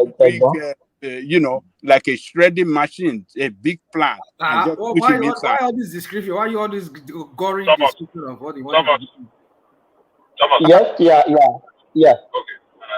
Like I said earlier on, I can still see this case running another course of 10 years. And even after the final pronouncement of the Supreme Court, I think there are plenty examples. Everybody still remember the Reverend King. Reverend King, yes, Reverend King. And there was a particular guy I know in Ibadan that was sentenced to death. He died eventually by himself about 30 years later. I know him in Ibadan around 1984, thereabouts, when he was involved in the murder of one Alaja and something like around challenge. I used to say. I know the person, Bishop. I remember the person. Yeah, I know one of the guys I will mention today that was involved that way. And they sentenced them, and nobody signed the warrant. It was from then. The guy died about less than 10 years ago there, but he grew old. And so, unfortunately, he's not been carrying out his execution orders. And I can assure you, if Reverend King is still there, after Reverend King lost even at the Supreme Court. The Supreme Court affirmed the death sentence, but he's still there. And it should be a little bit unfair if we have 20, 30 people that are on the death row in Lagos State, and they now confirm this guy in the sentence, and the governor now jump over all those words to now sign a death warrant. People will be forced to ask him, is it justice you want or vengeance? Is it justice? Because if you now have to jump every other person. But for me, even though scientists, or how do you call them, have proven that death sentence have not proven to deter people from committing similar crime. Yes, with statistics, I agree with them. But at the same time, I think people that carried out, and that's why we have categories of murder. You know, they call one first murder, they call another one, first degree, they call another one second degree, they call another one manslaughter.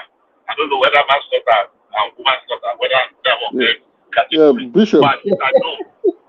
Bishop, are you looking at the governor pardoning Reverend King in the future? No, I don't see. Well, in fairness, and if you have kept somebody on death row for 20 years and above, I think it's enough torture and punishment. In fairness, I think if anybody has been kept on the death row for 20 years or 30 years, I think that person deserves the pardon. Yeah, I'm thinking they may pardon him at some point in time. Yeah, if they are spent, because Dr. King has been in something for more than 15 or 20 years. But Bishop, based on what are they going to pardon him? Based on what? So, the length of, the torture of waiting on the death row every day that you hear a sound and your mind, you die every day for the first 2-3 years. That is, Bishop, that is good. That's what I'm saying, but there's always you do the crime, you pay the time. How they normally call it? No. You see, the state is unfair. Why I'm saying this?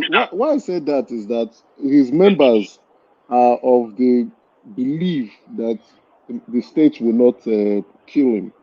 He still preaches from the prison. He still preaches from the prison. Yeah, he still preaches from the prison. So they believe that nothing will happen to him. The only civilian governors, correct me if I'm wrong, that have signed a death warrant in this new dispensation was Governor Oshiomhole of Edo State. Anybody remember there was this lady, I don't know whether she was the lawyer, that was murdered by her house help or something in Benin City some years ago. That was brutally murdered. We've had several of them. So I think that's the only person that has signed death warrant. And many states today don't even have a hanger. They don't even have an executioner. I remember one state wanted to execute. They had to go to Petrol state or something that they have a functional hangman schools. And they now discovered that you cannot go and execute somebody in another state. That governor also must sign the death warrant. So it is not just, the cross jurisdiction. But what I just wanted to point out is it's enough punishment to keep somebody on the death row for 20 years. And if anybody is on the death row for 20 years, I think that person deserves some kind of reprieve, whether to commute the sentence or to grant him pardon. I disagree with you, Ajali Koko. Bishop, you see, the issue here is not how long it's going to take, but the justice, do you think is well served? That is the really. Sorry, Ajali Koko. Thomas, I think Adeola is trying to come in if he's not in already. Don't mind him. Tell him to pay $10 before coming in. $10. Now we charge. We charge before you come in. Bishop, do you think the justice is well served? Absolutely, 110%. Well done. That is what I want to hear. Rational mind. Those of you pay. Those of you pay come to one sílẹ̀ come out to my lord jẹun sí wa lọ́rùn. No.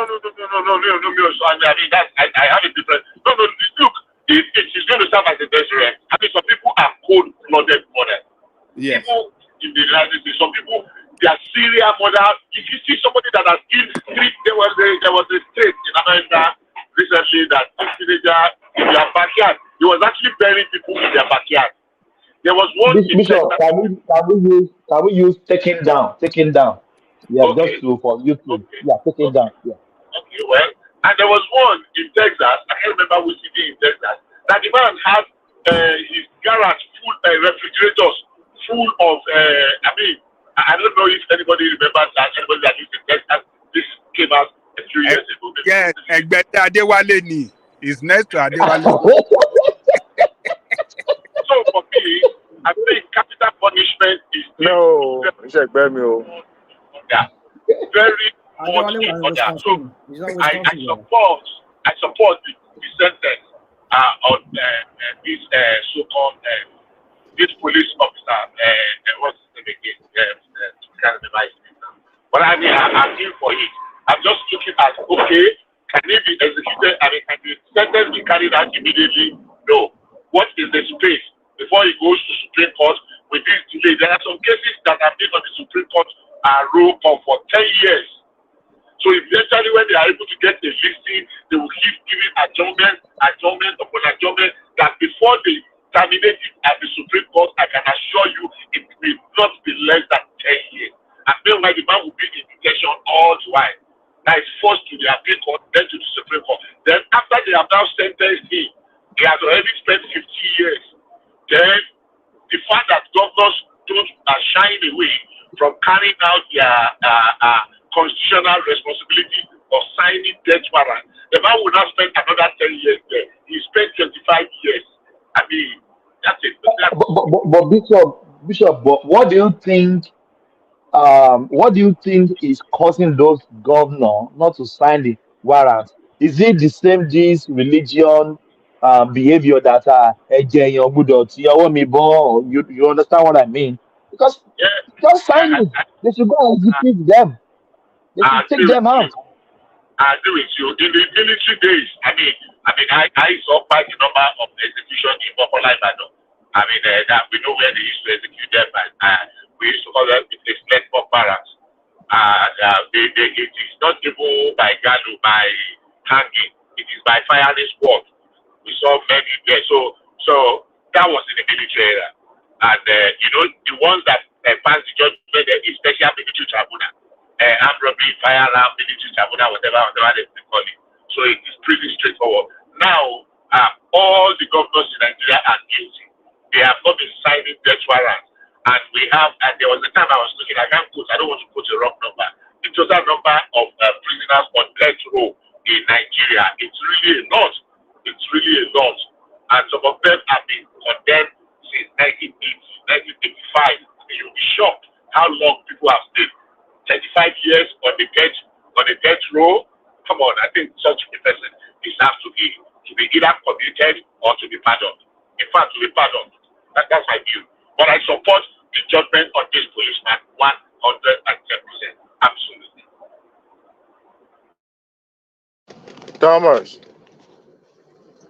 Thomas. I think Thomas is not here. What is going on? I'm here. Let me make a quick comment, please. Hold on. I want somebody to educate me on the video you guys were talking about. I didn't watch the video. I only make my comment based on what was discussed at that moment. But I didn't watch the video of the police officer killing an innocent person or killing somebody pregnant or something like in that line. I think that's over a year ago, something like that. That's a whole picture. Do you remember? Yeah, that's what we're talking about. That's an old, it is the judgment we're talking about. But quickly to rational mind, how does a capital punishment that's in the law, in the land of a country, becomes jungle justice? No. I was honest. You see, let me not accuse you. I'll just say this, but let me accuse you. You do selective hearing. That's what some people call it.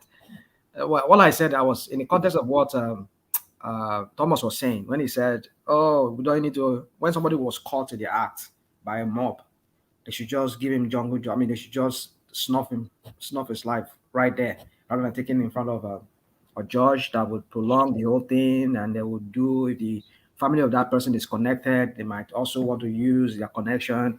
And the other thing that would also have to play, the delayed justice system in Nigeria might just, at the end of the day, the person might be cut loose, So right there, they should just give yourself. That would not be a fair way of running a system, because like I said, Yoruba people said, "Omoburuku lojo tie." So a bad child also has his own day. He will also have his own day, and they say you also, like they say in English, you have your day in court. So even though if somebody is wicked, even if he's caught in the act, I mean, like there have been instances where we have here in America where there will be a police raid and people will be caught in the act. They'll still be given fair hearing. So it doesn't mean that right there they'll just snuff his life, except if he's trying to challenge the police or the security agents, maybe he's trying to shooting at them, then they might have to. Rachma, okay, before you continue, That was in okay, the context of what I we said. assess. I didn't One say the second. capital punishment. Hold on, I didn't say the capital punishment was jungle justice.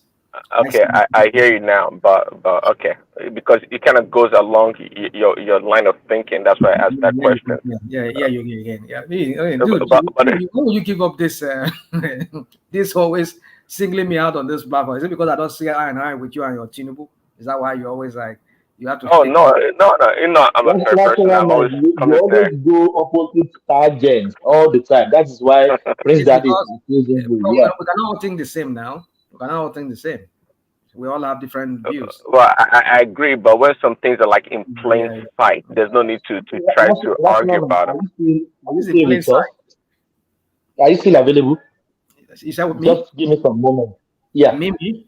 I cannot bring Yes, woman take me because I mean we had yeah. No. I'll bring people in. Just you cool. just yes, take the session. Yeah, organize the session. I want to have something to do. Maybe 30 minutes, please. Yeah. So I don't know if anybody wants to talk about this thing that is going on in Ondo State.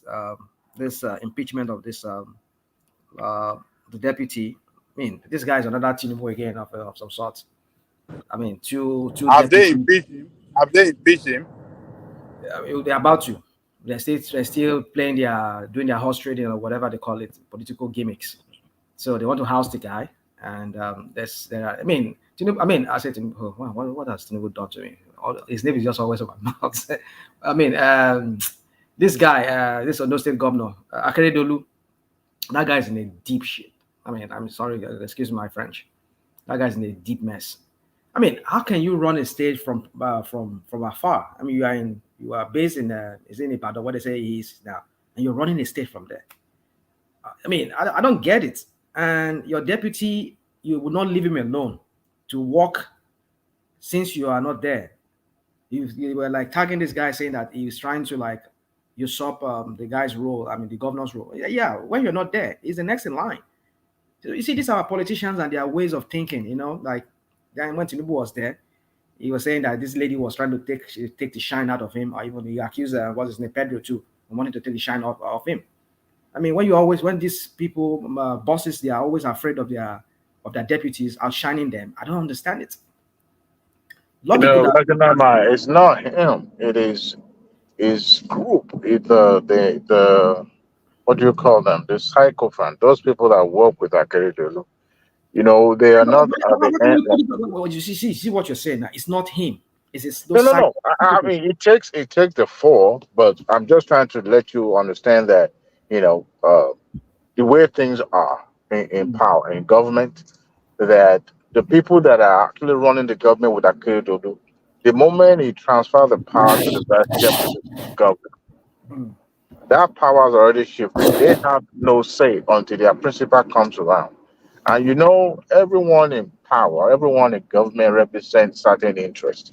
And when their representatives, the constitutional authority is not available or not around, they have no power, they have no say. That's why they have to defer to their principal. So at this moment that their principal is back, whatever that have transpired between them when their principal was away, they are now taking their own pound of flesh back now. And Akeredolu himself as a governor can't do anything other than to follow what that interest dictated to him. That's an indecisive leader. No. You see, a tree does not make a bush. If you seek for public office today, you are representing certain interests, no matter what. You have to have some conscience. And whether in Nigeria or in America or in Europe, it has always been like that. Except even Tinubu himself as a godfather can't even say that he's not representing certain interests.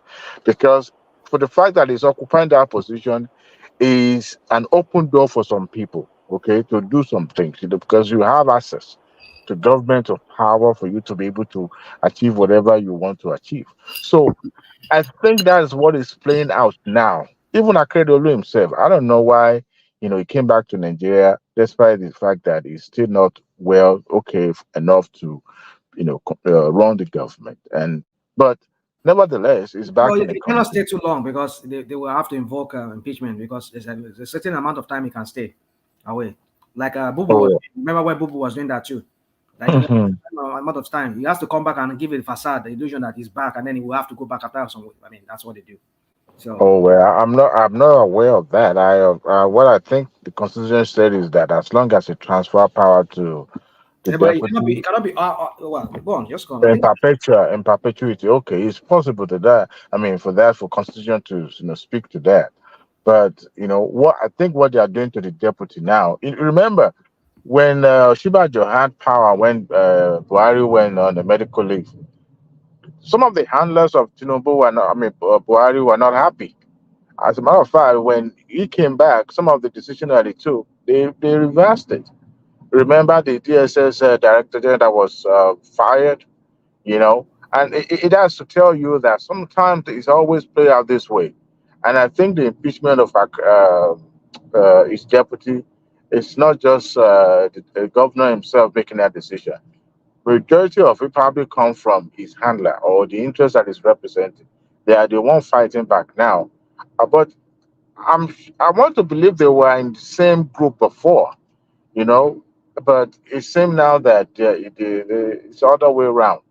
But at the same time, I believe the party should have intervened and see where they can patch and amend the issue. But the party stay away to the point that they leak to the media, and the media is more or less, uh, you know, Fejuma everything that is happening between them.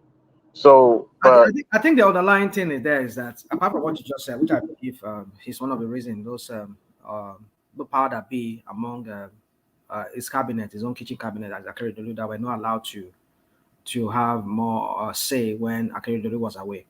Apart from that, I think the next election is fast approaching, and this guy Lucky, I forgot his name, Lucky Sha. I that to me. I don't know. Well, anyway, something like that. You know, all these Yondo people, you always have these funny so anyway, sound. my point is this. The point I'm trying to make is that if because he's going to be the next to contest, because I mean, like we have people like what's this guy Jegede and many other people that wants to contest after Akeredolu. So this Aiyedatiwa now is going to be the next in line to contest, if at all. And he's doing very well. All the while that Akeredolu was away, I had a message from back home. They said that guy was really performing a little bit, but he was having a lot of problem from the house and those other people from the governor's office. So you see, and the state is suffering.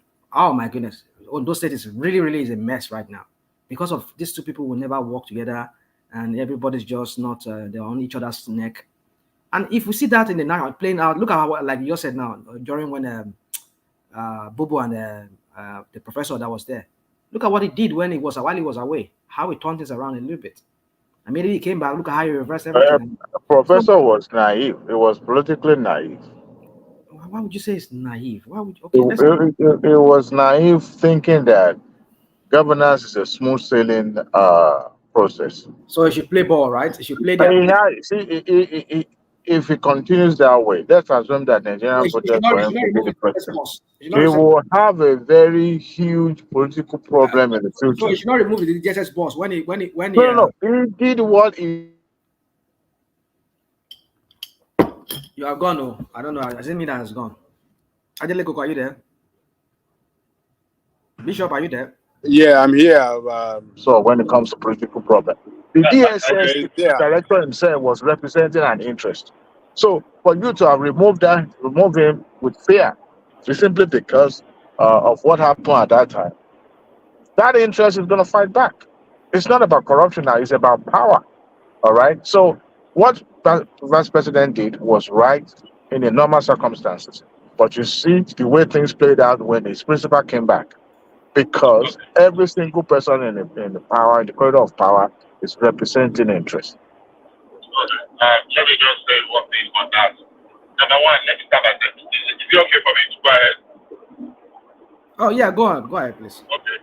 Number one, I'm disappointed that it's playing out, we've had learned people at the help of Apia, those things, from Agaku to Bibiko to this one. I mean, Agaku and Bibiko were both geologists and they had a PhD, and this man is a son.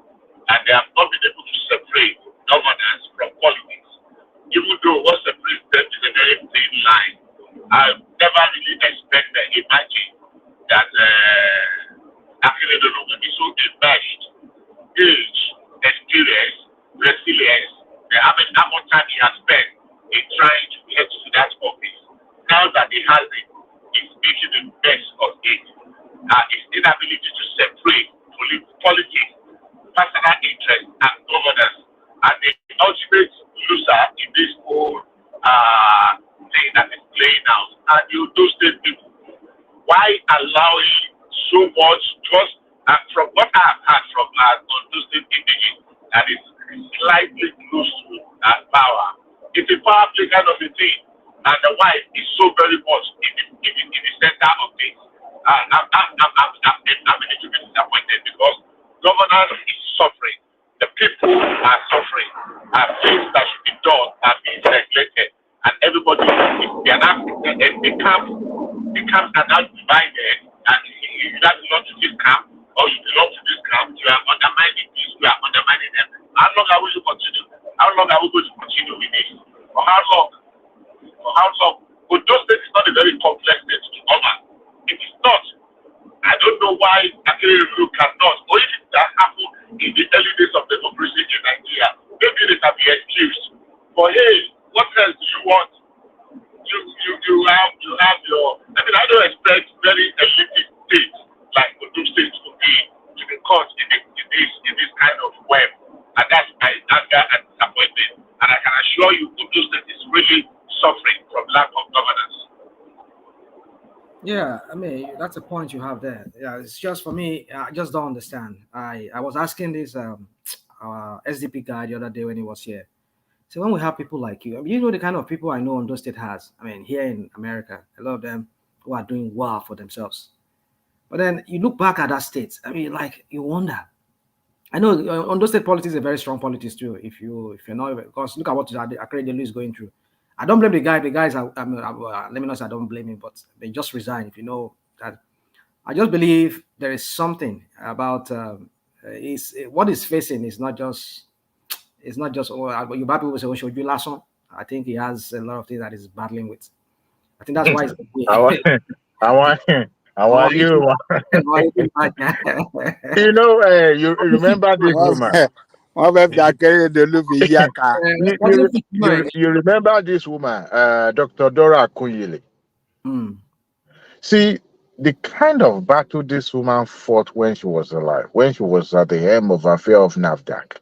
I tell you this, she was actually fighting her own kinsmen. This is not even about fighting Yakubu. Look how they killed her husband. Look how she was fighting her own kinsmen. Are you hearing me? Sorry, sir, please repeat what you just said again. Repeat it again. No, I'm just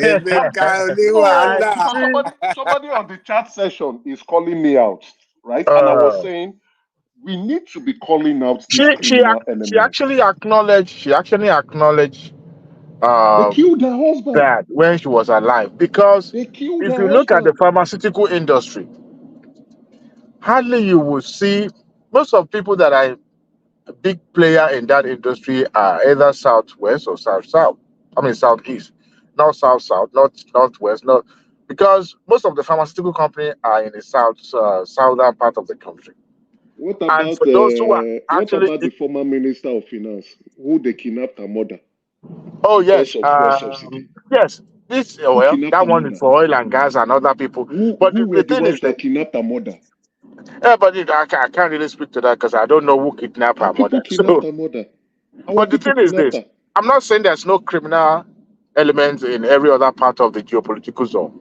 But when Dora Akuyili was in charge of NAFDAC, as at that time she was appointed, it was this agency under health ministry was more or less unknown, or people are not actually paying attention to it. At that time, I think they had their office in Oshodi or somewhere in Lagos. So, but she transformed that agency to the point that, because you see the significant role that agency plays in safeguarding the health of Nigeria.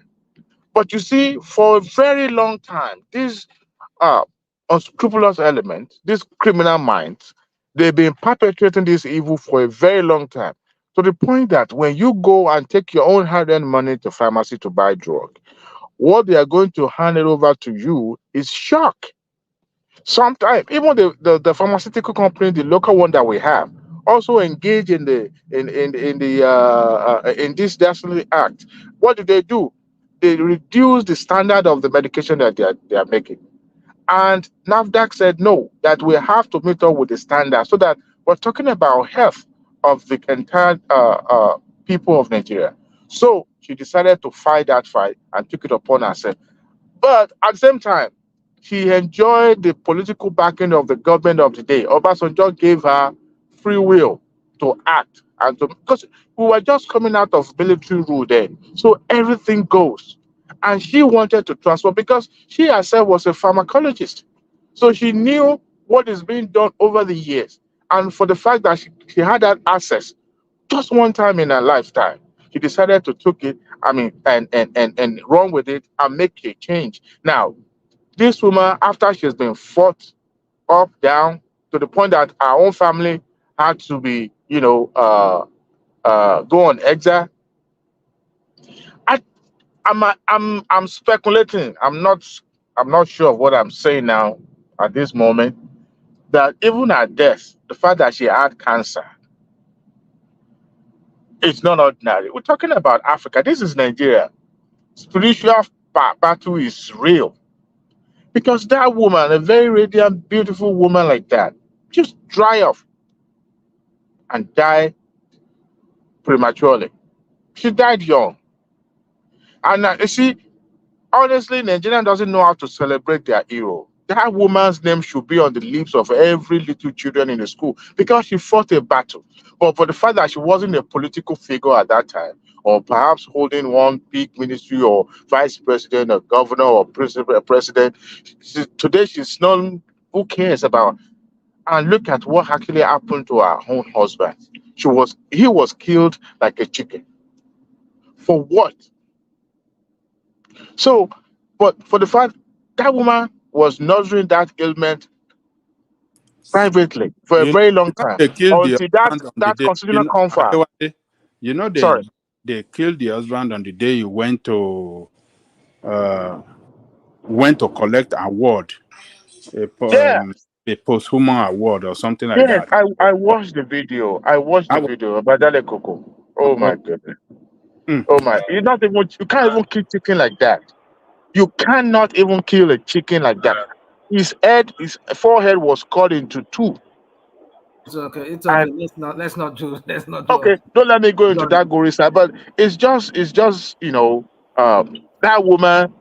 To me, I believe she died serving the country. To be honest, she stepped on so many toes. It is sad, right? No, She stepped on so many toes because she took food from a lot of people's mouth, because what they were doing to feed themselves and their family was because they are putting the life of Nigeria in jeopardy.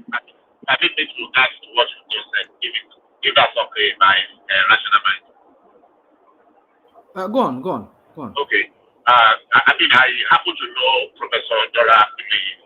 I interviewed with her a few times back then when she became the Director General of NAFDAC. A few things actually drove her there. Number one, her personal loss as a result of fake drugs. She lost, I think, a sister or something, as a twin sister, somebody that was so dear to her. So when she brought the battle on, in Nigeria there, more than 70% of across-the-counter drugs in Nigeria were fake. A heart of fake drugs in Nigeria and West Africa was in Anambra State. These are facts. And there was a charity organization that came to perform heart surgery on children somewhere in one hospital in Enugu several years ago. And when they completed those operations, it was on television. We saw kids passing out because after the surgery was successful. I mean, this organization came from America. I can't remember their name now. Anybody can go and confirm. And after the completion of the surgery, you know, the parents actually bought some drugs from some pharmacy, real critical drugs. And these children were just, I mean, 1, 2, I think about 3 of them. What's happening? They were reacting very badly. So eventually, what's happening? Why are they dying?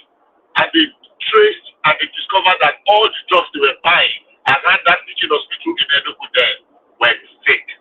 And that was one of the things that propelled seriously Professor Akuli to start that fight. And he actually fought that fight. I'm surprised that nobody remembered that she was actually shot at an attempted assassination that pierced through her belly. I don't know if anybody remember that. She was actually shot at, and several times they tried to attack her. So, yes, she put up a very good fight. She reduced the prevalence of fake drugs, fake and adulterated drugs, and beverages and the rest that were coming into Nigeria by almost more than 70%. Eventually, she had to go to India and China, and we discovered that some unscrupulous Nigeria were actually in cahoots with the manufacturers of those drugs. They will give them money to reduce, to manufacture, substandard one that those people cannot actually sell in their country. And they will bring it to Nigeria and they were selling them in Nigeria. And the fact that they were able to establish that more than 70%, well over 70% of drugs on the counters in Nigeria are fake was very, very, very frightening. And that was what Bishop, she took on. Yes. Bishop, if I say these people are criminals, they will say I am profiling Igbos. No. Okay. It's not about calling my name. It's not. I know what I am saying. I know what I am saying. I would suggest you rather speak generally, just generalize. I don't want you to be sexual. Let me ask by saying, let me just go to that and veer a little bit to that space. You see, the number of people in quote that we call criminals that are soiling the rest of us, they are less than 1% of us.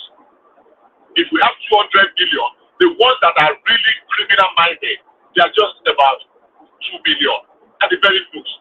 And what Madam Peter was saying there was that you will not generalize that it's all of us based on the activity of I didn't generalize in that sense. I was a bit emotional. Let me take it from the right. I was in a space where people were trying to condemn the government, most especially the president. Like, oh, he's giving us a bad name. He's a criminal. He's responsible for the bad names that we have. Oh, he's devaluing our passport. How can I face my employers now? How can I do this? How can I do that? No. And I was like, can we actually call a spade a spade? That we Nigerians actually are the ones giving ourselves the bad name. Let's be honest. That we have Nigerians in diasporas that are perpetrating crime, that should not be involved in crime or should not have any criminal element at any point in time in the diaspora. If you want to do that back home. But once you are out, you are an ambassador. But yet, you are now saying, oh, it is the president who is in Nigeria, whose case has not even been resolved yet, is the one that is now giving you the bad name, and not the Nigerians in that community that is giving you the bad name. That is why I was a bit emotional. And then if you go to these communities like in India, Malaysia, South Africa, Indonesia, and even Bangladesh, you find that a specific tribe is perpetrating the highest crime from Nigeria. A specific tribe itself. But it's those that were caught that we know. What about those that were not caught? Those that they are still doing the evil. You know what? Can I interject? I came in just because of Emeka. Can I interject? No, don't bring this guy Emeka is because of me. Call me because of you. Don't call me because of me. This Don't guy call me Emeka is making this show, man. Don't call me because of me. I am I've not your never seen such a problem. human being. I am not your problem, man of prestige. It is wrong. I'm not your problem. Let me land my thoughts. Yeah, Thomas, give me time later, to talk to Man this of guy. prestige. I dislike him like Man anything. of prestige. Can I Don't have dislike your Emeka, employer. I'm talking to I'm somebody not and a you're talking. problem. Can I have your attention, please, guys? I think Bishop has the floor. I know you said you came in. Bishop. I know you said man of president. I know you said you came for King Emeka. Both of you will have your time to banter. But let Bishop just land. Thank you. Bishop, land that point, please, and let's so we can have two of them have Okay, so unfortunately, these things are facts. Now, let's leave sentiment, emotion, and address facts. Are there facts, verifiable facts, in what Emeka is saying? The answer is yes, if we want to be true to ourselves. Oh, the way he's saying, is it a little bit maybe harsh? Maybe, but hey, do we want to be very factual to ourselves and cure this malady, this ailment, or we want to be nice and be pretending that these things are not there? Everything he said is there. Except we want to be sentimental, we want to be emotional. And I will just advise Emeka, add no further word. Let the man that has come into, I get the hand he say, but I don't think you should respond. You have made your point. I understand where you're coming from. From the place of pain and agony, and seeing how we are being degraded as humans, and we are being relegated as second, as if we don't really matter due to Exactly. you're going to a job, right? You know you are very qualified for that job, but you have to walk 3 times just to disprove a perception. And here, man of prestige is coming to tell me you hate me. You hate me for what? Am I a criminal? Am I the Igbo people committing crime? You hate me for what? Have you gone to hate the Igbos that are perpetrating crime? What the fuck? I can't even meet you. So let me just rest it by saying, please, man of prestige should be ashamed of himself. You are hating me. Am I the criminal? Emeka, I said you and him will have you and the prestige. He said he came here just to come and have a discussion with you on that. So let Bishop round up so that we can just give them. I know he's itching to want to talk. I've said my bit. I mean, if you want to deal with facts, let's remove emotion and sentiment. Some of us are really treating us bad everywhere. Thank you. All right, thanks. So Emeka and Man of Prestige. I don't know who wants to go. I think Emeka first. I don't know what. I just came in. Let me go. I don't want back and forth. Let me give my own monologue. Let me give my own monologue, and everybody should be quiet, please. Respect each other. Don't interrupt me when I'm speaking, please. Then you have the floor later. No, first and foremost, you are coming here being biased. No, wait. Let me land this. No, you're not going to land. Rational man. Rational man. I'm not like I'm trying to go after him. Remember, he has said he came here because he hates me. He said he hates me. He hates me. That's why. Emeka, listen to Rational man. What is going on? Why are you doing this? I didn't take you out. I think Thomas would have done that, or maybe one man, but I didn't do that because I don't have access. If not, I would have shot everybody. I would have. So I'm not trying to say I'm going to shut everybody down. I'm saying I would have mute people here. I don't have it. I think he will shut with everything. Emeka, please. When I said hold on, please hold on, please. It's just for the order so that people who are listening, they will listen to us, not be cascading and talking over each other. So I don't know in what procession we want to go. Maybe you want to speak first because somebody said he wants to counter you. Let him put his position to you, Emeka. Let Man of Prestige put his position to you first. Then you can counter him later. So, Man of Prestige, you have the floor, and I don't want anybody interrupting him. Please, Man of Prestige. Thank you very much. I just got home. I've been following the narrative, but it was through the chat because I was busy. I had some, something that I was doing, but I can get my, I can get my inference from the narrative that was going on. I can pretty much know, what was going on the chat and something like that. So I just got back, so I decided to join in, and specifically, I came here for Emeka. I'm not gonna equivocate on that. That's why I came in. I've been watching Emeka for a long time. This is not the first time.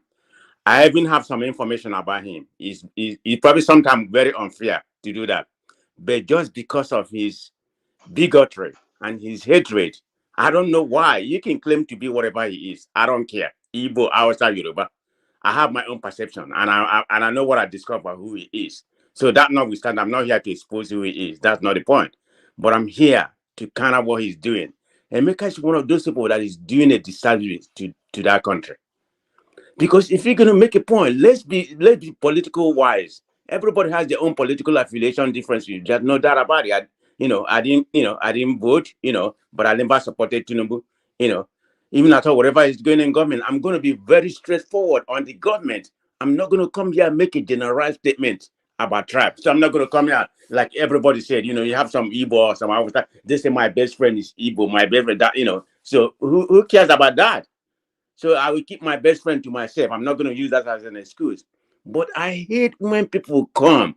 They only base their sole narrative on tribalistic bigot. I don't know why that does something to me. Let's be political wise. Share You our can't political call difference. him a bigot. He's not even Yoruba. He's an Igbo man. You don't even know him. You don't No, know. it's an Igbo man. Just It's be not. quiet, please, my brother. You don't know what I find out. You can say what you want. Anybody can use whatever name they want. Because Emeka came here, and claimed to be Igbo. I'm not saying he's not Igbo, but I don't really care. I'm not here to expose what he is. Okay? I have a cyber, that I know where Emeka is coming from. Let me just put it that way. So, but that's not even the point. It's the narrative when you come here. Yeah, you have you're politically different. You can say whatever you want, who you support, Tinubu or whatever. It doesn't matter.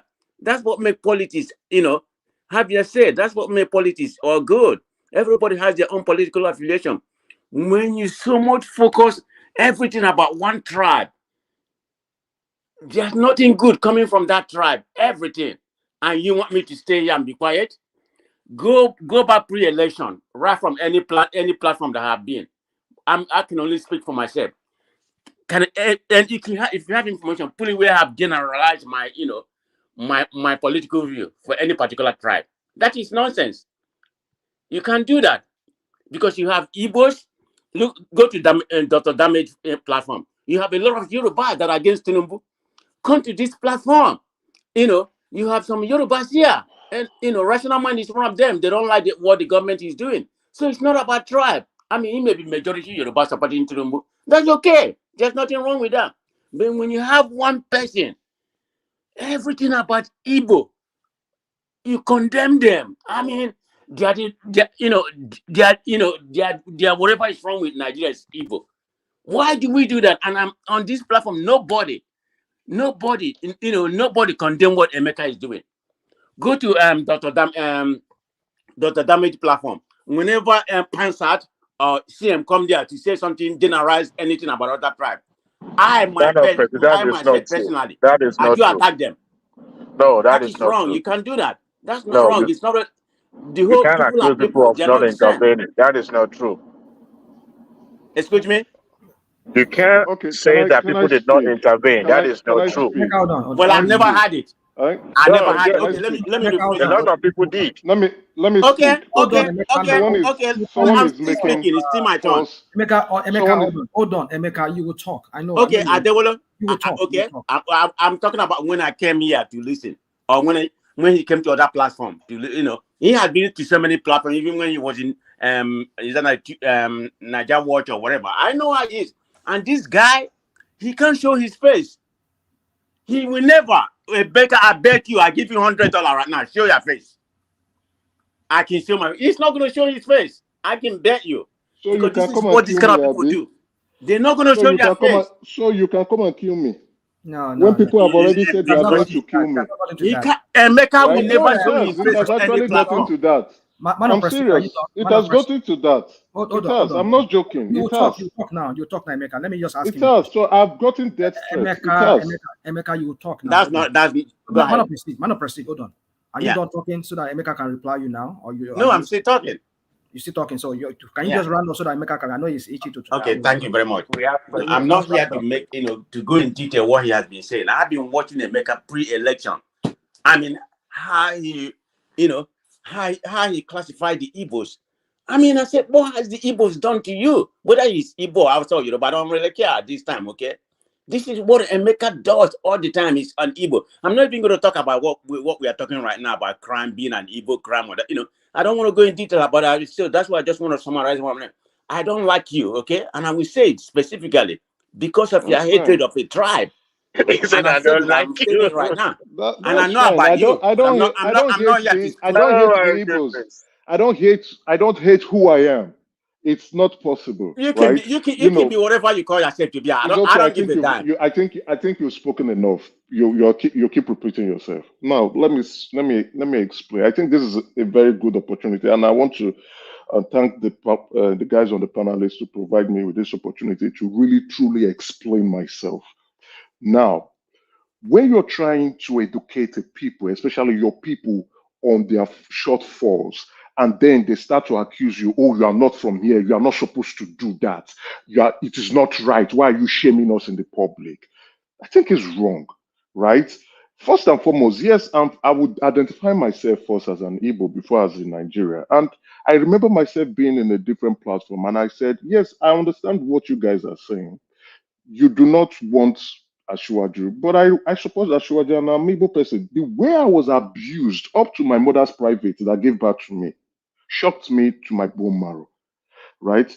I was like, okay, it's fair. I think people can run off with their opinion. But I keep explaining, this is why I like Ashwaju, despite the fact I am not a Yoruba man. But they say, no, you're a Yoruba man, you are just pretending, this, and that. But it was all funny. See, I started getting death threats. And people started saying, they say, oh, why are you talking? You are an Igbo man. You should be ashamed of yourself. Why are you doing this? You are allowing these Yoruba people to laugh at us. I don't entitled to my own opinion. That is what Man of Prestige is here doing. And I'm explaining what I'm saying. Let him correct me if what I am saying is wrong. Have I ever said something that is wrong? Do we have dubious Igbo people importing adulterated drugs into the country? True. Do we have uprising in the southeast? Do we have crime being perpetrated in the southeast? True. Are we politically immature? True. Are we politically disorganized? True. Do we get our shit together? True. Is the southeast being militarized? I just came back from Nigeria in July, and I came back from the airport in Imo State. The driver came, picked me up, and we were going to Umuahia, and just leaving that airport, I lost count of the military checkpoints. Each point, they'll tell you, come down from the car. Come down from the car. That is an abuse.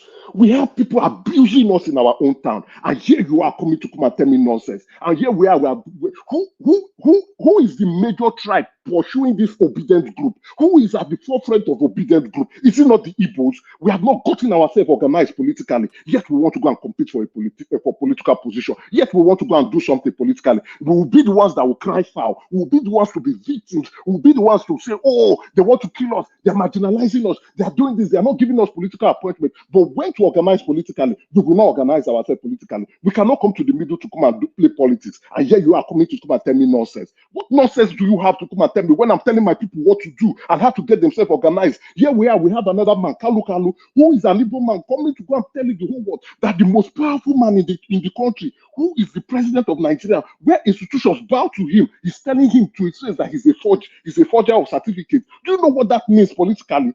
Do you know how the other regions will be looking at us and laughing at us? Look at this bunch of people. Next time they will come and say they want to come and compete. We do not know how to play politics, let's be honest. We do not know how to organize ourselves. And yes, we are criminals. Many of us are. Many of us are criminals, and many of us are you know what? I think you are the one that is criminal. That's their problem. You are the criminal. You're living in Canada. Truth, my friend. That is your you problem. Don't like the truth. The truth hurts you.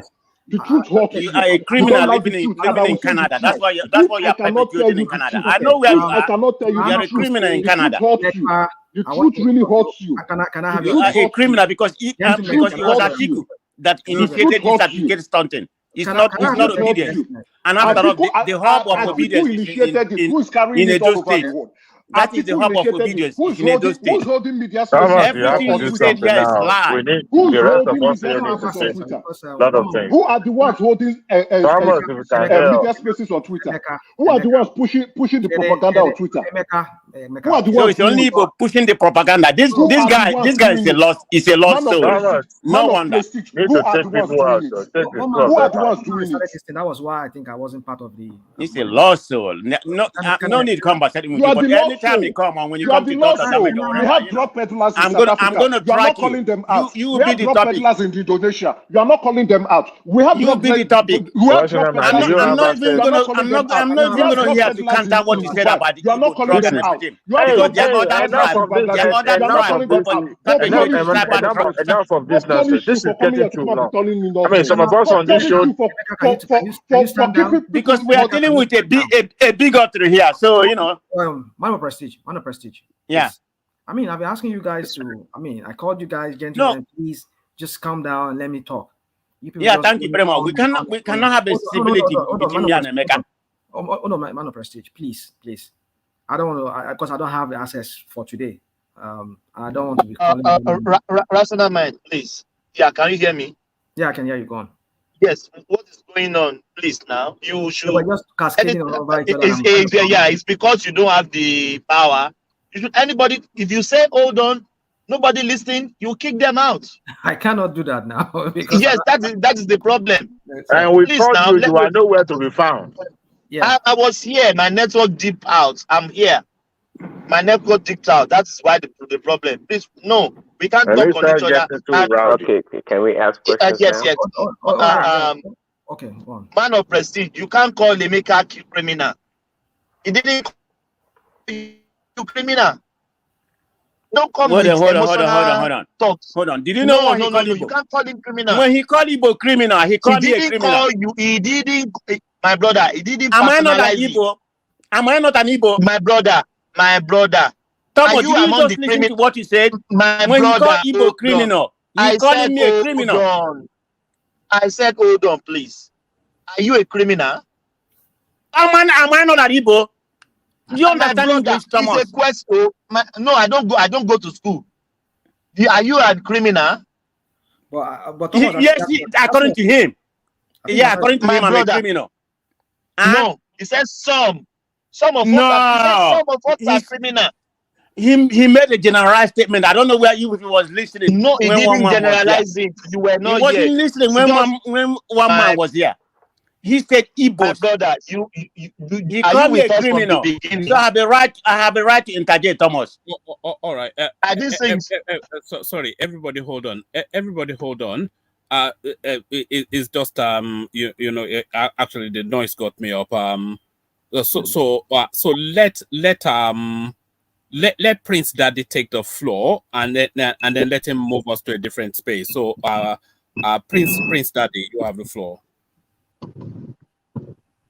Yeah, thanks, Foreman. Actually, I was going to just ask questions to Man of Prestige. So, I mean, I heard his submission. So, are you saying that most or all of the things that Mecca is saying are untrue, or is it that you just have a personal vendetta against Mecca? You don't like him, which is fine, because quite frankly, I've heard from other people also, if you can call them Igbos or whatever, that also have an opinion against other tribes, Yorubas or whatever, which is okay. To me, I see them expressing their opinion. We all don't have to agree.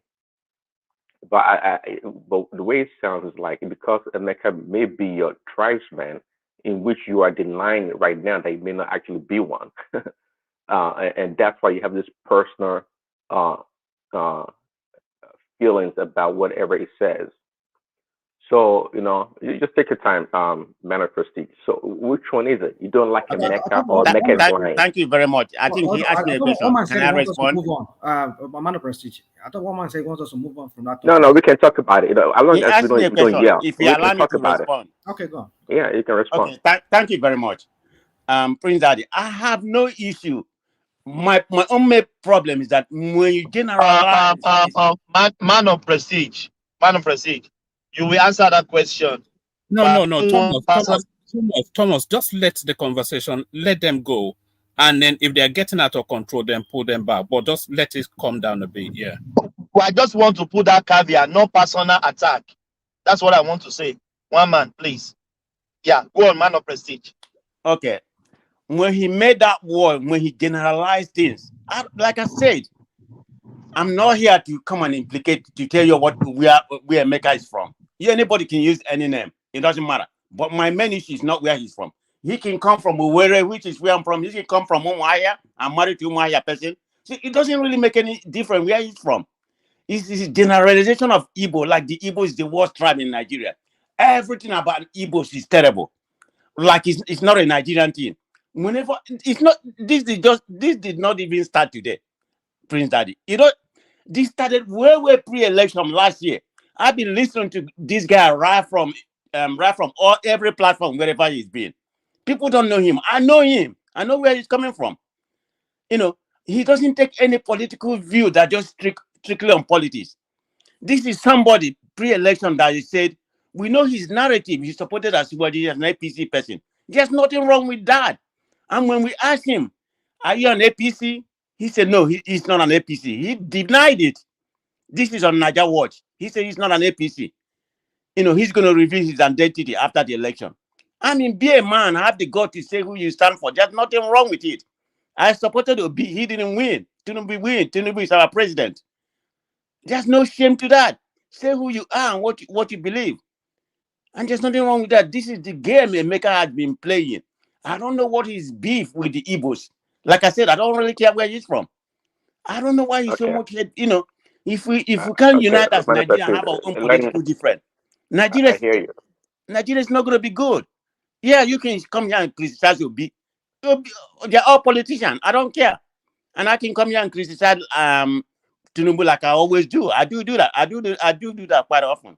But what I'm not going to come here and criticize and do any personal attack. It's when you personally attack me, I will give you the same energy you are giving me. So this is why I say I'm coming here. Let me say something real quick, man of prestige, before Emeka comes in. I was going to ask Emeka, why are you an anti-Igbo, or why are you a self-hating Igbo person?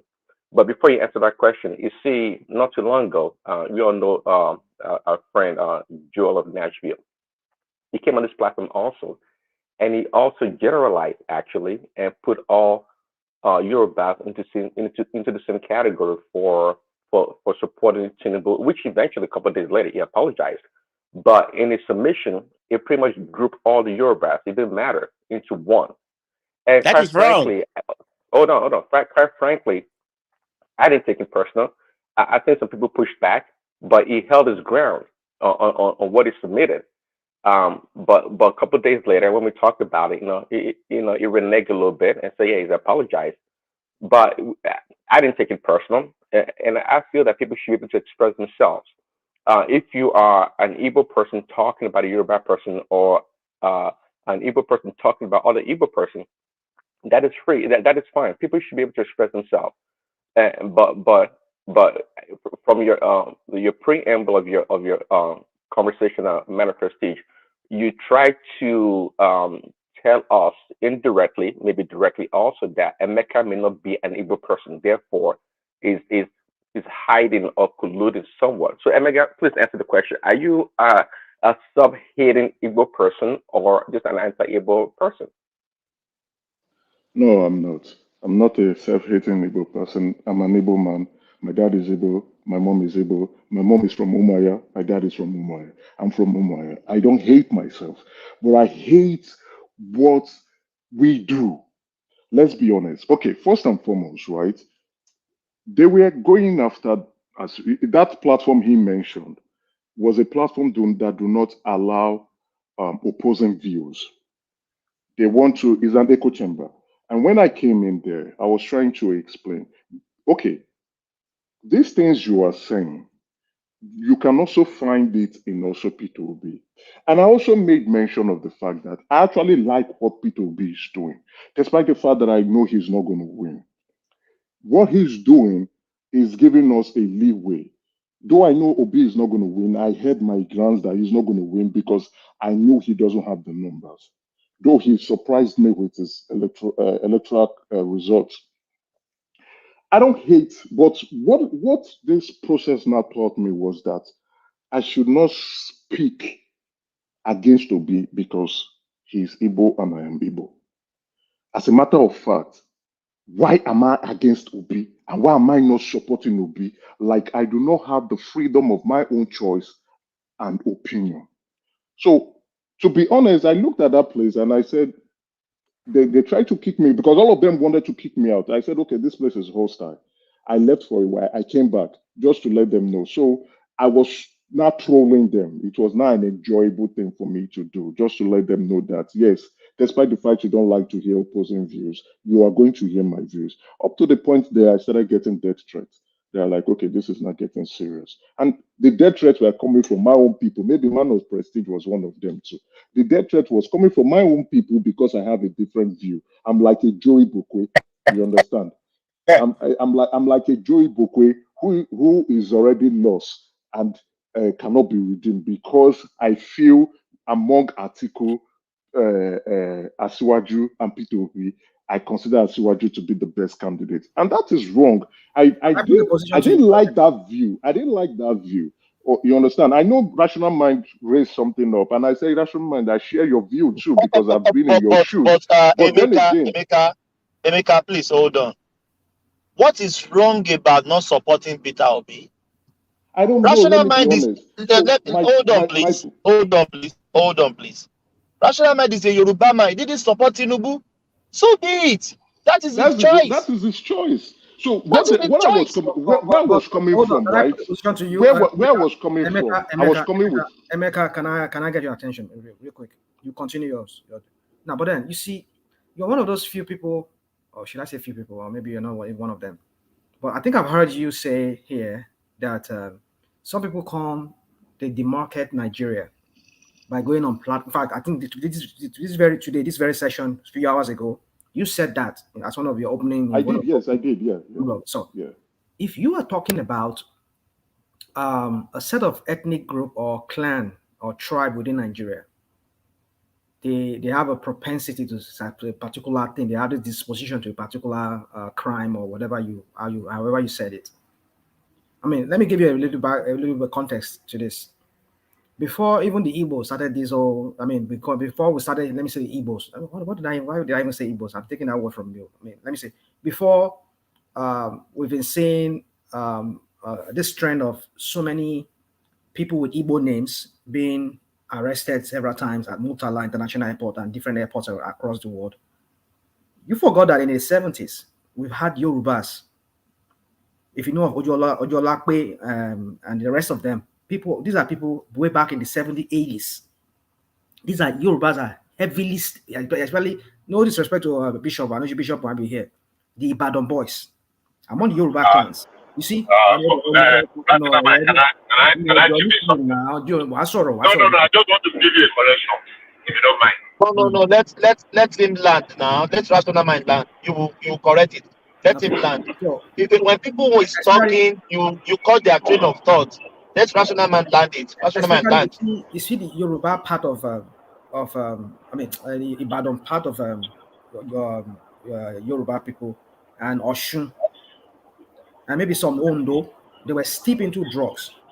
Most of the drugs that were being ferried out of Nigeria or across the world in the late 70s or let's say 70s, 80s, up to like mid-90s, they were Yorubas. And we never hear Nigerians call them, oh, they're giving Nigerian bad names. They've been catching them all across the world. Many drugs like Kashimu, Buriji Kashimu, and you have this guy always, this guy that sing Wasiu Ayinde. When you say Ilieru Labijan, you talk about what's his name? A lot of them, you mentioned their name. All these guys are drug dealers. They are big time in Lomé, in Cotonou there, in Ghana, in Accra. A lot of them are there. They're doing business. They're doing drug business up to the Ivory Coast, Abidjan. All of them are Yorubas.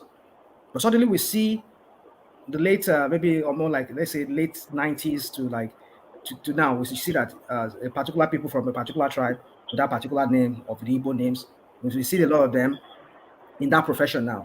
So, but my question is this: back then, we didn't say Yoruba people were giving Nigeria a bad name.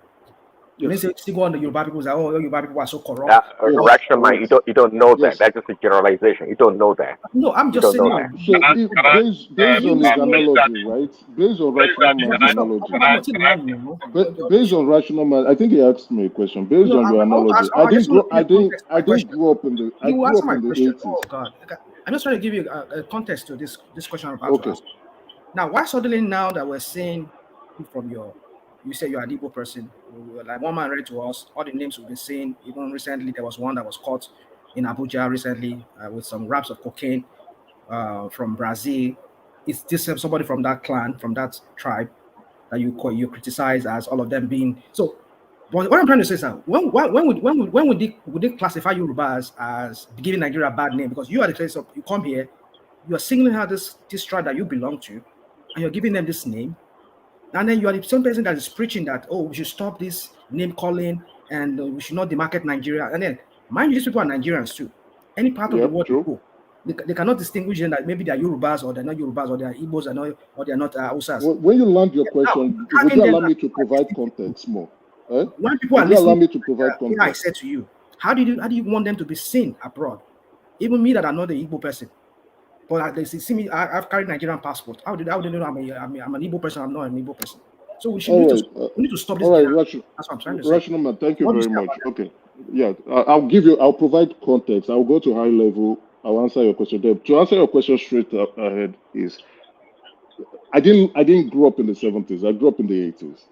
Based on your analogy, yes, if it's happening, yes, they are giving Nigeria a bad name. If a group of Nigerians perpetrate crime outside the country, they are giving Nigeria a bad name because we are supposed to be ambassadors of our country. We are supposed to be good representatives of our country outside our country. But when we go out and we start perpetrating crime outside our country, we are giving our country a bad name.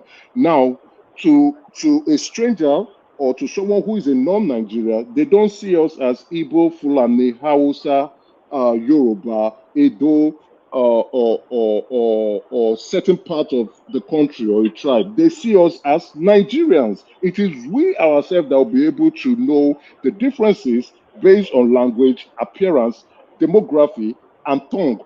So they don't see us that way. They see us as purely Nigerians. And now let me provide context. I said initially I was on a space, and that space was just hammering the government.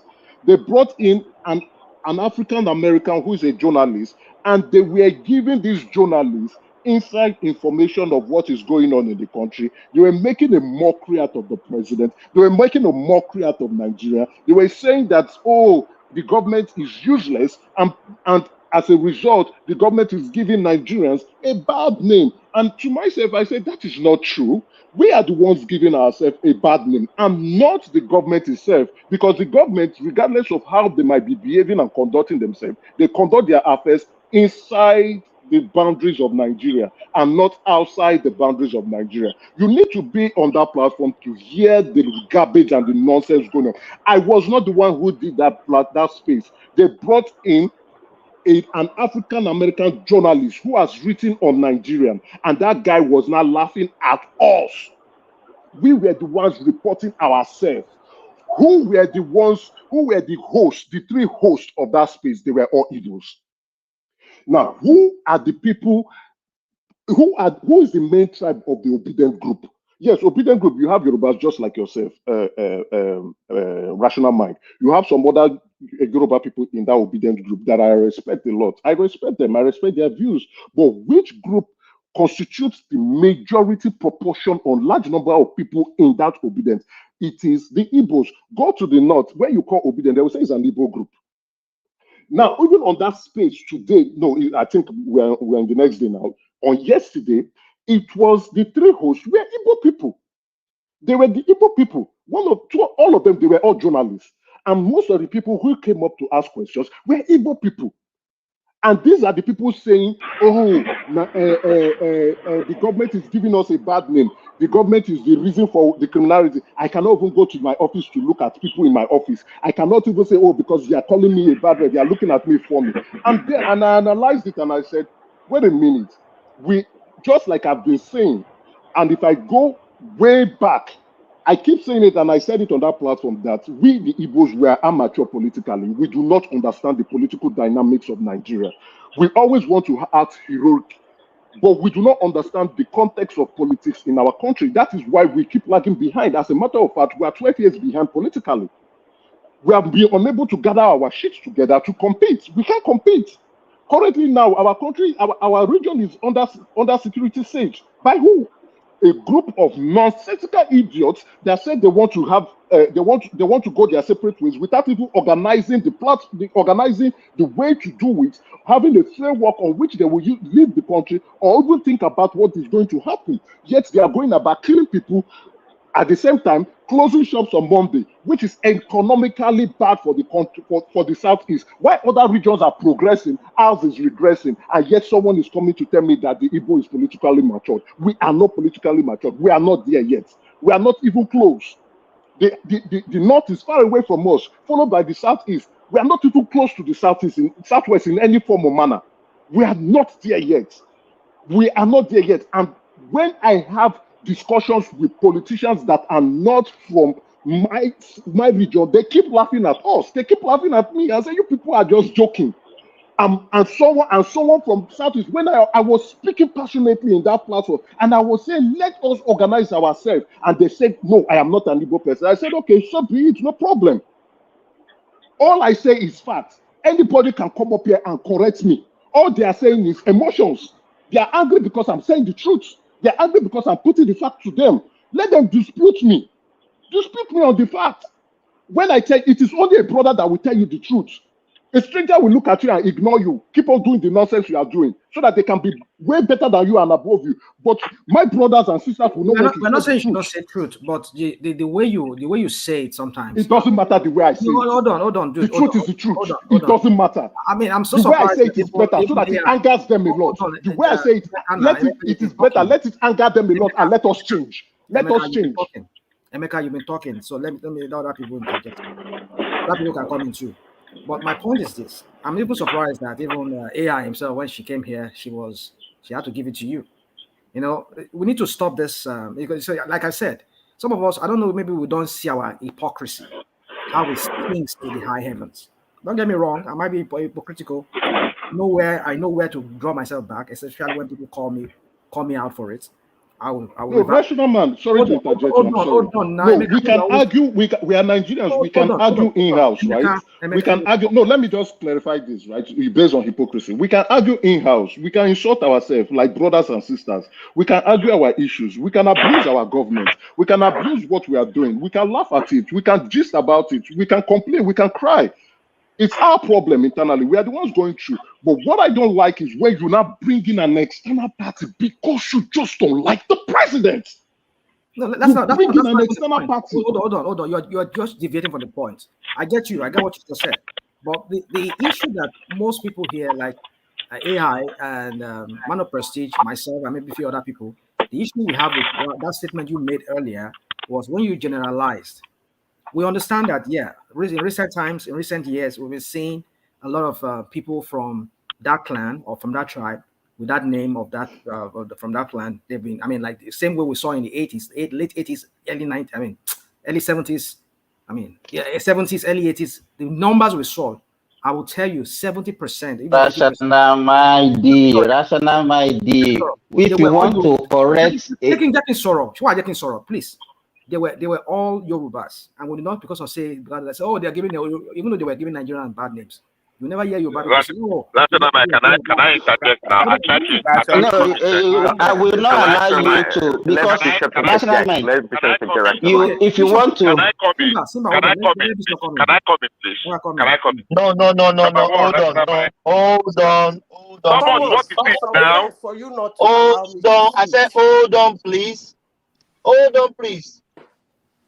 Please. Yeah, Simba wants to come in. Rational man didn't allow him. You can't override Simba. Simba will talk first. Me long before now. When I mention my name. What is Okay, I give it to Bishop. Let Bishop talk. No. I have the floor. I'm the one. No, Thomas. Thomas. So initially, Bishop wanted to interject. Bishop wanted to interject before me. Yes. Bishop earlier. So let Bishop go. Then Bishop, you can go ahead, please. And then Doctor can go after him. Bishop, let him go on. But I need to take Yeah, but then Bishop, go on, please. Okay, I wanted to correct you earlier on when you said that you mentioned Lawal Ojulope, and drug was not a major thing in the 70s, like you mentioned. Oh, after the wait, hold on now. Let's get the facts straight. Yeah, we had marijuana issue after the Civil War, but it was not a major thing, and it was not a Yoruba thing. Number one. Number two, you were very selective when you mentioned Lawal Ojulope. We all know that 3 young men that were first convicts of that drug by special military tribunal. That did not even happen in the 70s. It was during the Agbon time. It was Agbon time, exactly. I know. I can remember the date they were executed. I know somewhere early 85. It was in 85. And they were number 1, Lawal Ojulope. Number 2, Bernard Ogidegbe. He's from Bende State then. And number 3, Bartholomew Owo. Bartholomew, yes. He's from Enugu State. So you saying it's a I'm not holding brief for the Yoruba. I'm just saying that information you put out is not correct. I have several persons that were give me a second, please. I will land it in a minute. Okay, let me make it I think let me go on, sir. These guys you mentioned. You can go ahead. These guys you mentioned, they've been in this street for so long, right? They were caught. No, they were not in it for so long. Hold on. No, you said something. I want to answer you. Oh, I know. Maybe I didn't put it right. Even Ojolape was even doing this for the first time when he was caught. No. What I want to say is, Adale Koko, all of them were between ages of 24 and maybe 28 or thereabouts. All of them. We're not talking about the. You see, needless to say, I don't want to say certain things here. If I say it again, people will be saying, only you, you've done this. Okay, go ahead. The rational mind, go ahead. Let us hear you. Before rational mind, go ahead. So you see, this is why we say this platform is different. Thomas, when you come, hold on, please. Yeah, I'll bring you in, my sister. This is why we say this platform is quite different from others. When you say something, people fast check you immediately. No, that's not a fact. So Rational Man has been giving us a read. No, Rational Man. No, let me say this. No, you can't escape this. You can't escape this. So Rational Man has been giving us. Rational Man been giving us all the time. Yes, no, we can't do that now. Anything with hold on, please. If you are not letting me talk, that means you don't want to hear the truth. So let me finish it.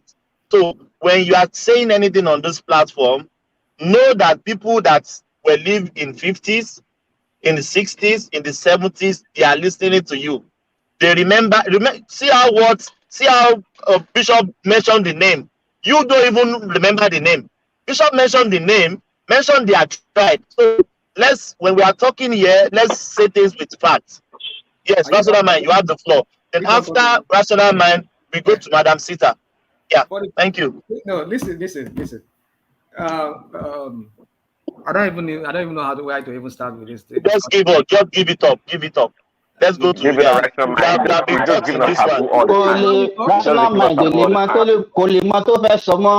Thomas ti parọ́ onírọ́ ni right from time anybody mọ̀ onírọ́ ni.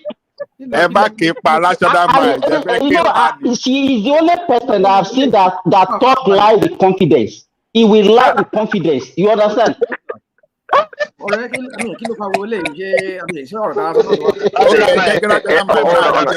Even though I didn't know the story Rational was talking about, that's why I wanted Bishop to come in. I knew there was something about what he was saying. He was giving us taboo all the time. Rational Mind. If you want me to go and dig, I will go and dig daily sketch. It's a lie. That's not true. You don't need to dig everything.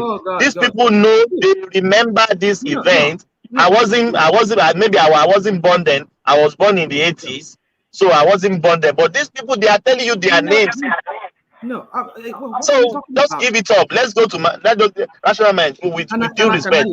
You just said now in 2 minutes, in 2 minutes. So we can go to Madam Mayor wants to put something to us. So yeah, go on. When I said in the 70s, there were people caught, and I mentioned Ojuolakwe, whatever his name was. I mentioned his name. These were the people. I mentioned 70s, 80s, 90s. That's what I said. I know this guy was killed around is it 83 or 84, something like around that time. But it was during Babangida time. Babangida's wife was also fingered, all of them. And this other lady was also one other lady. It's not Babangida. It's during the Buhari regime, not Babangida. What did I say now? You see, dude. When I tell you something, you listen. Try and listen very well, but boy. You said just say Babangida now. I said 83, 84, 85. That's what I said, right? Whoever was the president. So they were killed. They were killed in 3 years consecutively. Picking on anything I said. If you Rakshama, you need to regroup. Let Madam AI come in. I said you need to regroup. 84, 85. Whoever was the president there, you figure it out. Maybe it was Babangida. We witness. We know this. You can. There's nothing you can say that is a lie. So don't continue lying. No, this is getting ridiculous. Simba, you do this a lot. Rational mind. Go ahead. Land.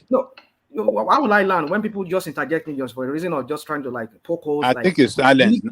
So what I'm saying.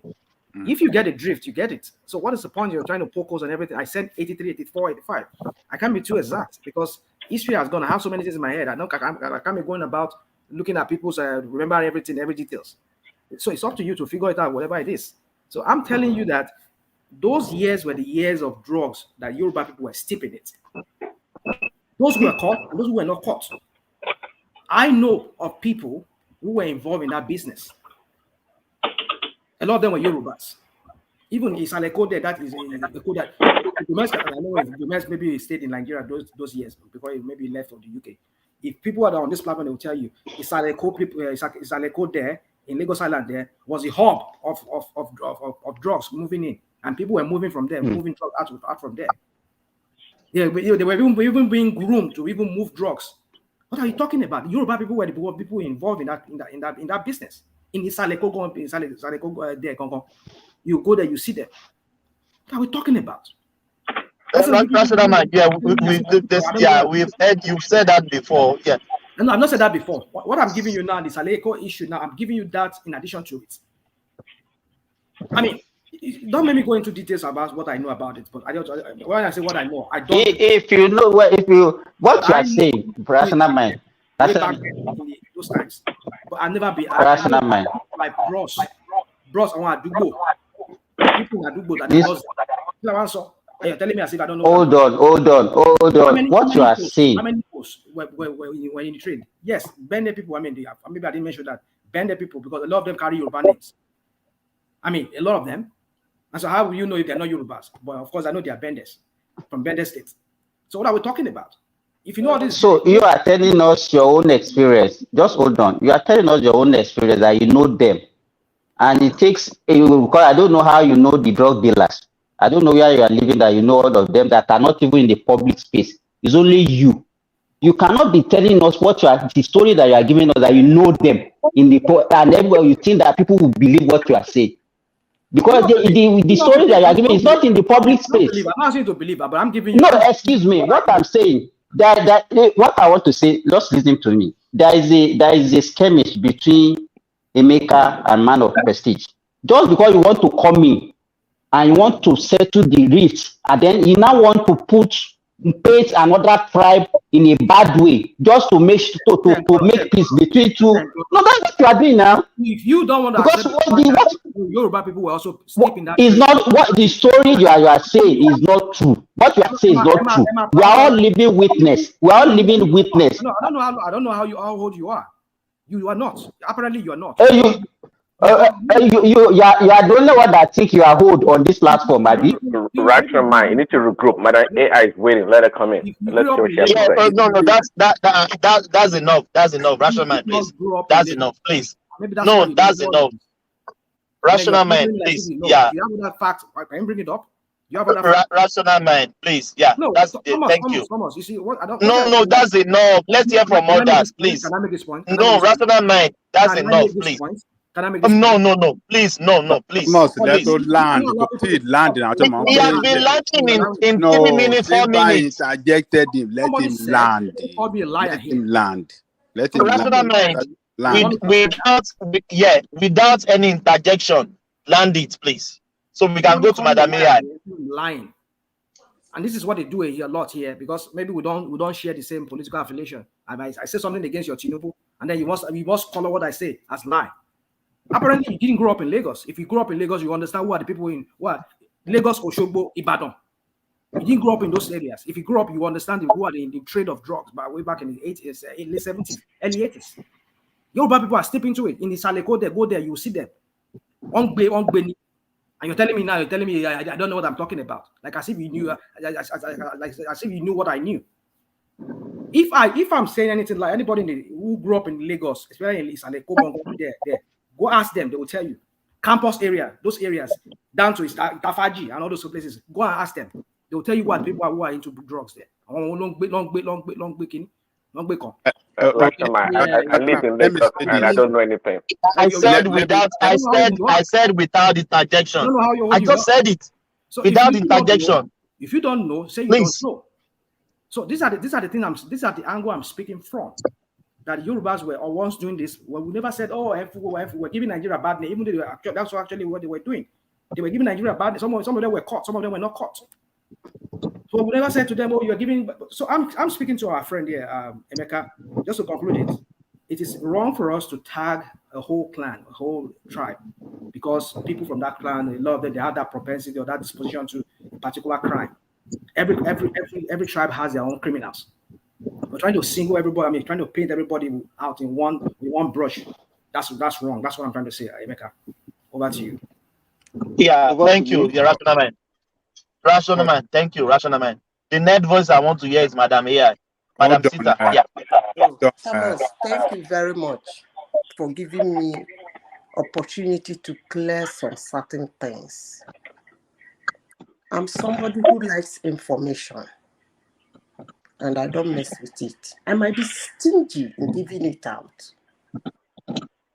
I defend whatever that comes out of my mouth.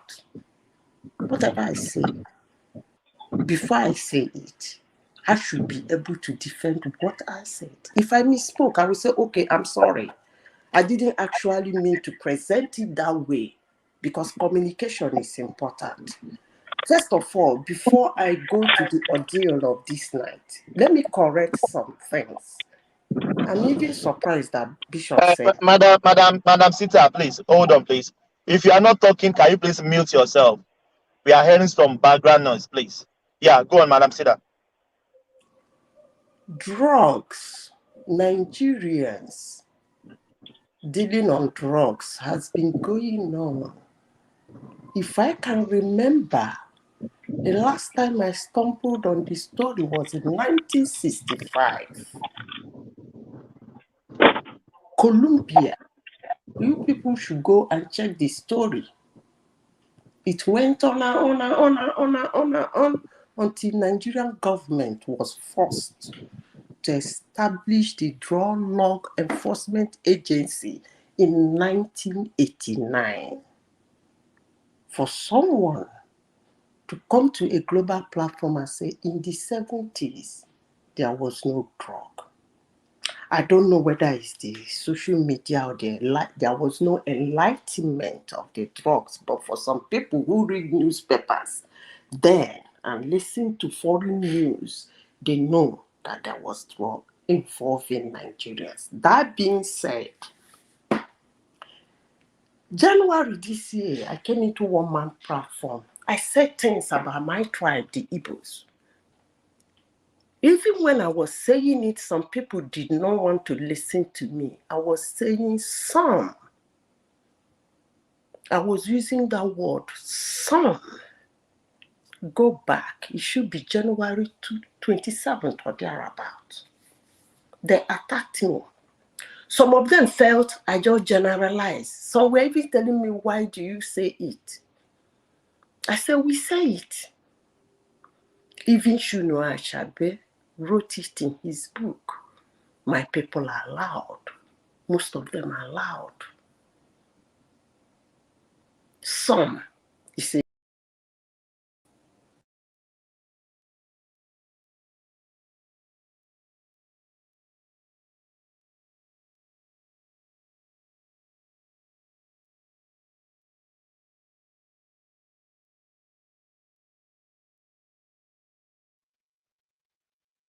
Hello? Satan, Madam AI, you drop. we Just lost Madam drop, Sita. okay? Okay, Yes, I drop. think yeah. I even thought my network is the problem. Can you guys hear me? No, Yes, Yeah, we can hear you. yeah. But let me just quickly say something before Madam Zita comes back. I don't know whether she had me right or she just misquoted me. I never said there was no drug in the 70s. I said drug was not like a big, it was not a menace in the 70s. Yes, immediately after the Civil War, the first thing we contended with was armed robbery. And the records are there. The drug came in much more later. And in the early, the drug and firearm tribunal planus offenses was in 1984. The execution of Bartholomew and the rest was in 1985. Even that 85, drug was just creeping in gradually to Nigeria as a transit point. So the fact that I said drug was not a major thing, a major problem in Nigeria in the 70s is the fact. Let's just turn everything to emotion. It has gotten worse over the years, terribly and seriously so too. But that does not mean that it has always been like that. It has not always been like that. Yeah, we have the cultivation of India, especially in two places. Bishop, in can I ask a question? If you don't have to answer it, you don't answer it. Did you grow up in Lagos? You don't have to answer it if you don't answer, no problem, but I understand. Yes, partly Lagos and Ibadan, yes.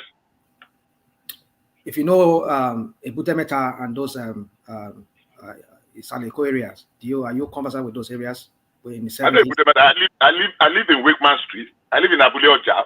And so you are not aware of drugs, of cocaine and all of that. I mean, what is it? Did you hear what I just said? I said it was not like a major thing. It was not a major menace as it has become now. I'm not saying that I know pockets of 1-2 people that were peddling or they were dealing or they were using drugs. Marijuana was our major problem at that time. Cocaine was just coming in. Even it was documented. I was reading somebody's literature not too long ago, a few years ago. The incursion of hard drugs. They started using us as a transit point at the first instance. Before there's some people, and it was a high class, high status thing for some of the high and mighty in the society. That's what they float. So I never said that there were no drugs in Nigeria in 70. I said it was not a major thing. I think we should distinguish these two. Yeah, it was not a menace to society. We'll get that. It was not a menace exactly as it has now become. I never said there were no drugs. I never said so. You've been watching too much of American film. Daddy. Can I say something? I think Bishop is right. It wasn't in the 70s. It was not a menace. Right? No, even you can. Nobody knows about it. What was common then was Igbo. It was during the civilian rule of Shagari that this matter of drug becomes an issue. And that was why, and Rational Mind is right too, that were very, very popular among the Yoruba, the trafficking and everything then. Yes. And it's like all those kind of everywhere you mentioned. Yeah, Rational Mind is right. And that was why it was becoming an open market that everybody knew like President by that Simba was attacking him. Yes. Back then, we know some people that are the kings. It was becoming an open market stuff. And when Idiagbon and Buhari came in, they saw it that, look, this thing, they can't allow it to spread the way it was going then. And they waged war against it. They promulgated decree. And they used those three guys that Bishop mentioned their name, Bartholomew, Ogedengbe, and the other Igbo guy. They used them as a sample. The whole world pleaded, international community pleaded for them not to be killed. They killed them. And they showed them, and they took them to their local government. I mean, is it Babish? I think it was Babish. If somebody can remember, I think it was Babish they took them to. Yes. It was Babish. Yes, it was Babish. They tied them to the how do you call it? They tied them up behind them. To the drum. They tied them to the drum, and they were fired openly for everybody to see. Do you know what happened when that happened? That cocaine business went down. Everybody ran away. Everybody that were doing it, the kingpin, everybody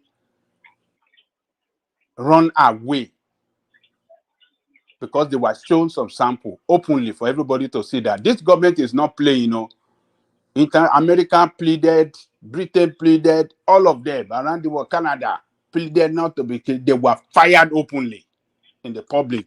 They announced the date they'll be fired, and everybody went to Babish to watch them. So, but what Rational Mind did by bringing this has nothing, it has no relationship with what is happening now. Back then, the world, countries around the world were very, very far from each other. But now, we are living in a global village. We didn't have social media back then. So it wasn't a kind of Yoruba thing or anything. I mean, they will carry this thing to London. Some of them will be, and they will, hold on, let me land. Nigerians were not divided the way we are divided now. We are not tribalistic the way we are now. We are not ethnic egoist the way we are now. So you should be able to look at the present reality of today against the reality of back then. Back then, we don't see ourselves. We are not too divided the way we are today. So it's the sharp division among us that have brought all these things that you can easily identify. Oh, this is from this ethnic group. That one is from that ethnic group. It wasn't like that before. So the point you are trying to make by they were not, when Yoruba people were doing it then, nobody was calling them Yoruba, is this. Nigeria, we were not divided. I mean, we were not much divided back then as we are today. You can even have many positions occupied by Hausa or this thing. Who cares? Nobody cares back then, but today you see us divided the country into 6 geopolitical zones so that we can share the position of government according to political zones. Local government, even in the state, as we are divided within the state now, it wasn't like that back then. So we have to look at the way the country was composed back then against what we are now, before we present a case, the way you presented it, to show that, they were not referring to Yoruba back then, but now why are we ethnicizing Igbo people as those ones that are carrying this in? No, we should put that into consideration. So that is my point on that, the rational mind. So you are right. Yeah. You are right that yes, we're Yoruba people prominently that in that drug trafficking business that were the kingsmen back then. You are right, and it was All right. popular, So, particularly in Lagos Island. sorry, Oga Ajani Koko. Sorry, guys. Let me just land my point. I'm going to bed. It's 12:04 now, so that I can just get some sleep. You understand, guys? It's not like I know some people, especially not you guys, actually, some individuals. I'll call names out. It's not like I'm trying to insult him anyway. Man of prestige. He has said it that he hates me, so that's fine. That's his cup of tea. I'm not his cup of tea. I don't hate him. I don't know him, so I can't hate what I don't know. Neither can I even hate what I know because hate is a strong word. And some others who are going about with their business trying to want to hate me or say some crap about me. I don't hate Igbo people. I can't hate myself. I can't hate my people, but I'm a strong critic about my own people because if I don't critique them on the bad things they are doing, I don't know who would do that. I think many of us are trying to avoid um, these sensitive topics. And these are the sensitive topics that we should be discussing because these topics are the topics that actually give us a bad rap.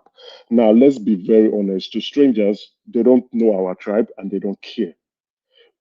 But in-house, we know what's going on and who are these people doing this, right?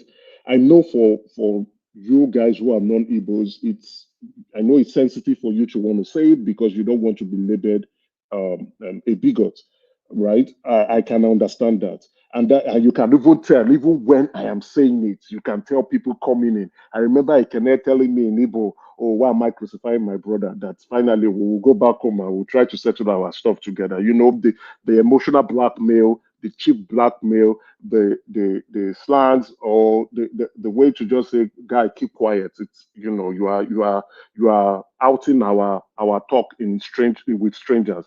But we are Nigerians. For me, I can't go to an European platform and begin to say crap about Nigerians. I won't do that. Neither would I go to or invite a European or a Black American or a foreigner into our platform and begin to castigate ourselves or the government. I will never do that.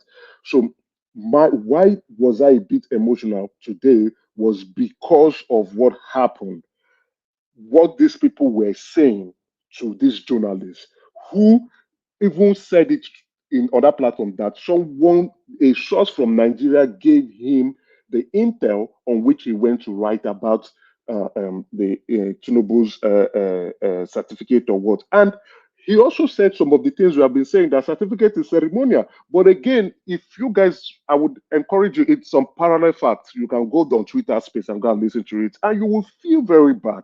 You could see the way the guys were conning the questions. You could see that they were trying to extract certain things and put it as facts. When the guy was saying that, oh no, ceremonial, yes, 1979, the president is not in 1960. So I was really pissed about what was going on. And I looked at the hosts, they were all Igbos. And they were talking about, the president is giving us a bad name, the government is giving us a bad name, corruption everywhere. The government is doing this to a stranger who is not part of us, to a stranger. And there were 3,000 people there, to a stranger. And I'm like, okay, let's call the facts the facts. Let's go and Google which ethnic group perpetrates the most crime abroad. We know the facts. We know it in our hearts, even if we don't want to say it. Which ethnic group, even in Nigeria, perpetrates the most crime? We know the facts. We know it in our hearts. We don't want to say it.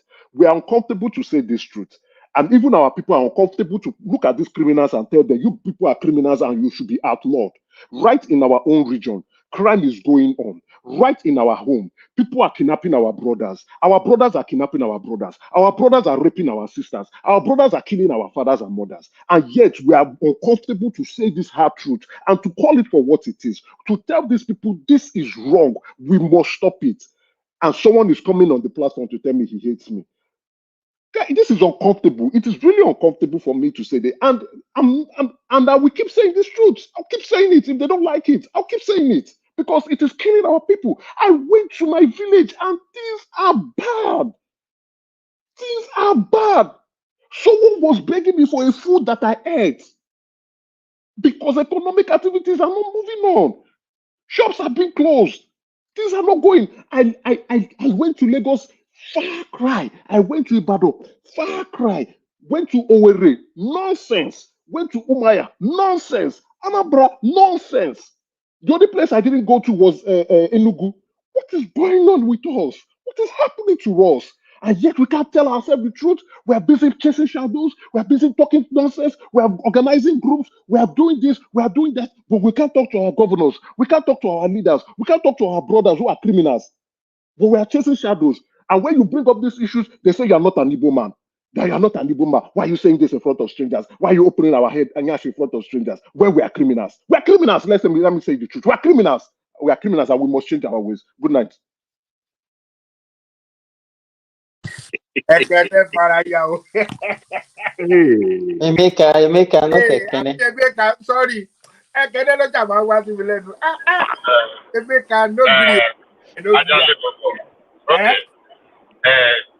I think Emeka is speaking, and I said it earlier on, from a place of very deep pain, and I understand it, as I've felt that kind of pain before, especially when you seem to be helpless. But let's be very, very realistic. There is an old saying that says when two brothers go into a room and they say they have spoken truth to themselves and they come out laughing, they say you don't need any soothsayer to tell you that they have deceived themselves.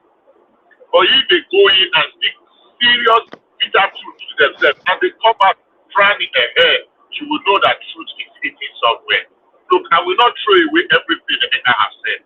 In as much I will say it is a minority that is engaging in these, the various activities, criminal activities. Unfortunately, those minorities are very loud. Their voice is drowning the voice of the majority. So people kind of take them as the majority because they are very, extremely, very loud. I'm not going to emphasize a particular crime, but Nigerians have not been representing Nigerian as a nation, as the Nigerian country. We have not representing it well. And it's just a minority that is causing all this pain. Now, how do we all come together and shape this minority? It's our responsibility. It's left to us. If you want to do it or if you don't want to do it. But the truth of the matter is that more than 70% of what Typical is presentation are very factual. They are based on facts. It's spread everywhere. It's difficult for us to talk about it because you don't want to be seen to be labeled. So he really hit the nail on the head. Now, let me say something to what Adale Koko presented earlier on. The problem we had with the execution of those three young men. Am I still on? Is anybody hearing me? Yes. It's that decree, I can't remember the decree number, what it is now, was actually applied in retrospect. Sorry, I'm raising my voice because I'm on the highway and my tire is making noise. It's because they applied that law in retrospect. They have actually arrested those guys before the law was promulgated. Yes, you are right. So that was what brought about the outcry by the global that look. Bishop. Yes. It was in retrospect, but the guy was actually the first one of them was actually arrested in 1982. So not far from when they were executed. It was 1984 that Buhari regime introduced that death penalty, and it wasn't as if it was far. The first person arrested for arrested for cocaine or heroin in Nigeria was actually in 1982. Before then, let me tell you, even the ones that we are talking about before then was only cannabis. And even the cannabis is not native. It's not native in Nigeria. It was after the Second World War that our military personnel that went to war, they were the one that brought it. And the Nigerian now became a fertile land. That was when people are growing it. And the only thing that Nigerians were into that time was only cannabis. So it was in 1982 that the first person was actually caught with heroin. And Nigeria is not, they don't produce it in Nigeria. It's only a traffic point. Just got transit. So in fact, then notably only three countries in West Africa were noted for it: Nigeria, Ghana, and Guinea-Bissau. Those are only three countries that they use as transit points then. But what I'm saying that I don't, because I know that Babajayeko want to make peace between me and Rational. What Rational Mind is saying, you cannot be telling me your findings as an individual, as a fact, on an international platform, your observation as an individual, and you now make it to be like a fact, and you be telling me that is a fact. That's what I don't. You cannot be telling us in the. Simba. Yes. I beg you. I just give me 1 minute. Now I am driving. Unfortunately, I would have done the brief that. Immediately after the execution of those three guys, there were 19 others that were standing trial for drug offenses. I want to give Rational Mind an assignment. Let's go and find out their names and their tribes and bring it up for us tomorrow. I will not mention. I will not say more than that. There were 19 others that were standing trial. They were awaiting trial, not as trial. But the execution of those guys and the Glory Okon saga. Those guys were executed, I think, around 3 or 2. But someone that did more execution as Babangida was stopped.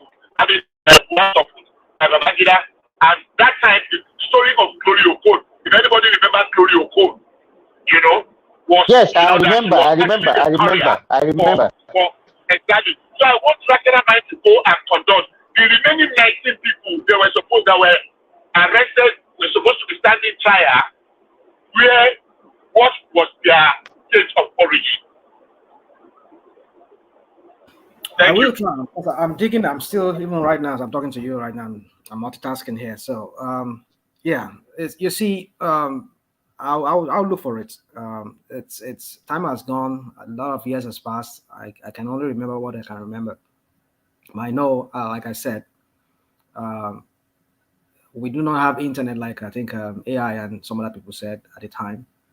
Well, all we had was Before you continue, Rational Mind. So back then, back then. You've been talking. Let me talk. No, I have the floor. You're saying me don't let you talk. I have the floor. You've been talking. I've not been talking. I just started talking. Okay, go ahead, Rational Mind. Go on. Ask your question. Go on. No, go ahead. No, you go. I'm a gentleman. I'm a gentleman. Go ahead. Are you sure you're a gentleman?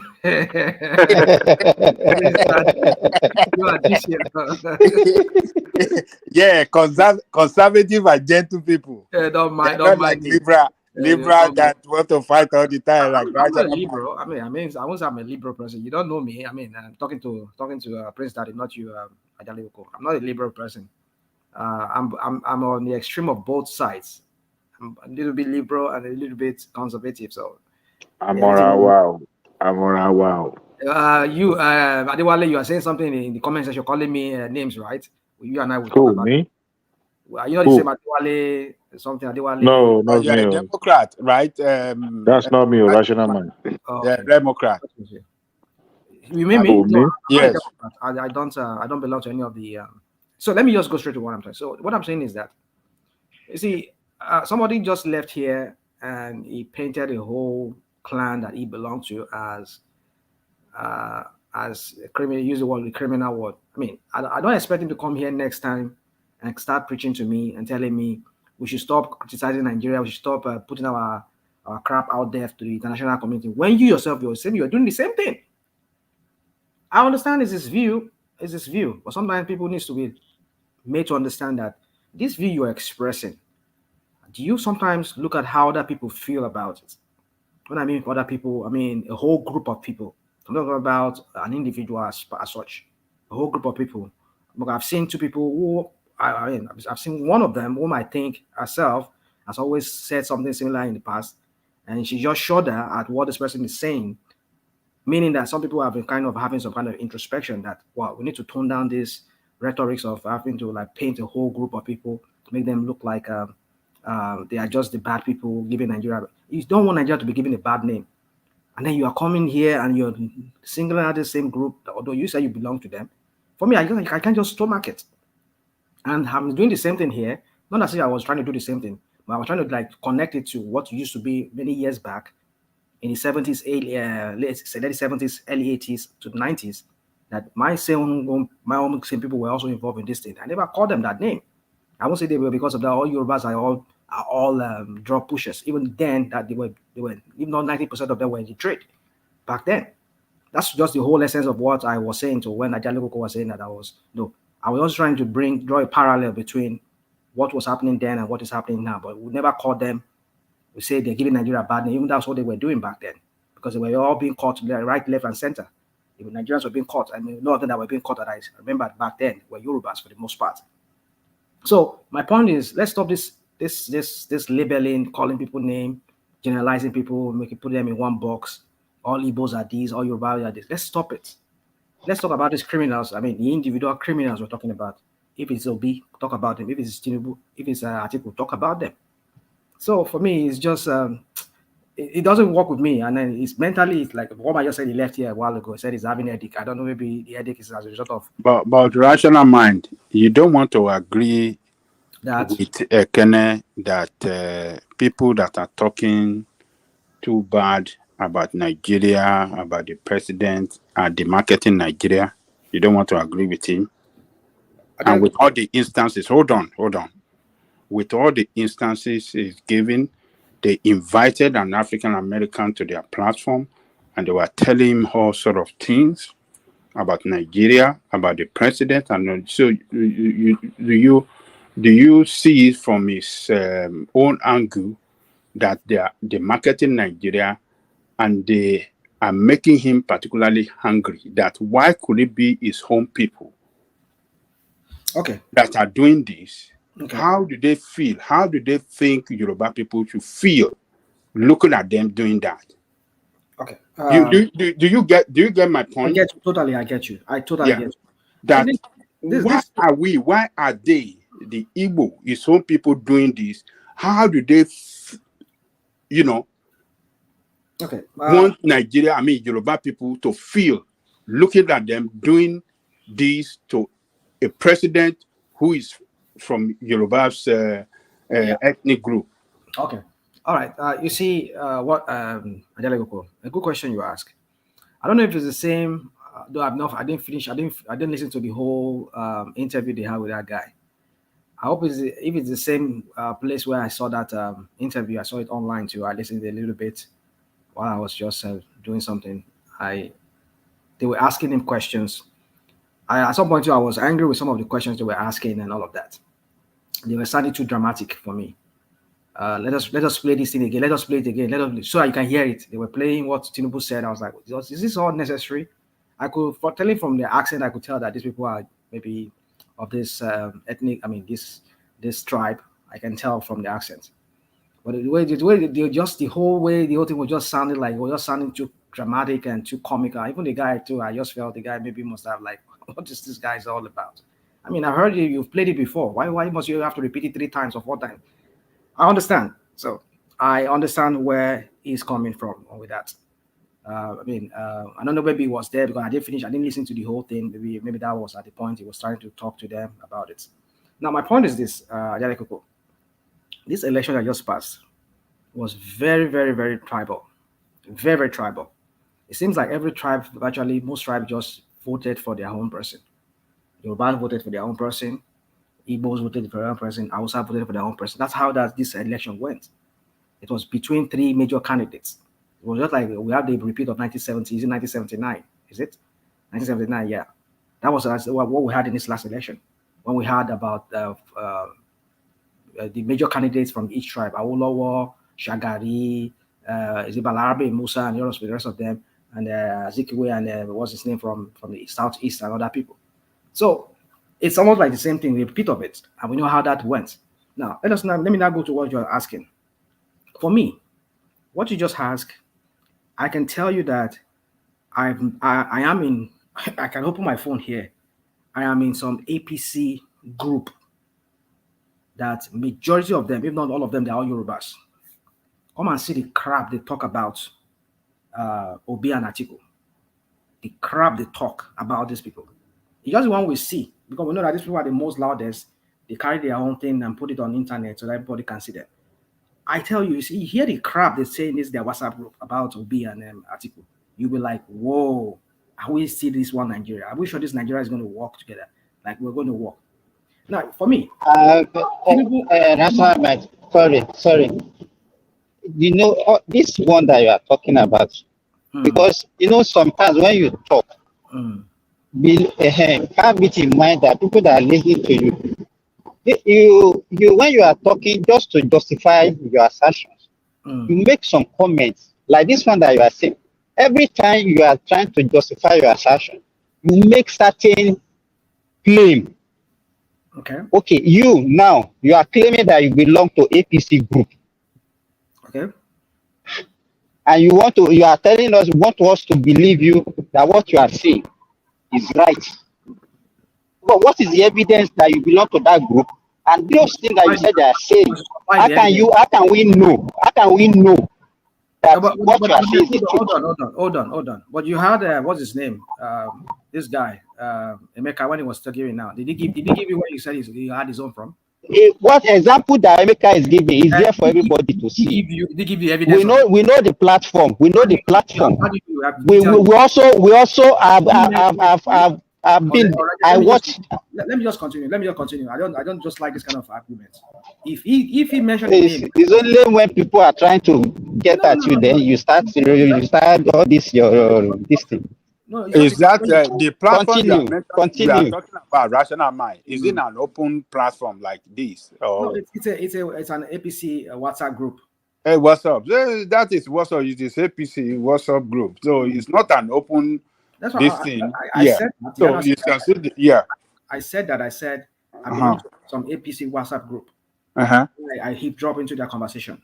That's what I said. I didn't say it was a public one. Okay.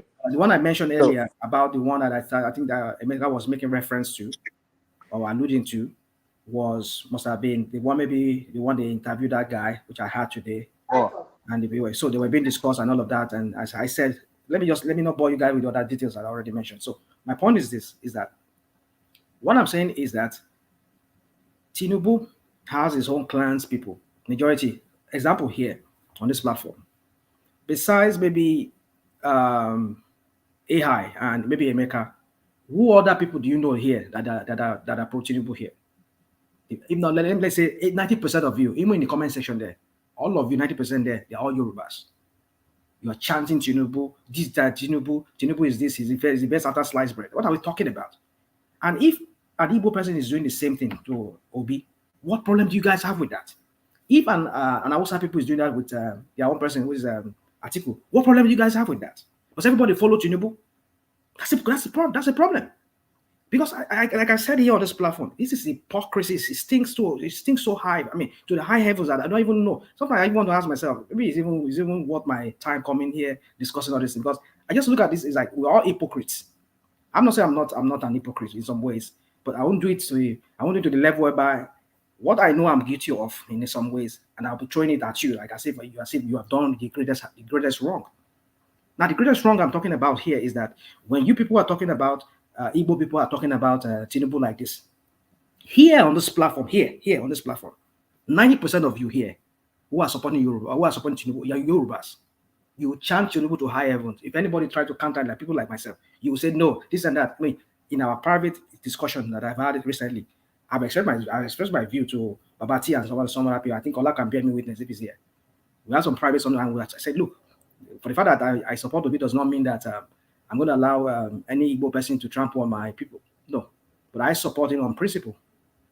So that's it. So, and I made that clear to them. The same way that this guy was saying to us here, what's his name? Emeka, I said, maybe Kene was telling him, why would you allow these people to be doing like this? I mean, Babati and some other people told me in private here. They said, why? Even I don't want to mention other people's name. Some people are respected on this platform. They've called me personally and asked me questions on that. And I tell them, look, it's not been for anything, not because I hate Tinubu. I don't like his politics. So what other people discuss with you in secret? You want to bring it to open now? No, I'm not bringing anything. What is that? Is it me when I talk about Babati? Yeah. Or maybe I take that. I'm so sorry. Maybe if I mention that, I don't. It's just because when people, you just hold on. It's just when people ask me questions like, give us evidence, give us evidence. You know, like that's why I refrain from wanting to expose certain things. But when you keep on saying, bring evidence, that's why I said, okay, Babati. When I say Babati, there's nothing bad about it. He only asked me a question. Why do you so much hate Tinubu? I said, I don't hate him. Why you like following this party? I mean, Obi people. Like, I mean, don't you know this? I mean, rational. But they did all this thing in privacy. It's not as if they came. You understand? That's the difference. This rolling question you're asking me. I just said to you now, you're going on another tangent.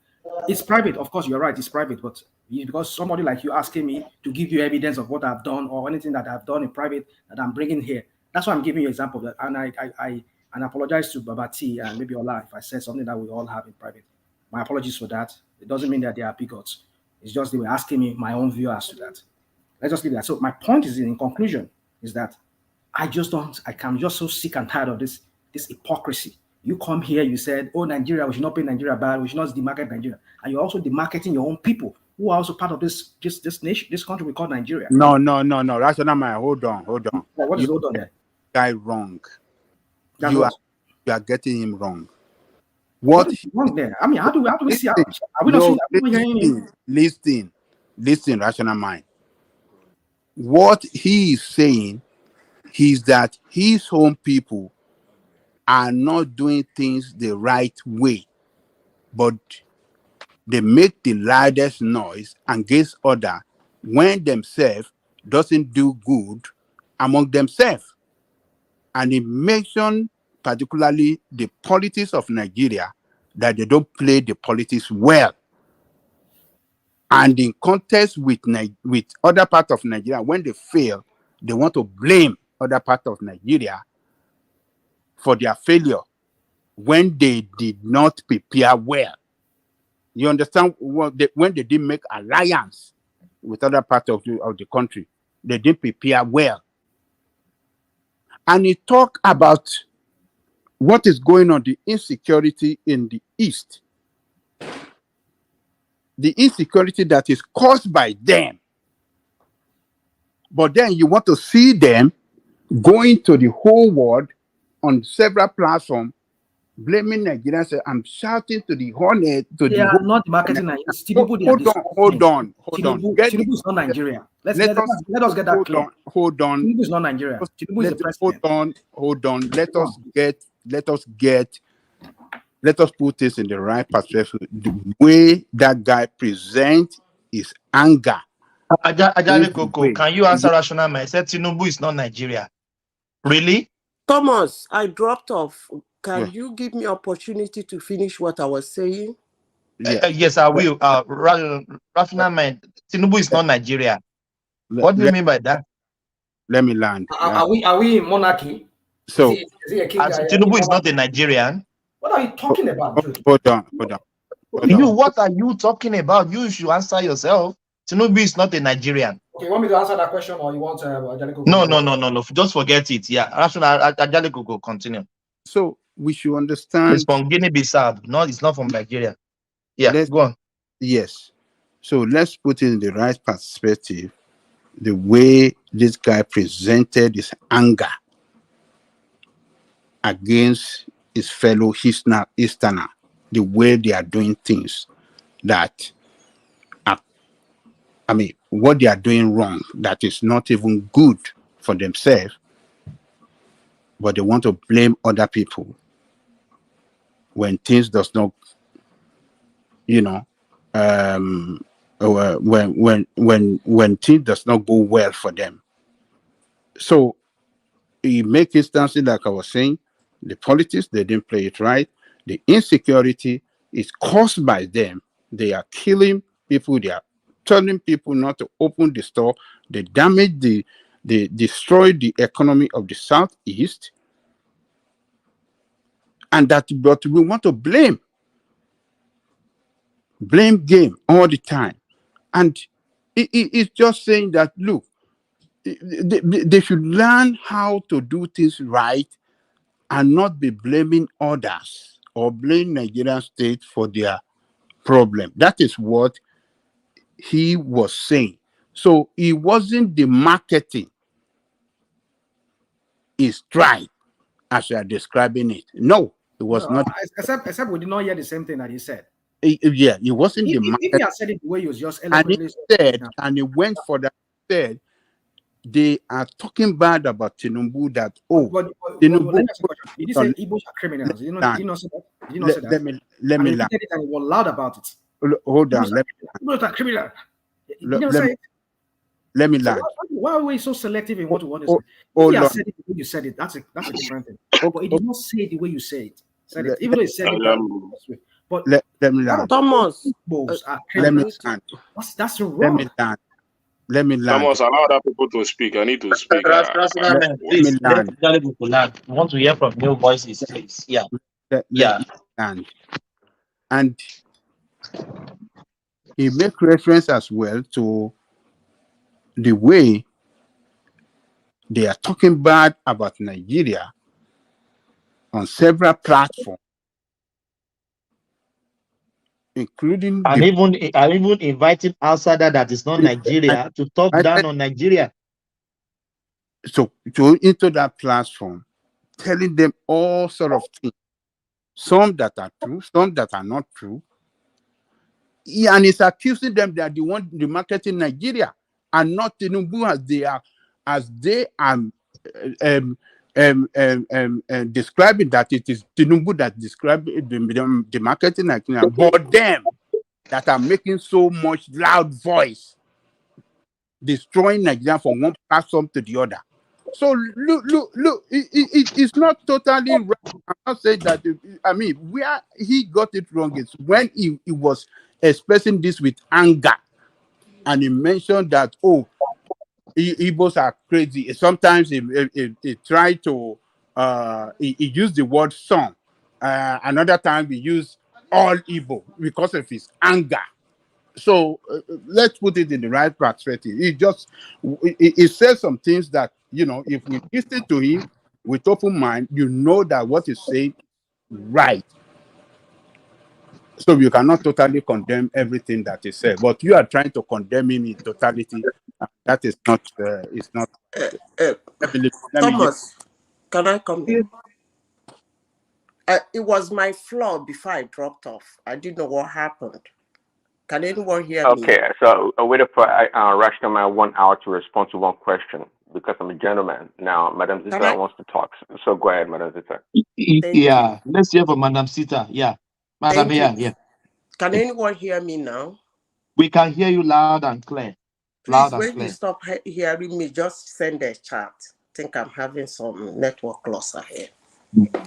Okay. I think the Ndurgudu is after your network. Okay.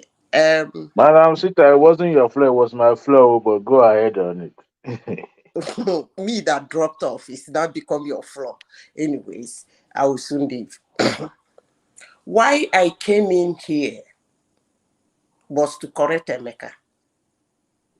Everybody on this platform listening to me, go back, rewind to 1 hour, 48 minutes, 48 seconds. And you listen to Emeka from that time to 1 hour, 57 minutes. He was affirmative and categorical. He didn't miss words. Well, towards the end, when I came in, he was trying to clear. Hello, can you still hear me? He was trying to clear. We can hear you. We can hear you. He never said he misspoke. As I said before, in January when I came here, I said some certain things about him, which is obvious. But I used the word some. I will not, because Hush Pupu is a Yahoo boy. And I knew that when he was the Yahoo boy, there are a lot of Yoruba boys with him. And he had a lot of Yoruba visitors in his house in Dubai. Then I say Yoruba people are Yahoo people. That's wrong.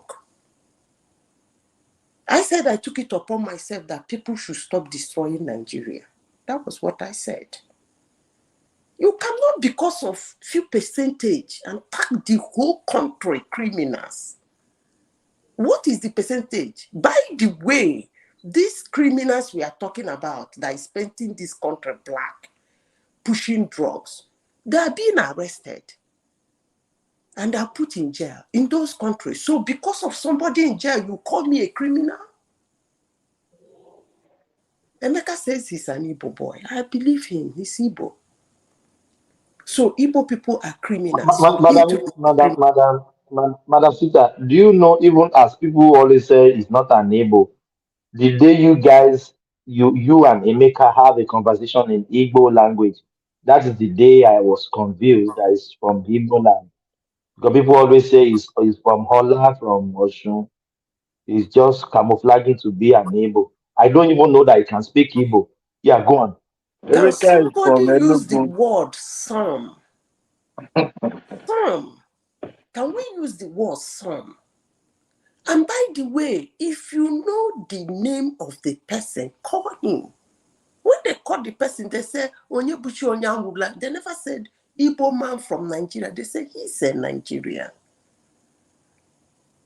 And if I start to be corrected that somebody answered an Igbo name, does that make that person an Igbo person?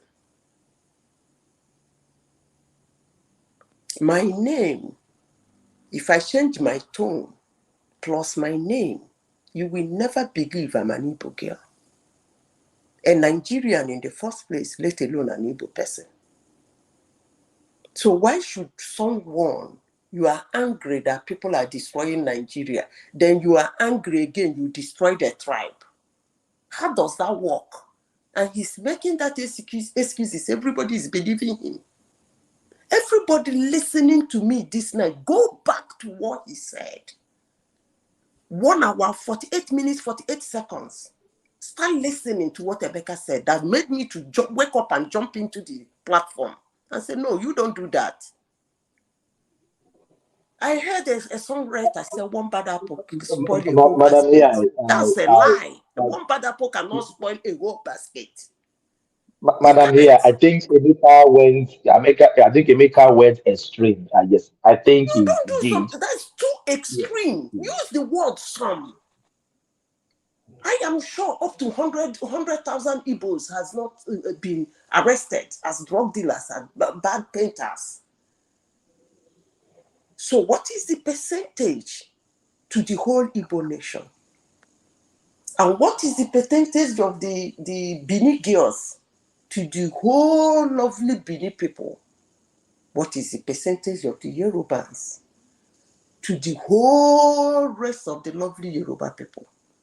That you should put a whole tribe, bundle them and put them in a basket this morning and call them criminals. You look and say Nigerians are criminals. Nigerians are criminals. In fact, Igbos are criminals. What? My own Nigeria, my own Igbo are criminals. Am I a criminal? No, I'm asking you people. Has Emeka caught me You are with not a criminal. You are not one. You are not one of them. If he's a criminal, that's fine. I am not. If he's an Igbo man and he's a criminal and he knows he's Igbo and he's criminal, I don't have problem with it. But he should not join me with it. I shouldn't be part of what I don't know. And these are the things we say from one corner to the other, from one platform to the other. And when you come out, I keep telling people it does not affect Nigeria. It affects us as individuals. Some of you should go and get the software for scanning passports. And then don't use your own passport. Use your child or your grandchild who probably has not visited Nigeria before.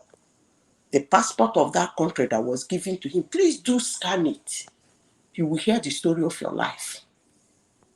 Or you think those people are not protecting their country? Is that what you people think? That you want to tear down your country cut the tribes into two. Name these ones Ashawo, name these ones Yahoo boys, name the other ones. Okay. Because for over 2 years now, they be catching Yoruba boys that do money rituals with score. Should I now call Yoruba people money ritualists? Is that right? I am really shocked with one-man platform because I come to this platform because you people don't generalize. When you listen to other platforms, you see people rounding a whole tribe or a whole nation down and trashing it. No, But today, I'm that's why shocked to you my have your bone voice marrow. set. They are That's why. trying to make excuses for Emeka that Emeka did not say it this way. Rewind. At your convenience, go back and listen to what Emeka said. He didn't say it once, he didn't say it twice, he didn't say it 3 times. And for you people's information, Thomas, let me vent finish now. You know I'm a foolish woman. Let me finish. Yes, rant, my sister. Rant. Emeka, see what you cause. Not only that I am made in Nigeria, I am a Madam product of Peter, Nigeria. unfortunately, Emeka is not even here to reply you. That is unfortunate. I don't need That's his why reply. I want us to move on. I don't need this, but I'm saying this so that next time But you have the right to put reply. You have the right to submissions reply. that way. It's wrong. Use the word some. Some Igbos are pushing drugs and giving us bad name. That's okay. Some Yorubas are doing skull Ushua. That's okay. Because these people have lovely people. Nigerians have lovely, intelligent, smart, that countries are putting them in high places to manage for them. You round them up. The ones that was announced 2 weeks ago, who are they? I know one sounded Igbo, so it should be Igbo. So that one too is a criminal. Muna Teka means you. I don't know what Thomas, is can I say pushing something? Nigerians to destroy their tribes, their institutions, and their country. But whatever is pushing you people to do that is pushing you guys to destruction. And I tell you something, Nigerians will be the one destroyed, not Nigeria. Thank you. Thomas, can I Thank say you. something? You've spoken well, Madam Sita. You've spoken well. You spoken well. Yes. Can I say Emeka, something? you will hold on, please. Hold on, please. Emeka is not here. Talking about Emeka will not be fair on him. So I want us Yeah, to move forward from Emeka. yeah, You can make but your we need to, comment. I really came here because of what he said. Because if we didn't clear it among But ourselves, next time we come, you have to. You Can gave you please you gave follow? him time to speak Hold all on, those things that please. he said. Allow him to speak. Hold on, please. Thomas, Hold on, allow please. him to speak. Let him vent. If he needs to No, I vent, won't his want own. anybody to mention Emeka. Emeka is not here anymore. Nobody, Can we follow Thomas, my instruction? you are protecting No, him no, from no, what no, he's no, no, doing. no. I am not protecting him. When he was here, nobody was here to No, respond no, to no, him. no, no, no, no. Ekene, I have the power to remove you. So if I'm saying let's move forward, let's move forward. Emeka is not here to reply you. No, I won't take that. Please, just follow my instruction. Let's move forward. Okay, Abajale Koko, Thomas, one can I man, say by the way, everybody, something? do you think? Thomas, by the way, I was on this platform when Emeka was making those comments. But listen, not every no what. No. Rationale is not fair. No, When we are talking Rationale, about please somebody, I think we have to agree with Thomas. let me speak my No, mind. no, Adewale, just a minute. I think we have to agree with Thomas. The point is, yeah, it's not saying we should not Thomas, discuss, can but you bring Ekene back? when you mention yeah, something, yeah. the person should be available to defend himself. He If has he's not defended available to himself. It's wait, a no, no, recurring issue. it's a recurring issue. It's no longer here now. So if you want to Yes. discuss anything, don't He let said us. it's in the background listening. He said it's in the background. Yeah, I saw his chat now. Emeka is back. Hold on, please. Who can I substitute for Emeka? You cannot substitute for Emeka. Substitute yourself. No, no, You can't Be substitute the yourself. sacrificial lamb. a bishop is not No, no, online. no. You I can have to be substitute. here. Otherwise, That should be some decorum. you can substitute me Yeah. for if bishop is. Yeah, I'll put you in the background. Yeah, I'll bring you back, Ola. Thank you for gentleman. Yeah. Yeah. Yeah. Emeka is here. Yes. Ekene, you can before you make your comment, please. No personal attack. Speak to the issue. Thank you. Nobody is. I'm not attacking Emeka, but I'm not. I was not. I was just listening. I just came. I just woke up and I pick up my phone. Where have you been, man? Not be long. No, I've been sleeping. I don't have the time to come in today. But I just woke up. I just pick up my phone. We need to find go you. to- You didn't join the meeting on time. Yeah, just to listen to my lovely platform, one man platform, and I heard somebody speaking against the whole Southeast. So and I check it's Emeka. So I never wanted to log in. I just say, okay, let me just come in and respond to him. Some things he said. And people like us in this platform that come here knows that a lot of people here are not Igbos. Most of people here are Yorubas, but we still find it comfortable, so convenience friendly to come here to enjoy ourselves with our Yoruba brothers that own this platform. It's not a bad thing to do. It's a way of building Nigeria, a good Nigerian that we all desire. But when you know we are here a minority, when we come here, Igbos are minority here. But I don't see it that way. I see Tamos, I see Simba, I see everybody here. We talk as brothers and sisters, even if we disagree at all. Even if we disagree at all. But just like what Madam Zita said, Madam Zita just said most of the things that I wanted to say. Yeah? You know they see me. You mentioned 3-4 yeah, minutes. I see you. Just I will sue you. You meet me in court. No, sorry about that. Sorry about that. Just what Madam Zita said is just almost everything that I wanted to say. Emeka coming on a national platform to call all Igbos liars and thieves. As if it was in a village meeting that he said this, I bet him.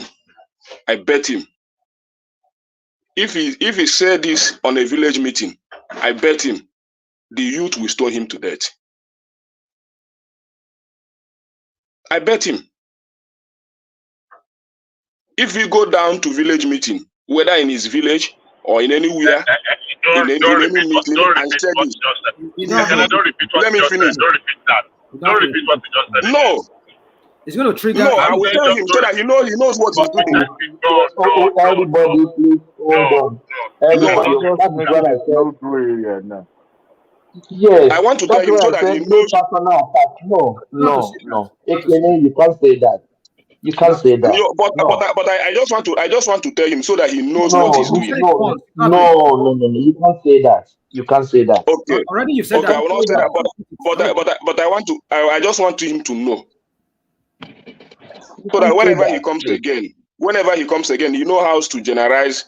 I'm here. No, it's not against whenever I come again. I'm here. I'm already here. You understand? So that you know how to talk to his brothers. Because what he just said now is that I am a criminal, I am a thief, and I am a drug pusher. That's what he said. I heard his last comment before he left. So the last comment he made, what he said is that I am a criminal, I am a thief, I'm a liar, and I'm a drug pusher, a drug pusher, which I've never involved myself for once. I'm just a businessman, hustling in Alaba. Yeah, you make your point. Yeah, right. You understand? Yeah. So, but let him continue to do what he's doing. You. Yeah, good morning. I think it's morning. I think it's morning in my place. I slept off. I woke up gradually, and I heard Baba Janiko was speaking, and I want to say thank you to him. he expressed my views without the emotions, right? And I don't even know how to even express the appreciation to him because one, he has no right to even take my side. You understand? But what he now did was he understood where I was coming from, and it's like he now embodied himself and communicated it out without the emotions in me because I was very very vexed, and I was vexed at certain sections on this platform. Not really, I was vexed before I joined the platform. I was vexed at a certain point of the platform. I was vexed when Man of Prestige came, and at this point, I just, let me calm down. I think Ekene is being reactive, and Madam too is being reactive. You see, my people don't learn. And like what Oga Ajani Koko has said, my people don't learn. We have not learned from the Biafra War. We have not even learned from our politics. We are not even learning from what is currently going on in our place. My people don't learn. And when you speak, this is what you get. What have I said? Yes, what Madam was saying is that I should have used some just to make some people feel relaxed. Same thing Ekene is also echoing. Use some, I'm a businessman. Ekene, I didn't call you a criminal. Of course, I know you're a businessman and I know you stay in Lagos. Of course, I know not all Igbo people are criminals. Why should I say that? If all Igbo people are criminals, that country will burn. We can't even stay there. And just like what Bishop has said, it's just a few percentage of Nigerians that are perpetrating the crime, which is true. But again, what I expressed out of anger. But I did not express things that are not true. Let's take, for example, what is going on in our region. IPOB. Is IPOB not a criminal organization? How many of our leaders have come out to condemn IPOB openly? How many of our leaders have said, IPOB, what you are doing is wrong and bad for us? IPOB, you are killing us. IPOB, you are destroying our region. IPOB, you are not giving us a good fit or a good face. If you cannot condemn IPOB, what are you doing? Are you not supporting them? Please, someone correct me. Please, I want somebody to correct me. Emeka, have you had me? I cannot correct me. I cannot correct Emeka, me. I'm not saying that what you are saying is not right, but have you had me on this platform evangelize IPOB? Have you seen me do that? It is not about you, Ekene. It is bigger than us. That is the reason why you. Let me finish. That is the reason why you are not. Why you are not supposed to say my discussion. What you said here. Ekene, you are because if I come here, can I speak? Let me put this point to you before you continue. It's like a brother and brother talk. Let me put this point to you before you continue. You spoken, he didn't interject you. So let him reply, then we move forward. We can't stay here. We can't stay on this topic. What Ekene is trying to do, he's trying to label this group. Yes, it is mostly from the southwest, but we are all Nigerians. Whatever a particular region is doing affects the collectives of Nigeria. True or false, guys? Yes, you are right. You saw me venting. You saw me venting when I lost my holiday. I will not do is go to a European platform or invite a non-Nigerian into a platform and begin to discuss and diminify Nigeria. I will not do it.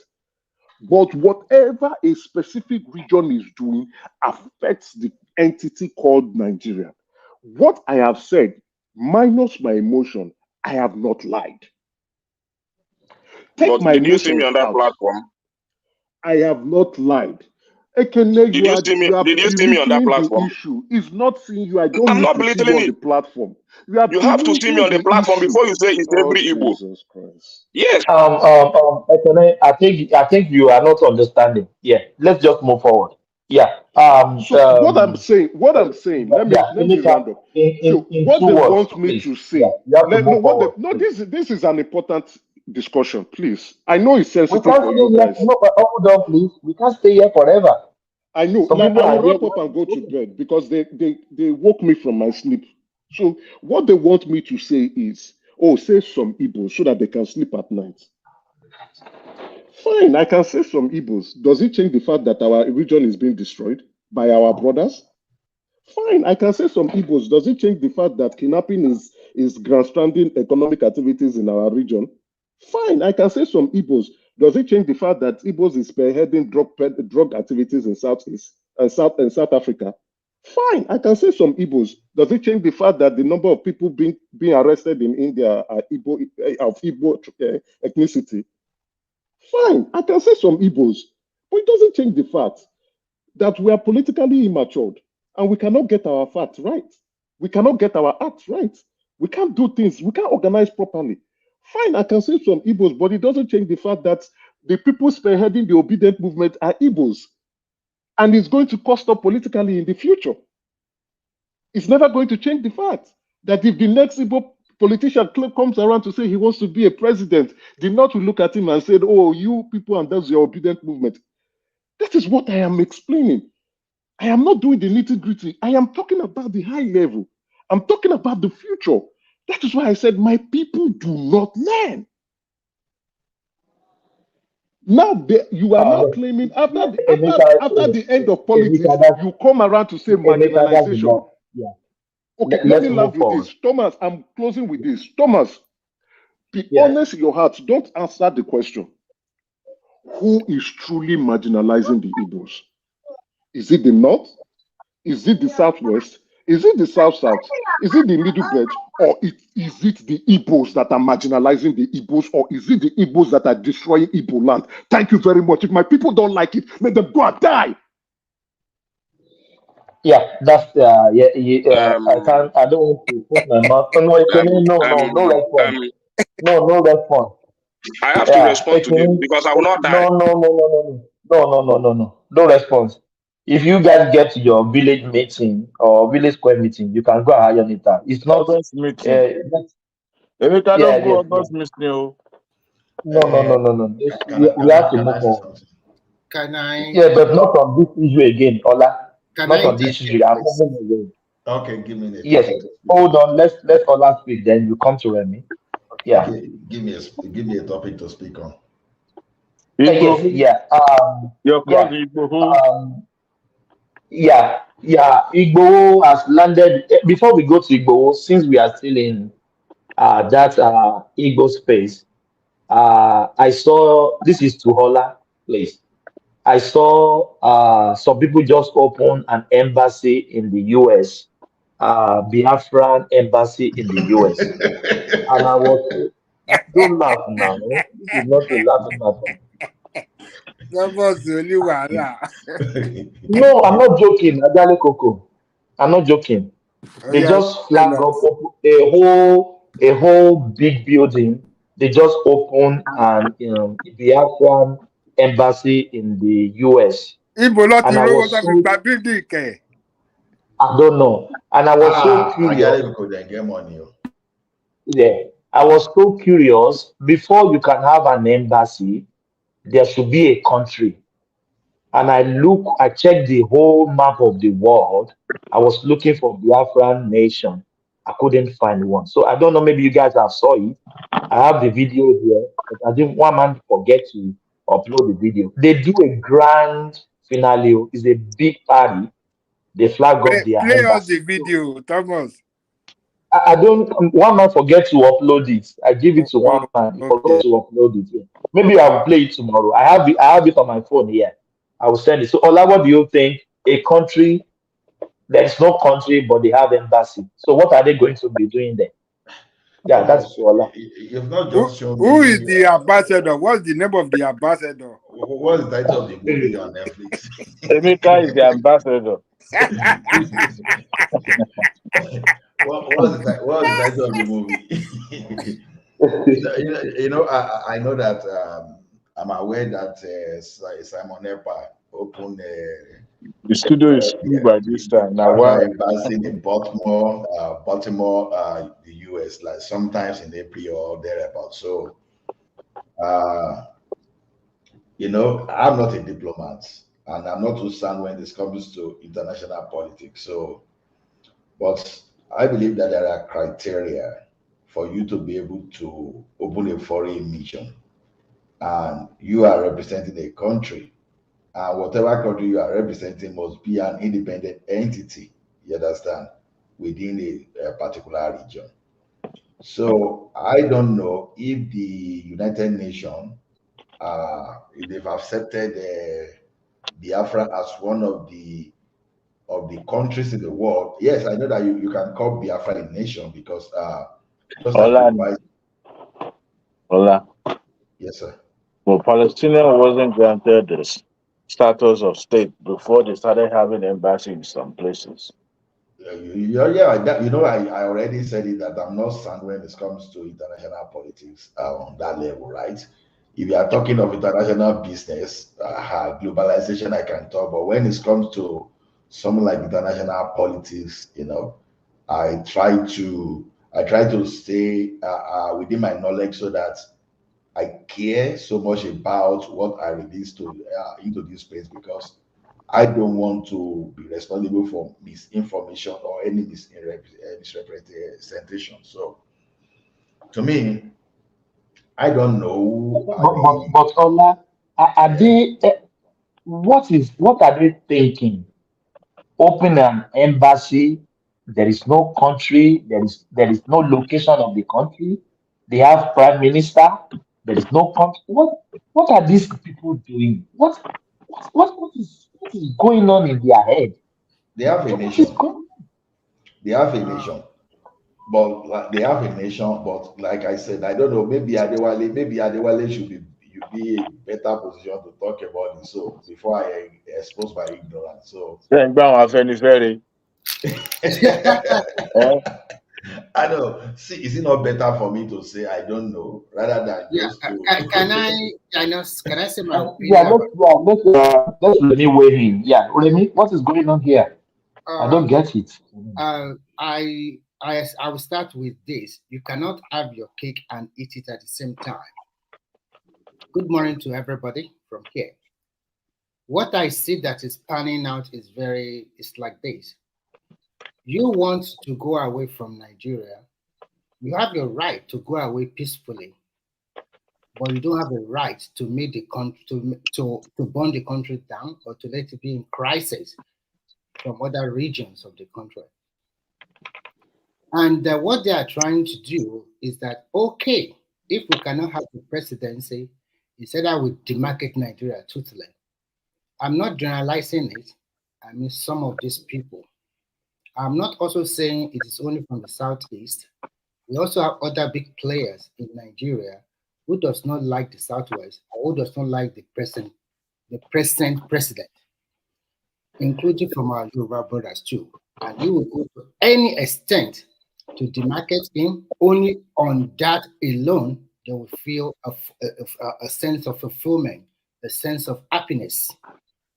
They want to see this country go down, and when they see go down, that is the only thing they can get from it is just a sense of happiness to themselves from their selfish angle.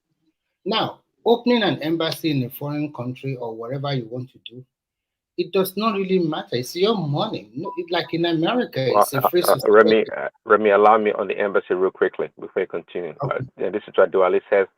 The state of Palestine has been recognized by 139 of the 193 UN members, and since 2012 has had a status of a non-member observer state in the United Nations. So Palestine as a place, a people are recognized by the United Nations. So it's not like Biafra or whatever IPOP is doing.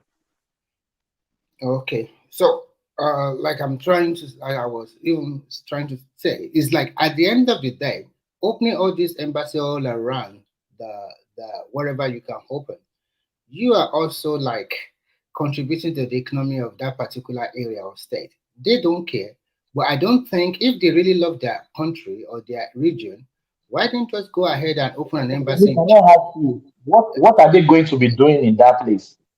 What are they going to be doing there? This is another way of scamming the gullibles, or what do I call it? Those ones that is just a way to make money at the end of the day. because we say, we open our embassy, our cause is right, donate money. And the people that have been donating money to them will continue to donate money. And those that are using their money to buy this Versace or this brand, major brand, they're going to use their money for that one. So it's at the end of the day, it's about business. They don't really mean nothing, because at the end of the day, this is a way for some people to smile to the bank. And they'll continue to smile to the bank. So far, we still have a lot of gullible people still believing in this cause. First, they have a right to get away from Nigeria if they do it peacefully. And if the international community says, yes, they can get away, no problem about that. I don't have anything against that.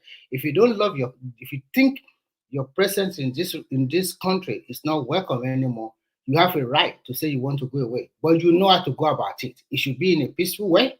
It's not being killing your own people and then making the other region uncomfortable when they see you. It is not fostering a kind of thing that will not go well for the other region of the country. And when I look at the Nigerian space, Nigeria as a country in entirety, it entails everyone. Everyone are free to move around, to live wherever you want to be. And if you go to Enugu, you will see some pocket of Yoruba. And if you go to Lagos or Ibadan or wherever, you will see a large chunk of people from the southeast all over the country. And if you look at the National Assembly, you will see a lot of people as senators and representatives. And if you look at the minister, you also see them there. So they are everywhere. They are giving them position. Is it enough for them? They can clamor for more. So that what Emeka is trying to say here, although he's saying out of his, he said it. He said before he came to the platform, he was not happy. And anger is building up in him. And when he came in, I heard him. He said it. He said, if you are not professionally inclined and you are not doing a legitimate business, you are a criminal. That is what he said. And he emphasized on it several times. And I understand where AI and Ikene is coming from, because this is something that is about their region. But that is the whole truth. We Yoruba will also tell ourselves the truth. Rational mind is a Yoruba man, and he has been fixated condemning the president, saying whatever he likes about Tinubu for the last 10 months or 12 months, I'll say maybe 10 or 11 months that I've joined this platform. I've never seen a day where people now gouge him, don't say this because you are Yoruba, don't talk like this. Because we have the right to say anything we want to say. So, and we have seen other Yoruba people that came on this platform that they voted for Obi. Nobody killed them. Nobody told them. We all know as a Yoruba boy, I've condemned my own state governor. I've condemned a lot of Yoruba that are into Yahoo or maybe rituals. We've condemned them. We know some part of our people are bad, and we continue to condemn them. So what? That brings me to this. You carve this to your question. Finally, yeah. Okay. So finally, or in conclusion, I somehow agree with Emeka. Emeka is playing a politics, or is trying to remember his tribe, a politics of not today, but a politics of tomorrow or for years to come. Because when it comes to another time, and you have your son contesting again, and the whole region, they don't feel comfortable voting for your people. At that time, please don't say Nigerian people don't love you. Because it's what you lay a foundation today, that is what you are going to reap in future. Thank you. Remy, yes, I have hold on, please. I have a video for you. Where is it? Where is the video? Good day, everyone. I remember myself, Chief Sunday Adeyemo, aka Go. First of all, my sincere appreciation goes to God Almighty, the Master of the universe, for making this day. I want to say a big thank you to all Yoruba sons and daughters all over the world for the love and support before and after the loss of my dear mother. Though she still kept at the morgue, waiting for me to come and give her the befitting burial that she deserves. I give special thanks to President Talon.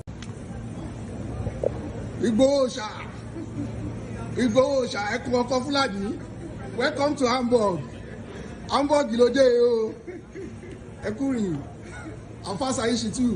Alhamdulillah. Ẹkú àdúrótì o. Alhamdulillah. Adúpẹ́ fọlọ́run. Ẹ ṣe ẹkúrin Ìgbòho. Owó bàbá ọkọ ẹkọ Fúlàní. Ẹkúrin náà.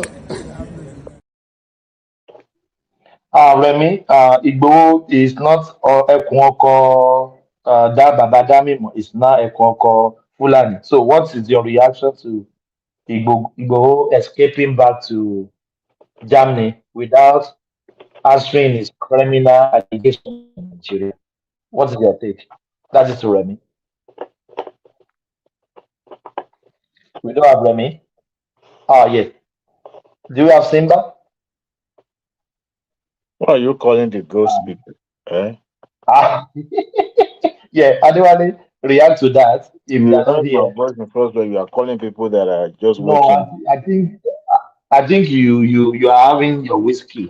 That is why I want to say. Wait, I've not even had a go in a few days, so you should be happy about that. I'm just joking. Yeah. When India, what do you think about Igbo? Don't mind the get people person along. Me, I never believe in his agitation or all this nonsensical stuff is going about. Really? So you don't believe in? You know, sure, I never believe. You know, it's all those nonsensical stuff. I don't believe in all those nonsense.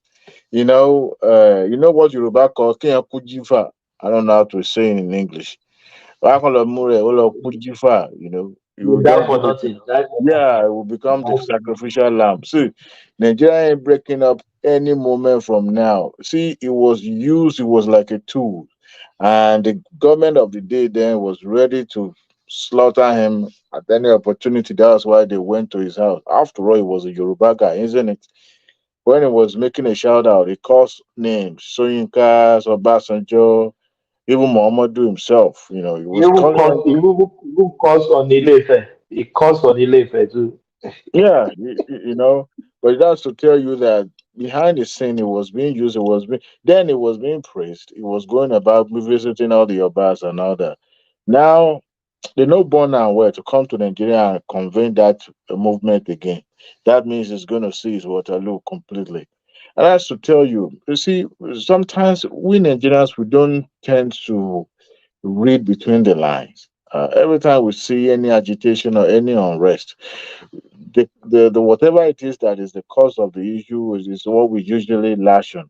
But behind it or beneath it is something that is more crucial, and most time is always the biggest picture, and the end games always justify the action.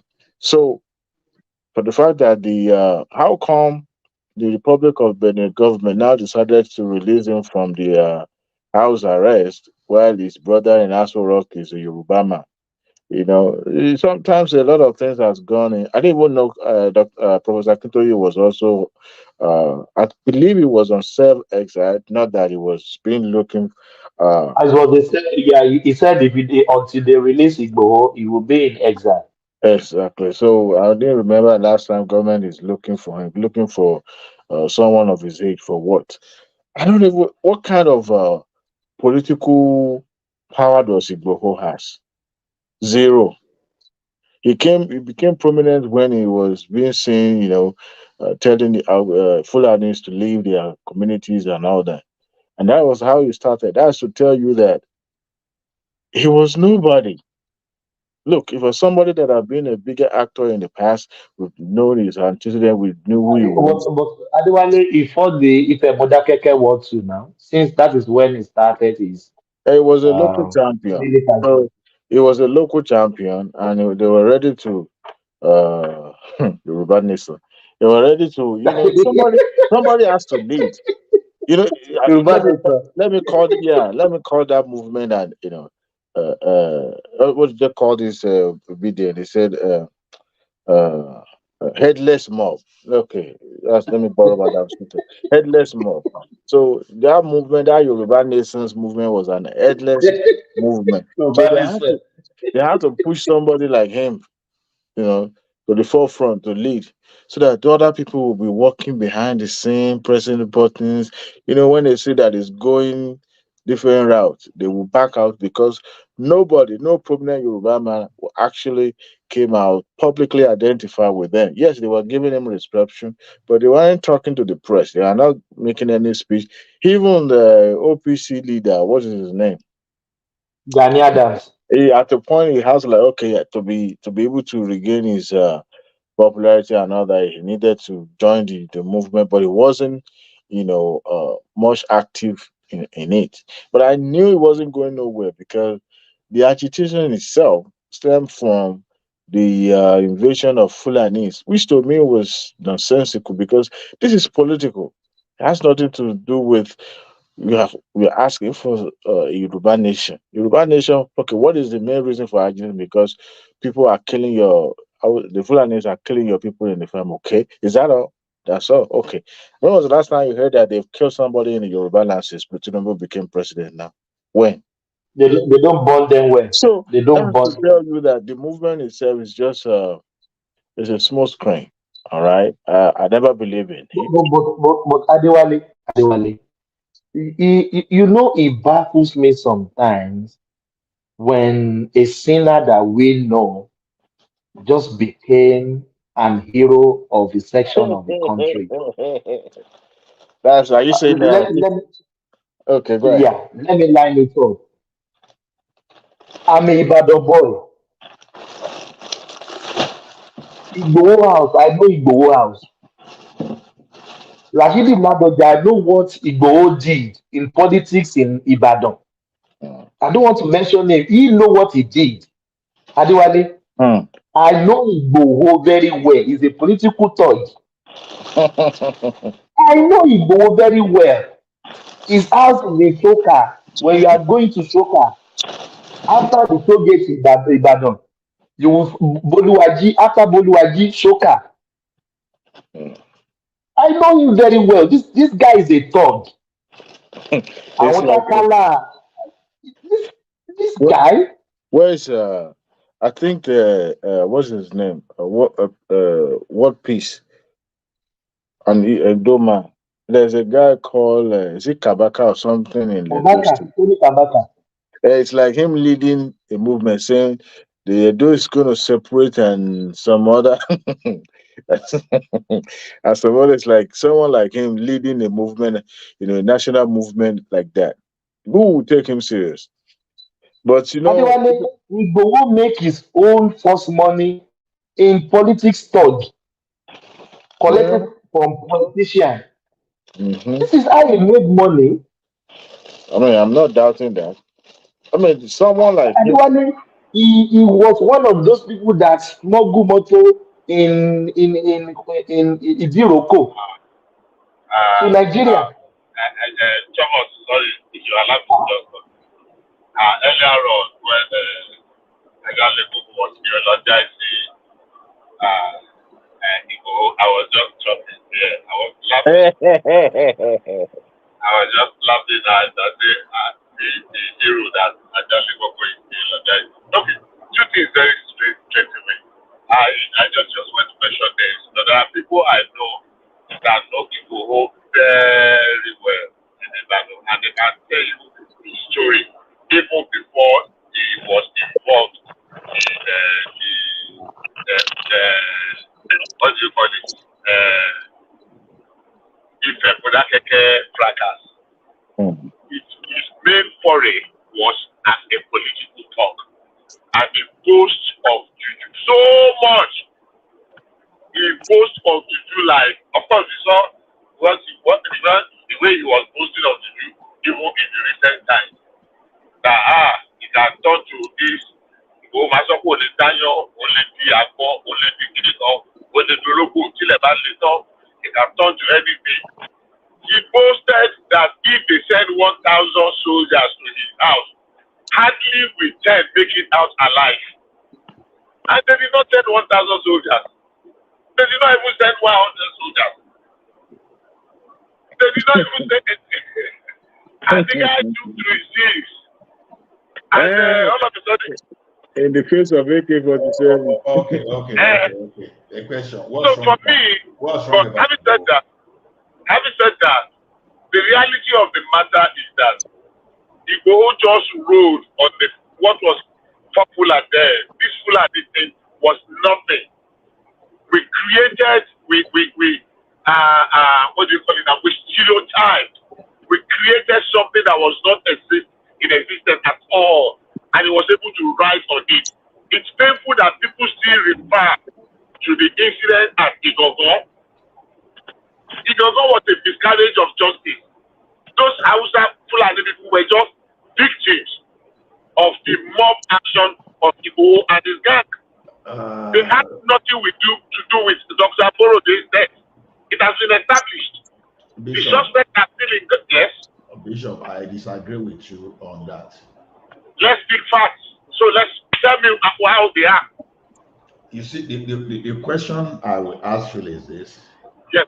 Was Buhari not favoring his kinsmen, even though there was nothing to prove that. Nothing whatsoever. So let's stick to facts. No sentiments and emotions. Wait now. It's not about emotion. Go ahead. Wọ́n ní àwọn àgbà ní eégún àti ró wọlé. Èèyàn àti ró jáde. Now, look at this situation. We've all learned from the history of what is happening in Southern Kaduna. Okay.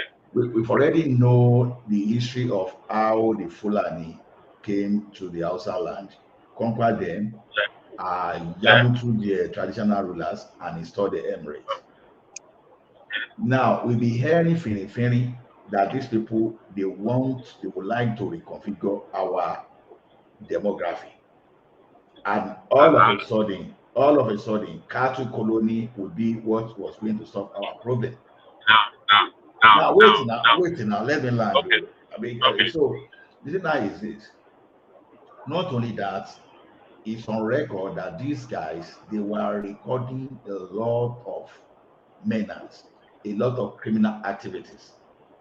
It's on record too that even the British ambassador to Nigeria, High Commission to Nigeria, knows that towards 2015, that these guys, all these group politicians, they imported some foreigners and put them in the bush in case something would go wrong.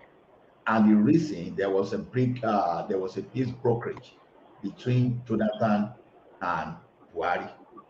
When these people now refuse now to settle these people and discard the people to all those things they promised them, they started creating problem. Now, the inability. This is a fact. Wait. No, it's not a fact. No, remove that. It's not a fact. Take that back. It's not a fact. When you are saying it's not a fact, then you have to tell me where you got your own. Now, Gani Adams. So you just said something now, and you said this is a fact. If you are saying it's a fact, okay, I'm waiting. Wait. Gani Adams was one of those people that first of all talked and shouted that, some kind of Fulani settlement started emerging in the southwest of Nigeria. And he presented the fact. Now, I have said something here the other time too. Waiting now.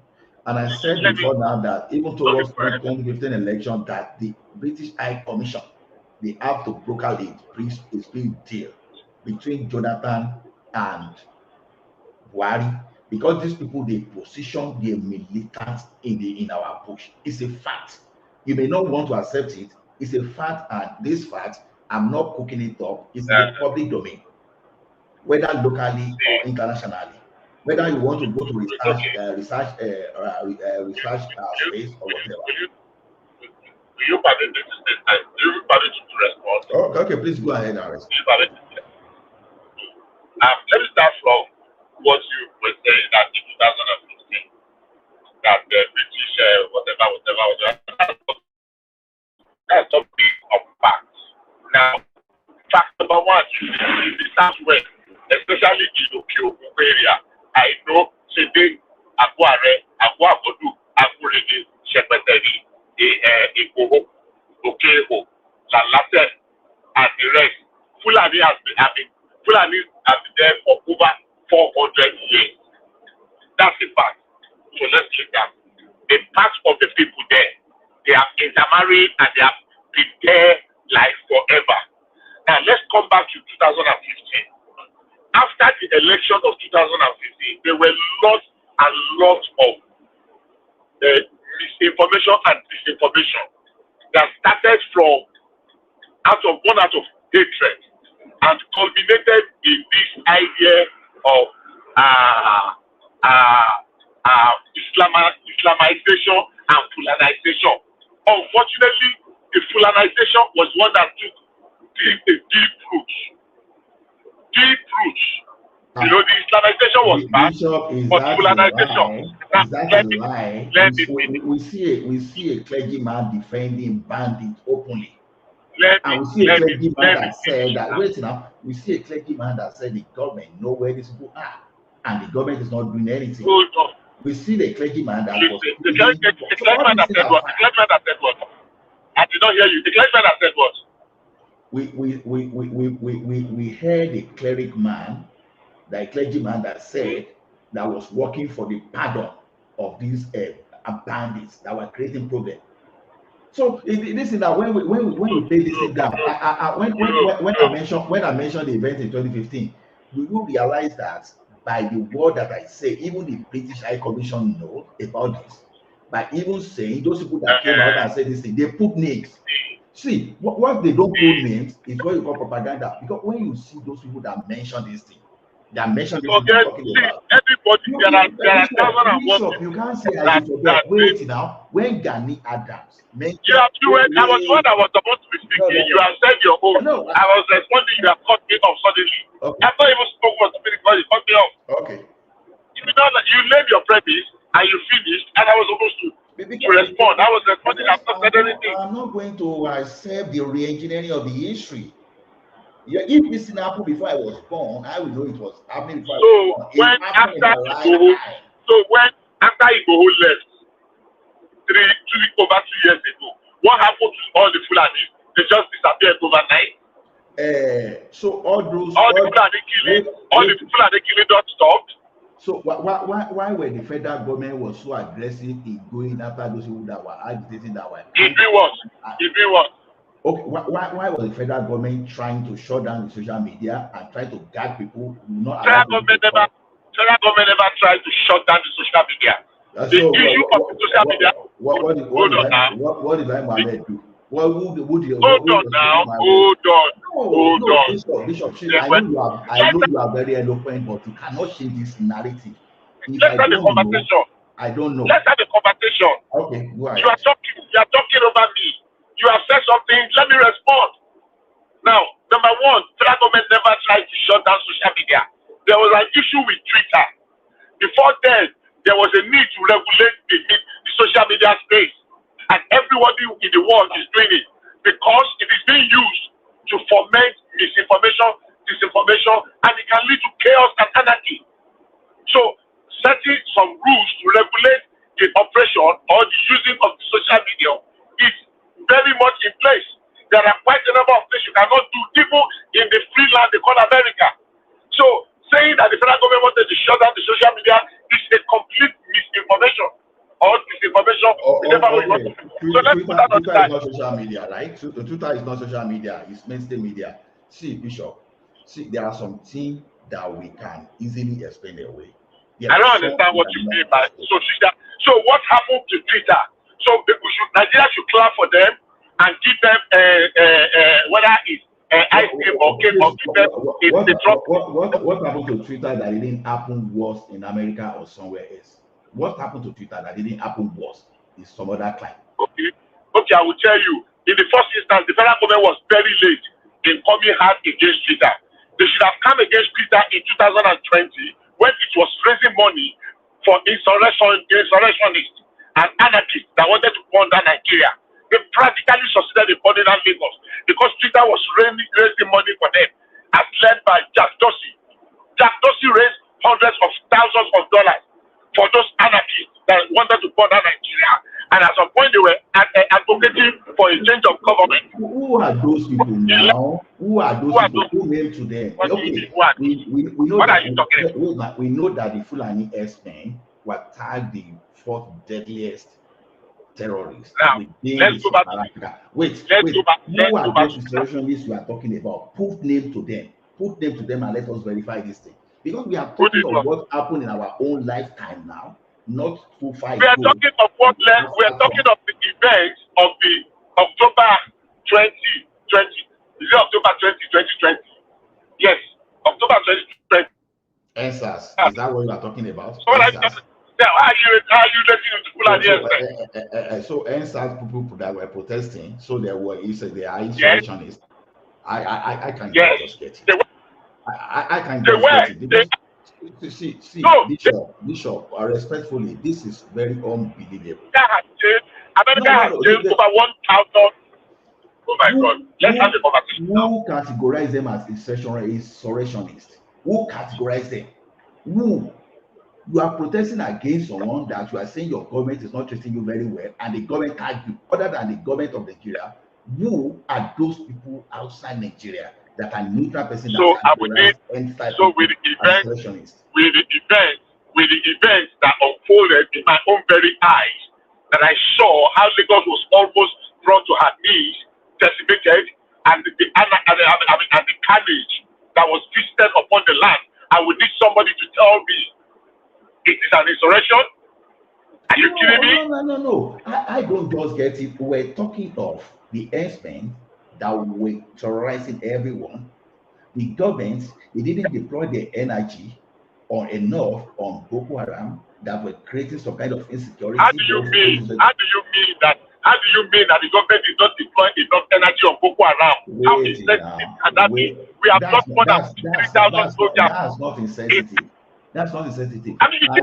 You now deploy all the forces, all the SS just to go and fight us on the Molaburo, so what the Air Force to them as a squadron leader in that battle. And we have lost over 3,000 soldiers. I'm not generalizing that way. That's what I'm saying. I'm saying the additional efforts that the government should have concentrated in fighting. They now put it on Sunday Bull. They put it on. See. Bishop. There's a limit. I think I'll just let this go. Let other people have their say. I don't think we can have a common ground. You are never going to leave this one. You did not let me in the first instance, you did not let me complete. I wanted to respond to the first set of things you said. You never allowed me. You know when I don't know something, when I don't know something, I answer. But on this particular one we are talking about, I'm not going to allow the narrative to change. When that country, we listen to the life. Wait. We listen to the life of everybody. We listen to the life of some, of some herdsmen, and some people. Who are these people? That are local to Nigeria. We listen to them. We listen to the life of Gani Adams, and we listen to the life of Baba Akintoye, and we are saying, this thing. Look at what happened to Mr. Lakuni, and even right of Mr. Lakuni, we were seeing Nigerians that were denied that didn't happen. We were listening to people like Akeredolu. No. Let me ask you a question. Will you calm down? Let me ask you a question. Will you calm down? Let's have a conversation. You are really dominating something. So let's have a conversation. When I'm done, I will let you know. And I will take more than 3 minutes. At the very most, 5 minutes. I am not excusing any tribe from the criminals. My first instinct when everything in Nigeria is full of the expert. When everything in Nigeria is about full of the expert. I took a step back. I refused to be fooled. I refused to believe it. And I saw it as a deliberate campaign. And people that sponsored it, people that originated and executed it, they did a good job because many people were fooled about that Fulani extent, whatever. And they are Fulani criminals, yes.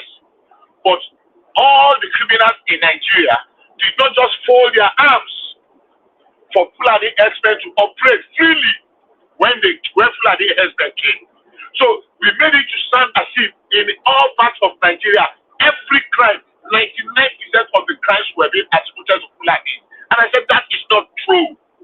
Now let me take it specifically. You made mention to El Rufai. I don't know what you are referring to that El Rufai said or did as regards Fulani herdsmen. But I want to go to the one that happened in Oyo State, in Igogo. Everything that was happening in Oyo State around that time was being attributed to Fulani herdsmen. That's a fact. When Igogo happened, the story we had was that, cattle had Dr. Aborode's farm. And when he went to complain to the Fulani chief, they tied him that he spoke rudely to their number and blah, blah, blah. And they now, in the process of torturing him, the man now died. And they now said they should bring 2 million to come and collect his corpse. It is on the basis of such disinformation that Igbo and his group mobilized to Igogo. We knew what happened afterwards. Now, what is the true story? After all said and done, it was discovered that it was a political assassination that killed Dr. Aborodi. But the damage had been done already. They have destroyed the homes of those Fulani people and killed them.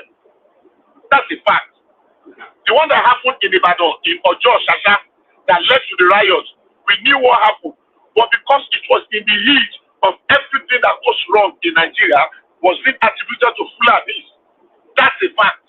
Now, you did mention of cattle colony or whatever. We were trying to get a solution to the issue of cattle headers farmers clash. We know that there is a subsisting 1965 gazette that marked out cattle routes, grazing routes. But in present day reality, we cannot trace back those cattle routes and repossess them for the cattle yards. So what do? Let us move away from nomadic cattle rearing to ranching. We have a lot of cattle ranch. We have one massive cattle ranch in somewhere in Ondo State, around what they call this place? Okebo. The one in Ekiti State, Iko. There is one near Monoton in Ibadan, a very beautiful place. It was a cattle ranch, and there was one near, where is this place? Somewhere in Okebo. We had a lot of cattle places before that have been taken over. So the question is, since we cannot get the cattle route, can we mark out places where people can raise their cows? And people keep against Bishop, you are expanding this thing. The question I will ask you is that why was Amotekun? Why did the regional government create Amotekun? Is it just because why did they against insecurity now? So what for? Against insecurity. Security against who? No, against insecurity. By the time against security against what now? Should we have police? Against what type of security? Against criminals. Are we criminals? So, you say what? See. Against what type of crime were they using Amotekun to protect? Someone that's like someone that fight with his wife. What type of criminals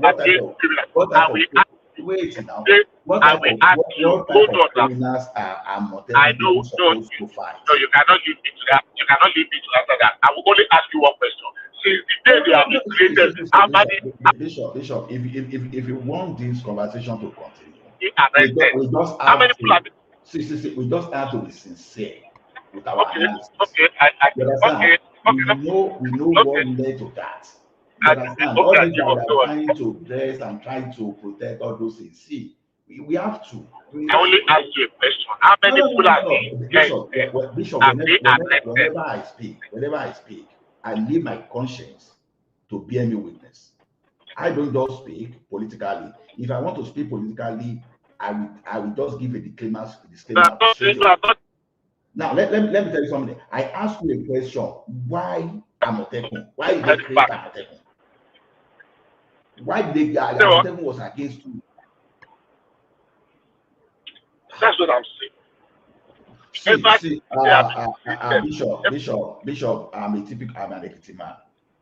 And I know that Fulani people, they've been living in some aspects, in some part of Ekiti. And I know that at a particular point in time, you could not travel around 6-7 o'clock when you are passing through a Fualai side, when you were traveling, whenever anybody will be traveling to Lagos. I know all those things. That is shifted that people now will now go through Ibaraoke side. For I guess, right? So I know those things. So when you are telling me about this story, I just laugh. I have a old colleague that left and add a 5 million worth of farm that these cattle bearer people they destroy. So when I know, see, even I know some people that are working with Tinubu now that we fought ourselves to finish on this matter you are talking about. So it's not as if that today, because you are not seeing my face, because perhaps if I show my face and I show my profile, you will know who you are talking to. When it's come to this matter, I was so active about it. The question we are talking about is this: Amotekun was a response to this criminal Fulani we are talking about. I'm not saying all Fulani men are criminal. Don't make this. I'm not generalizing all of them. But we are talking of foreign expend. All of a sudden, within our country, we wanted to accept the foreign ex-men in the name of cattle colony. You know, I remember when I fought people to stand still that, okay, you guys are talking as if cattle economy is the only thing. Wait, Bishop, let me, we are not going to win this. You know, when it comes to political talk, I want to let go. I'm actually let go. Everything about cattle colony is politics. And whatever is just politics. So let's the thing is, when it comes to all those stories that they were not, we should not stereotype Fulani, we should not this thing. You know, see, I don't stereotype people. But like I said the other time that someone removed my comment, I said, when you talk of Yahoo, the first people you talk about are some Yoruba bad boys. When you talk of substances, you want to talk of Igbo people. When you want to talk of banditry, you talk of this Fulani expend. So there are some kind of crimes that are associated with some ethnic group. So trying to dress it and bottle it and make it look fine, those things are like if someone will dress up a pig and make it look like the best horse in the world, it's never work. Because you have to know the problem first of all before you can solve. We've seen the way El-Rufai talked. We've seen the way Akeredolu talked. We've seen the way Fayose talked. We've seen the way this guy that left Ekiti that used to call himself Fayemi talk. And we've even seen the way that this guy in Oyo State plays the politics normally. We listen to Alaafin Oyo trying to play around those things. And we've seen what happened to Mrs. Arakunrin and what happened there. I would say, and we are still here saying, no, this is not true. So all those things that the Baba Akintoye and were saying, that they even presented the picture when they were even presenting their own case to the United Nations. They show picture evidences, and we are still saying, no, all those things. So the thing is this, see, if we are talking of existential threat now, and we are playing with it, if our forefathers, if they play with this existential threat, probably you and I won't even exist today, because maybe our parents would have been yammed by some people, and because they would have given them their own. Remy, can you let us have a conversation? If it's Remy talking. No. If it's on manipulating this story, who am I talking with? This is Ola speaking. Okay, Ola, permit me to just contribute to. No, no. If you are ready to say the facts, then I'm ready to discuss. How can it be? How are you going to determine my facts? How are you going to determine the facts as I want to present? You have presented your own facts. Why don't you let me present my own? Why are you telling me if I want to present the facts? Your own fault is not the fact, you know. What are you talking about? Thomas, you are saying I know it's not the fact. So what are you talking about? Wait. You are saying I want to say the fact. Thomas, when I was talking, didn't I mention name? He's talking, so he didn't mention names. Let him talk. You have the right to talk. Can I interject this? Can let another person talk? Hold on, Remy. Yeah, let's hear from Bishop. Yeah, Bishop. Yeah. Now, I say, you see, number one, we get very emotional when we address some of this. Now, very quick. The origin of Fulani crisis and headsmen, I mean, as we interchange them, is many years back.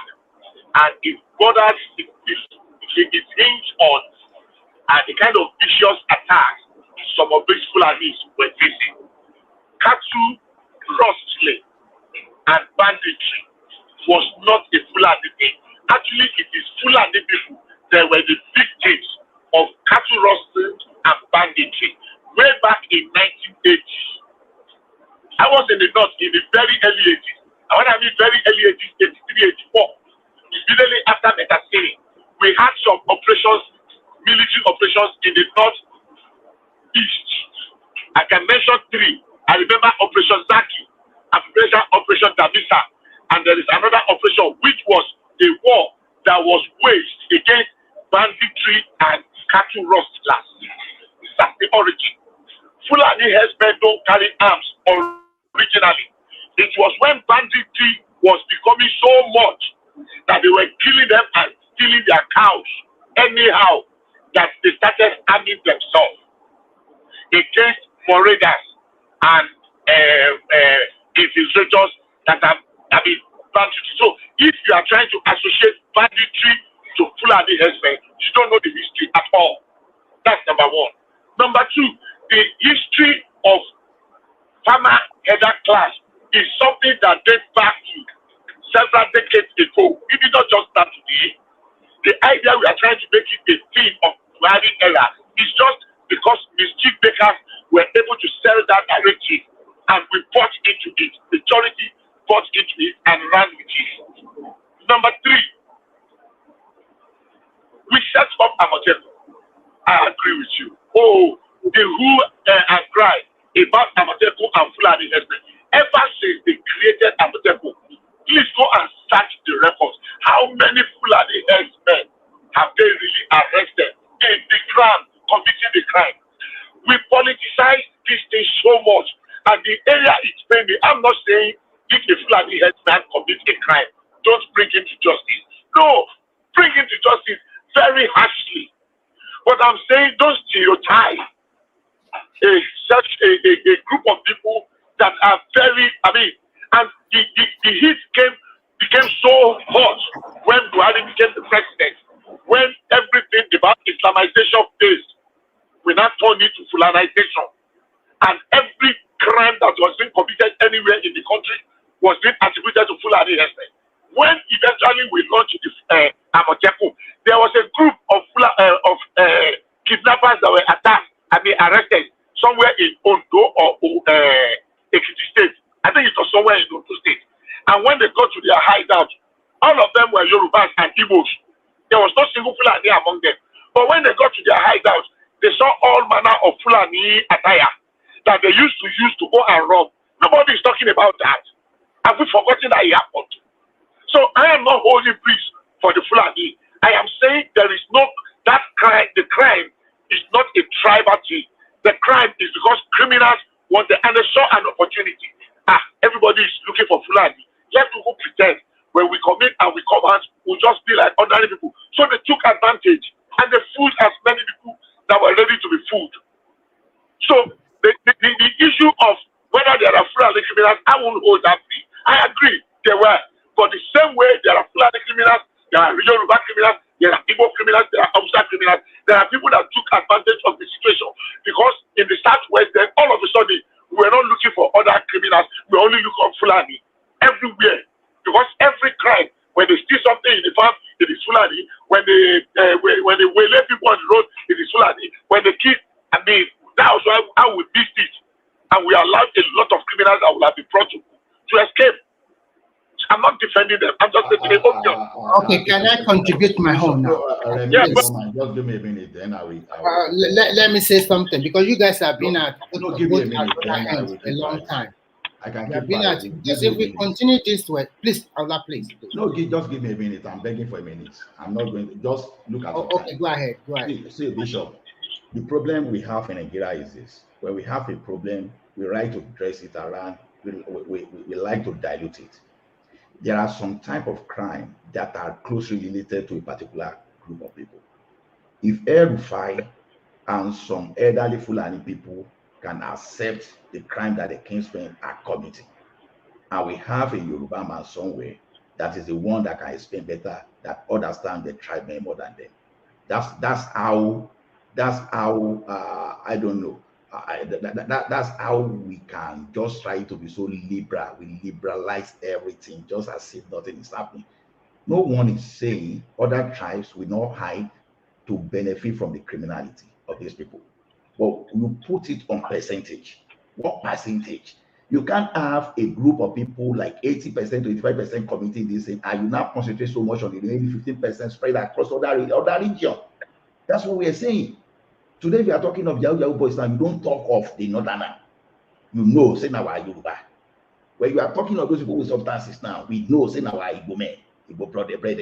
So why are you trying to just liberalize everything and just douse it as that it doesn't exist? The only way for us to go forward is for us to accept the source of the problem and deal with the problem. Thank you.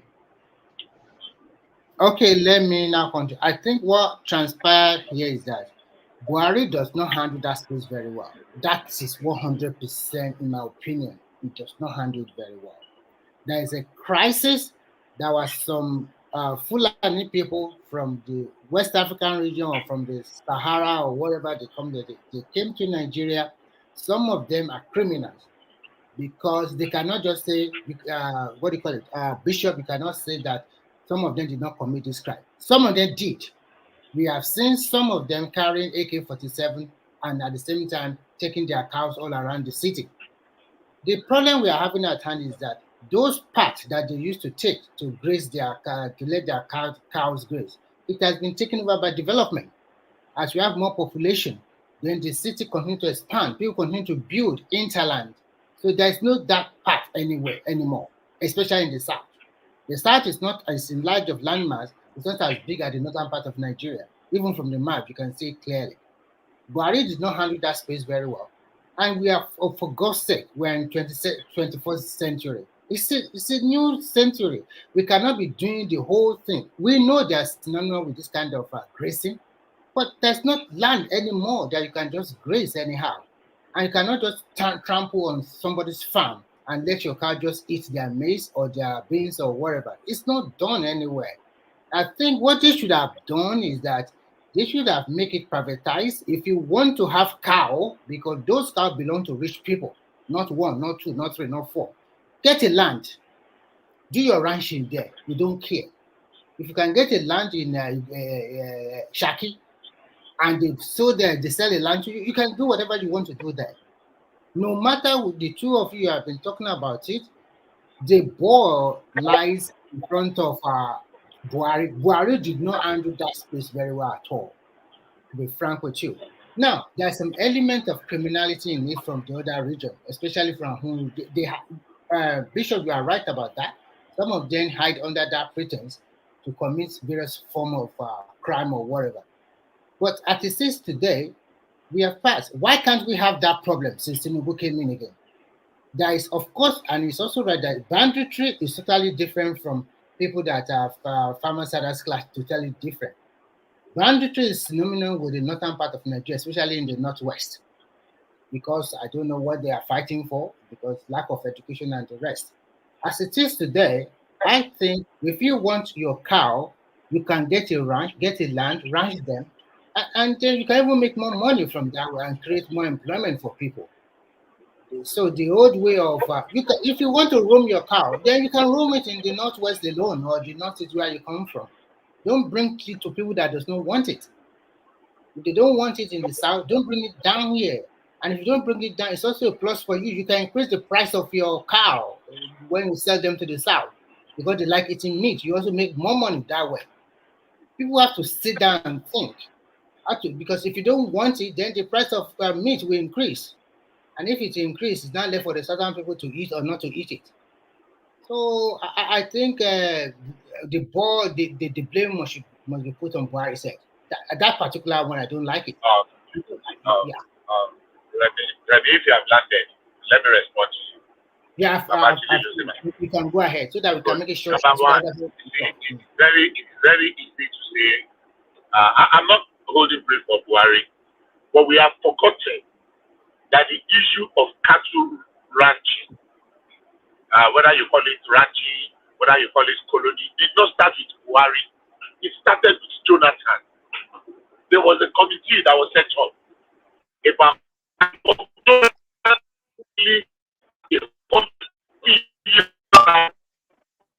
You're cracking, Bishop. Your voice is cracking. If you are hearing me now, that it did not start. Yeah, you have stopped. Jonathan. Okay, it's getting better. Okay. I'm actually having. Maybe I'm getting to some a little bit okay. But if you are hearing me, I'll just end it in 2 minutes. That the issue of cattle ranking did not start with Buhari. It actually started with Jonathan. And Jonathan actually earmarked 100 billion for that project. We don't know where that money went to today. The majority of the reason why it was opposed vehemently under Buhari was because of his Fulani affiliation or Fulani background. And that's just it. It will be difficult for anybody to convince me otherwise. I think I'll just leave it there because you are not hearing you know what, Bishop? I supported Buhari during the 2015 election because I was in Nigeria, of course, in the 80s when he ruled, and I like the way he handled. There is discipline, there is orderliness. So those people still think that he can bring that, but unfortunately, there are some things he did not do very well, and I'll point it out. To be frank with you, he makes some appointment to I don't know how to say it, and it does not. He's a Spartan man, and when you have a Spartan man as a leader, it's very difficult for him to change his mind. So there's some appointment, and there's a lot of issue that he did that I'm not comfortable with. The issue of security, he didn't really handle it very well, and it gave a lot of people a leeway to just do whatever they want to do. I can count how many people did Buhari fire throughout that 8 years. Some people were just there making the country. He didn't fire nobody. You just appoint them and leave them. There's no good policy direction. There's no good policy implementation. So many things were wrong. Apart from that, some people, they call him Juju, or that is political undertone. But he himself is not well focused. I was thinking that when, like Adeosun, your finance minister, the woman was doing a fine job, and when they came up with you of NYC saga with her, I thought he would come out and defend him and try to find a way about that thing, because there's always a way to everything in life. But you didn't do that. No, even if you do not find a way to go about it, you do not find a very good replacement for this woman. And then you put it to this, I'm sorry to call the woman, those are maid or whatever, the finance minister for the rest of the 8 years time. The woman don't know a jack. And coupled with a method that are doing whatever they want, so they make the government so bad, and at the same time, everything just turns south. And at the end of the day, so I just want to say that this particular situation about farmer and I didn't handle it very well. Now you are talking about Buhari. Buhari has many cows, but at the same time, he ranched them. For him to ranch his own cow, it's a very simple analogy that, okay, let's go this way. This is what my predecessor want, but I can go this way. If the people in the south or the middle belt, they don't want cows to graze their farmland or whatever, and they don't want it in their vicinity, then you can ranch them. You can say, okay, if you want your cow in the south, you ranch them. In the north, you can let it free. Northwest and northeast, free, you can raise it. I think that is the beauty of democracy. So you can't load it all over the whole country that is what you want, and they didn't take action on time. You deviated completely from what I said. You are not addressing it. No, you are not. You are trying, I understand you. What you are trying to say, I totally understand you, that there has been history to this thing. And this, what happened, is not totally the others that are creating this blah, blah, blah, blah. But what I'm trying to say is that, first and foremost, those others have created a lot of crisis. They have killed some people. If they have not done nothing wrong, nobody will label them. There must be some instances or examples that they have killed some people. That's what I'm trying to say here. I'm not saying in totality they are the only one that is killing people in the southwest or south or southeast. I'm not saying they are the only one. But they started it. But at this new world, this century we have now, the people in the south, they don't want it. If I were the president, I would say, okay, fine. Grazing is not allowed in the South. If you are arrested by those people, they are secreted your car and whatever is gone. And in the Northwest and Northeast, if they want it, then let them roam around the streets. Give you something on the back.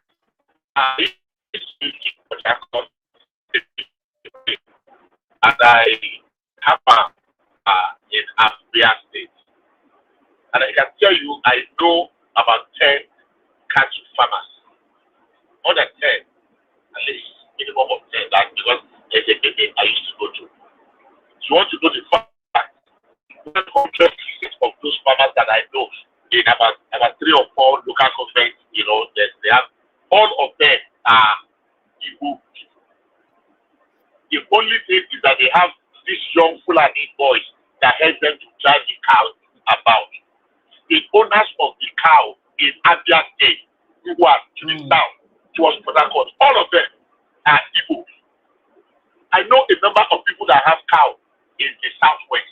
At least I have cows from too. And I can assure you, all of the ones that I know, and they are nothing less than 5, 6 of them, they are Yoruba. But all the boys that are pursuing the cow for them are Fulani boys. These are facts. Now, I understand. Bishop, listen, Bishop. Let me finish. Go ahead. Okay. Now, you make a very good example. All the cows belong to the Yorubas and the Igbo, but the people working with them are from those Fulani people. Now, why can't this Yoruba now ranch this cow and employ this Fulani there just inside that ranch to be helping them to feed them? Because they are gaming on the system. You cannot just let your cow be roaming around and racing other people that work. No, hold on. Now we are making headway. I am saying the opposition against the ranching. Because don't tell me that government has no business in supporting them for ranching. If government is spending hundreds of billions on anchor borrowers, they are spending hundreds of billions to help fish farmers. They are spending hundreds of billions to build airports, to build motor park, to build trailer park, to build this. There is nothing wrong for they are investing in cassava. They are investing in fertilizer, hundreds of billions. There is nothing wrong if government spends hundreds of billions in rehabilitating and supporting. I totally agree with you. They can give them 100 billion, but they have to tell them you have to ranch your cow. This is 100 billion. Ranch your cow. Now, the billion we are talking about is about ranching. Now, I just told you that Jonathan was the one that actually started with that ranching. But what Buhari proposed later is about a colony that to create a land for them. No, what is colony? What is ranching? No, what I'm trying to say, you do not get me. Please try to understand me first. For me, I believe this is a business. No, what is colony? No. We might use different terminology for it. But what I'm trying to say, please try to understand me first. What I'm trying to say is that whether the government cannot just create land for them, because the government of some state will say, no, we don't have land for this. Let them buy the land. Hold on. Let me finish first. Let me finish. Just give me 1 minute. Let me finish. Then you can come. Okay. Let me finish. No matter what you said here, I don't agree and I don't support the government should give them land. It's business. No, let me finish. Please, let me finish. It's a business that they make profit. And I'm sure that they are not paying the right taxes or they don't even pay any tax at all. So if you are making profit, you should be able to also use your money for cost of production. If the government is giving listen. If the government help them with money for every kind of association, they should also use those money for them, use the money to buy land. Buy the land, and the land is yours forever in Nigeria. Buy the land and ranch your cow there. Not telling the state government to give them land. I don't support that. Why? Are you done? In the first instance, I just placed the premise before now. I want this to be my final word. I just placed the premise before now. The government is doing for transporters. They are building car parks. They are building trailer parks. They are building everything. They are building depot. They are building. They are building fertilizer plants. They are building rice mills. They are giving rice farmers, they call it anchor borrowers. They are building fertilizer plants for farmers and the rest. and you are saying they cannot do same thing for cattle farmers? I don't understand. That's one. Number two, federal government do not owe any land in the federation. It is So the state you government. are trying, Let me finish. Let me finish. You did not allow me interject. Let me finish. And I will just rest it and I will just leave it. Now, what federal government did was to recommend a state. It was supposed to be a completely state affair. It was not to be federal government run. That as many that are interested in the state, federal government was supposed to give them the counterpart funding to support them to establish those cattle ranches. Only what I'm saying is that we politicized it. We made it a Fulani affair, as if it is just for Fulani people that are raising cow in Nigeria. And the hatred, the narrative, the rhetoric by the media houses, by the so many organizations that were being sponsored by interest, people that were interested to demonize that thing. Federal government does not own any land in Nigeria. It is the state that owns that. And they say the states that are interested, it was not even by force. So the nomenclature, they call it Ruga, they call it colony. Everybody just demonize it because that is the way we do for things that we don't like. Even sometimes when we don't have a good understanding of those things, there is nothing that is wrong with federal government supporting cattle farmers. If they can do it for ordinary farmers, people that are planting what do you call it? Palm tree, people that are planting cocoa, people that are planting, that are rearing fish, people that are planting rice, people that are planting cassava. Federal government gave them a lot of subvention, a lot. We created camp parks, trailer parks for trailer people. We created this, we created that. Airports, we are modernizing airports for people. Why don't we say, okay, let airport owners go and build the airport and let them run it privately? So that the federal government wanted to support them, it's nothing wrong. The only thing that made it to fail was because Buhari was a Fulani behind, and they thought it was a Fulani thing. The same program will be introduced now, and it will succeed. Okay, now let me respond back to you. What I'm trying to say, first, we must agree we have a constituted authority, and we're practicing a kind of democracy. Now, the states have their own power. If the government is saying, okay, we want to create land for these people, if you say, no, I don't have land for that, you can't force them. That means they don't want that kind of business. And if the whole of Kano or the whole of Benue or the whole of Ogun State said, okay, you are welcome here. We have fertile land for you here. It's good for the Ogun State. We put them to ranch it, and they can tax them. They can get money from there. But you can't force any state that is not interested in that kind of giving them land or whatever for their ranching. You can't force them. So, and you know that there is what called... Were they forcing anything? Yeah. The point you must understand is this. This is politics also included. As a state governor, you also feel the pulse of your citizen. If you allow this kind of thing in your state, is it going to affect me in the nearest future as if I'm doing my second term? So everything are in play here. So for them to say, okay, fine, we don't want this kind of thing in our state, fine. If Benue State, fine, we want it, then people can go there. Yeah, Benue can get a lot of money from them. They can rank them. But what I'm trying to say is that it's high time we stop taking cows all over the place. It must stop. It does it first. It's not good for the health of the cow. It's not good for the people that are taking them all over the country for grazing.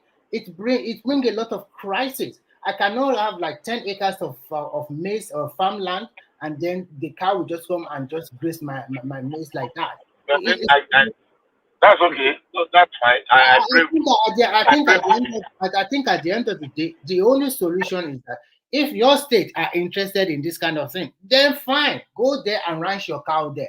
But if you are a cow owner or you have a lot of cows that you let them all over the city, find the land, confine them in that land.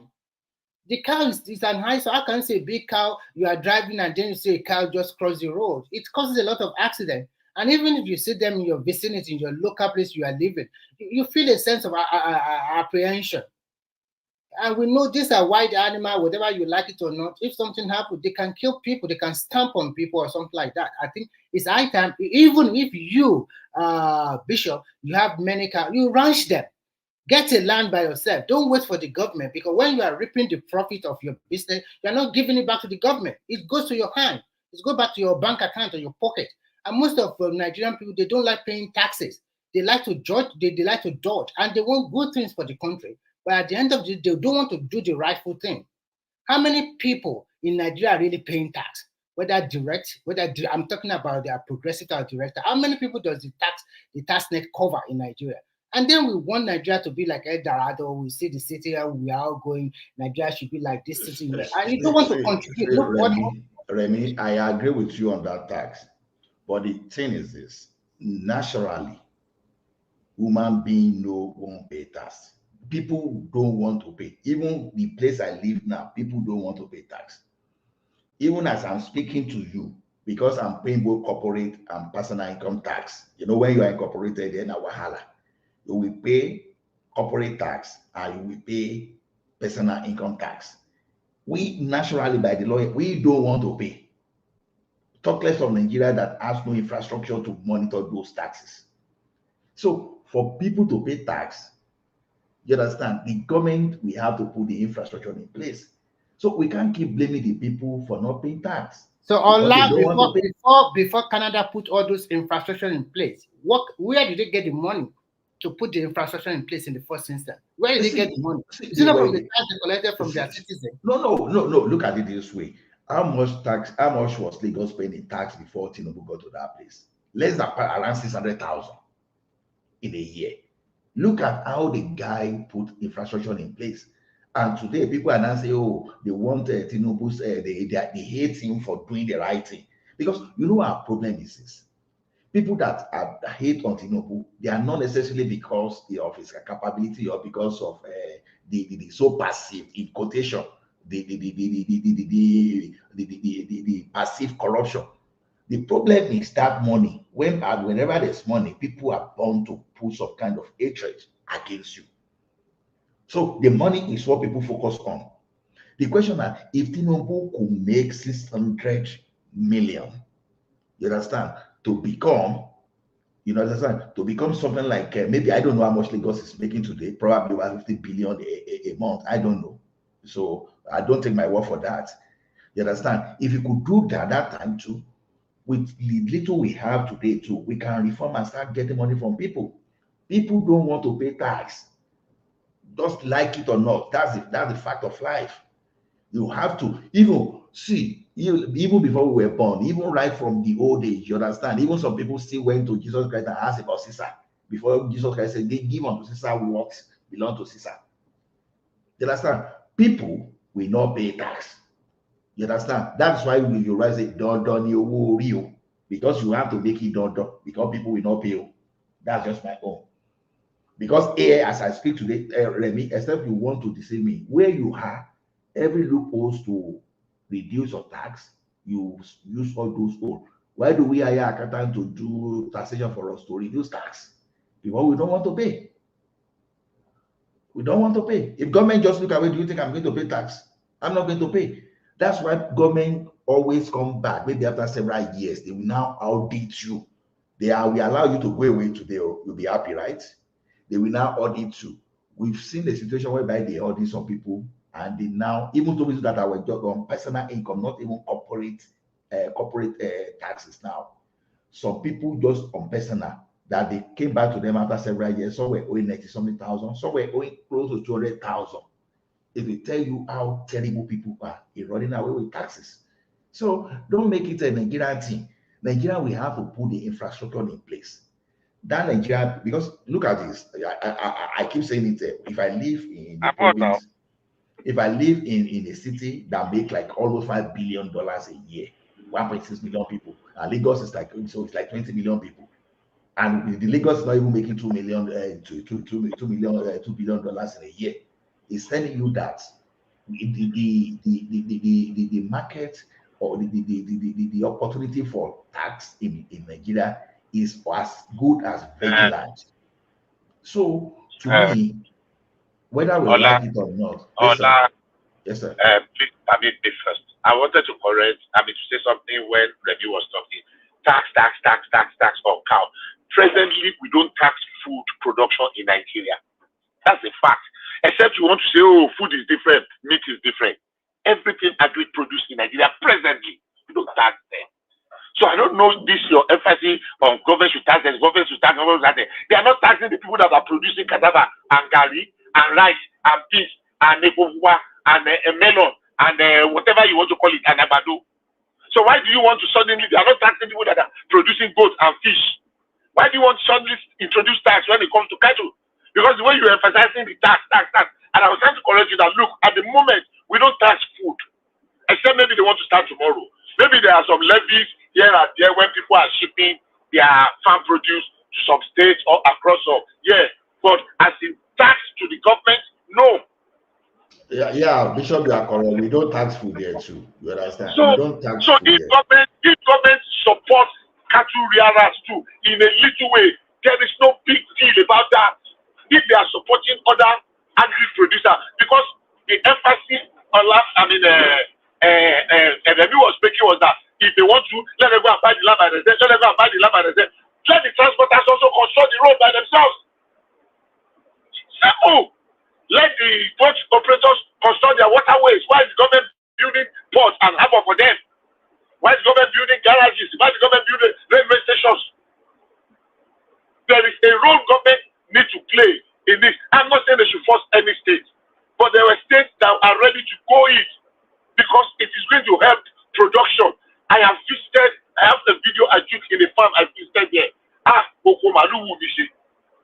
When I visited a farm here, because even the fact that I hate cattle grazing, I hate it like hell. I've always, hated it for a long time. But it is gradually, with incentives, with encouragement, we can improve. But it's not something you can just stop all of a sudden. It's a lifestyle for some people. I want them to stop it. But hey, you provide some alternative. They want to demolish a shop, illegal something, or people that are squatting in some place.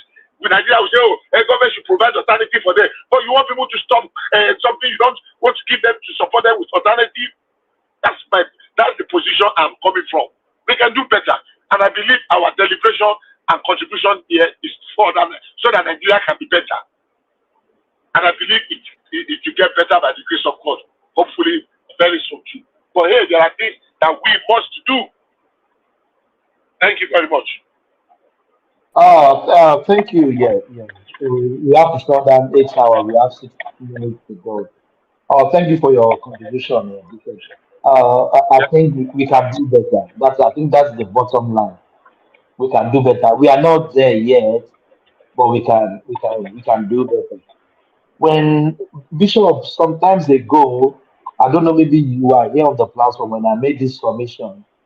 I have a family friend that the federal government actually right now, they've been doing this for years. I was even not aware that they pick a tailor in the community that is very knowledgeable.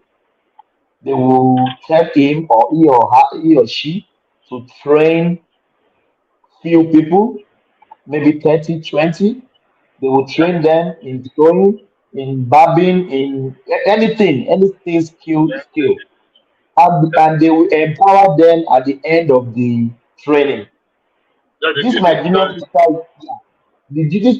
sister is telling me, he said, in our home presence, they are giving these people sewing machine, interlocking machine. I don't know what they are named, the tailor machine. They said people are selling the machine at the event, at the ground of the event. Can you just imagine? At the ground of the event, people are selling the machine there. He said it's not 3, it's not 4, it's not 5, it's not 8. He said he shared tears that these people that he has been training for months, so they don't even want to do this job. What they need is the machine. And then he told him. Thomas, before the one that I know that did this time was in Ibadan. There was this CBN program. They did this Expo something in Ibadan. They did training for Expo. My dad wants to Expo. Yeah. Exactly. They did training for people, and they get them in different areas of agri production. Some people want to go into this, into packaging, into marketing, into fishery, into fish processing, and they get them loans from between 2.5 million and some of them got as much as 6.5 million. Do you know what majority of them did? They traveled, they took that loan and traveled abroad with it. After they have trained them for 3 months or 6 months, and they get them loan. No, I know the number of them. I know more than 3. So what I'm saying is not subjective. They gave some of them 6.5 million to go and start a farm, and they will start paying after 1 year. At least 50,000 naira in a month. These people went away with the money. They did not farm for 1 day. Bishop, what I just narrated, this is not ESA 1 This is somebody that is close to me. She was shedding tears the day that. So all this lady that she trained, they don't even want to do this job. They are selling the machine at the ground of the event. I shook my head like this and said, government is not the problem. We are the problem. We are the problem. Because one man, because our own husband is one of those people in the federal government that did this program. He said he has one man that always puts fine eyes in the street. He said, Oga, do you want this thing as accusation? The guy said yes. They trained this guy for weather. Bishop asked me the next month, is he saw the same guy on the street pushing the fine eyes bicycle? He said he walked up to him. Why are you pushing this thing again? He said, when there was no customer, there is this. He sold the machine they gave them, the tools. He sold the machine to eat. Now he's back in the street of Akure selling finance again. Can you imagine? Can you imagine? Okay, thank you very much. I pray that we get it right. But for now, honestly speaking, it's only God that can. It's only God. No, forget God. God has even forget about us, because what you can do for yourself, God will not do it for you. Thank you, everyone. Thank you, Remy. Thank you, Ola. Thank you, Bishop. Thank you, Adewale. Thank you, Prince Daddy. Oh, we have come to the end of the session again. There's nothing we are here for is make our country better. There could be back and front disagreements. That is still is unavoidable. But at the end of the day, our goals and aim and ambition on this platform is to make our country better. I will leave you here. Carry the conversation in the comment section. I said peace. Thank you, guys. God bless you all. Thank you. It must be by capacity and commitment. This is a job that requires physical and mental energy. And we must get it right. And that is what we're asking. The church must be at the forefront. Our children cannot continue like this. There's no offense. They're committed by being Nigerians. Nigerians are the best you can get in the world. And we have the energy to change this world. All we lack is that we have criminals who have hijacked this country, stealing everything away, and we are keeping quiet. Please, the church, wake up. Take back your country. God bless you.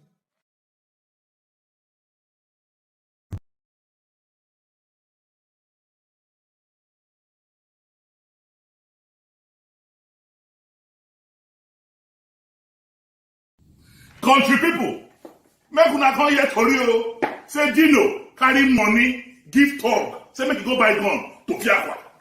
They say Dino carry money, give talk, carry gun, give talk. Say make dem go dey prepare for 2019. Ọlọ́run má jẹ́. They say meet them for airport road. My brothers, the venom of a viper cannot do anything to the back of a tortoise. I don't waka. But make I tell you now, Yaya Bello, do you know Yaya Bello máa ṣẹ̀wọ̀n lẹ́yìn ìjọba? I know Yaya Bello máa ṣẹ̀wọ̀n lẹ́yìn ìjọba. Do you know GYB máa ṣẹ̀wọ̀n lẹ́yìn ìjọba? We know GYB máa ṣẹ̀wọ̀n lẹ́yìn ìjọba. Ìwọ Yaya, you Yaya, kí ló tún kù tí ó sọ? Kí ló tún kù tí ó sọ? Ẹni tí mo bẹ́ lórí tó ń sẹ̀nu wúyẹ́, kí ló tún kù tí ó sọ? Àti ẹkún ìyá ni ó jẹ, Yaya Bello, àti ẹkún ìyá ni ó jẹ.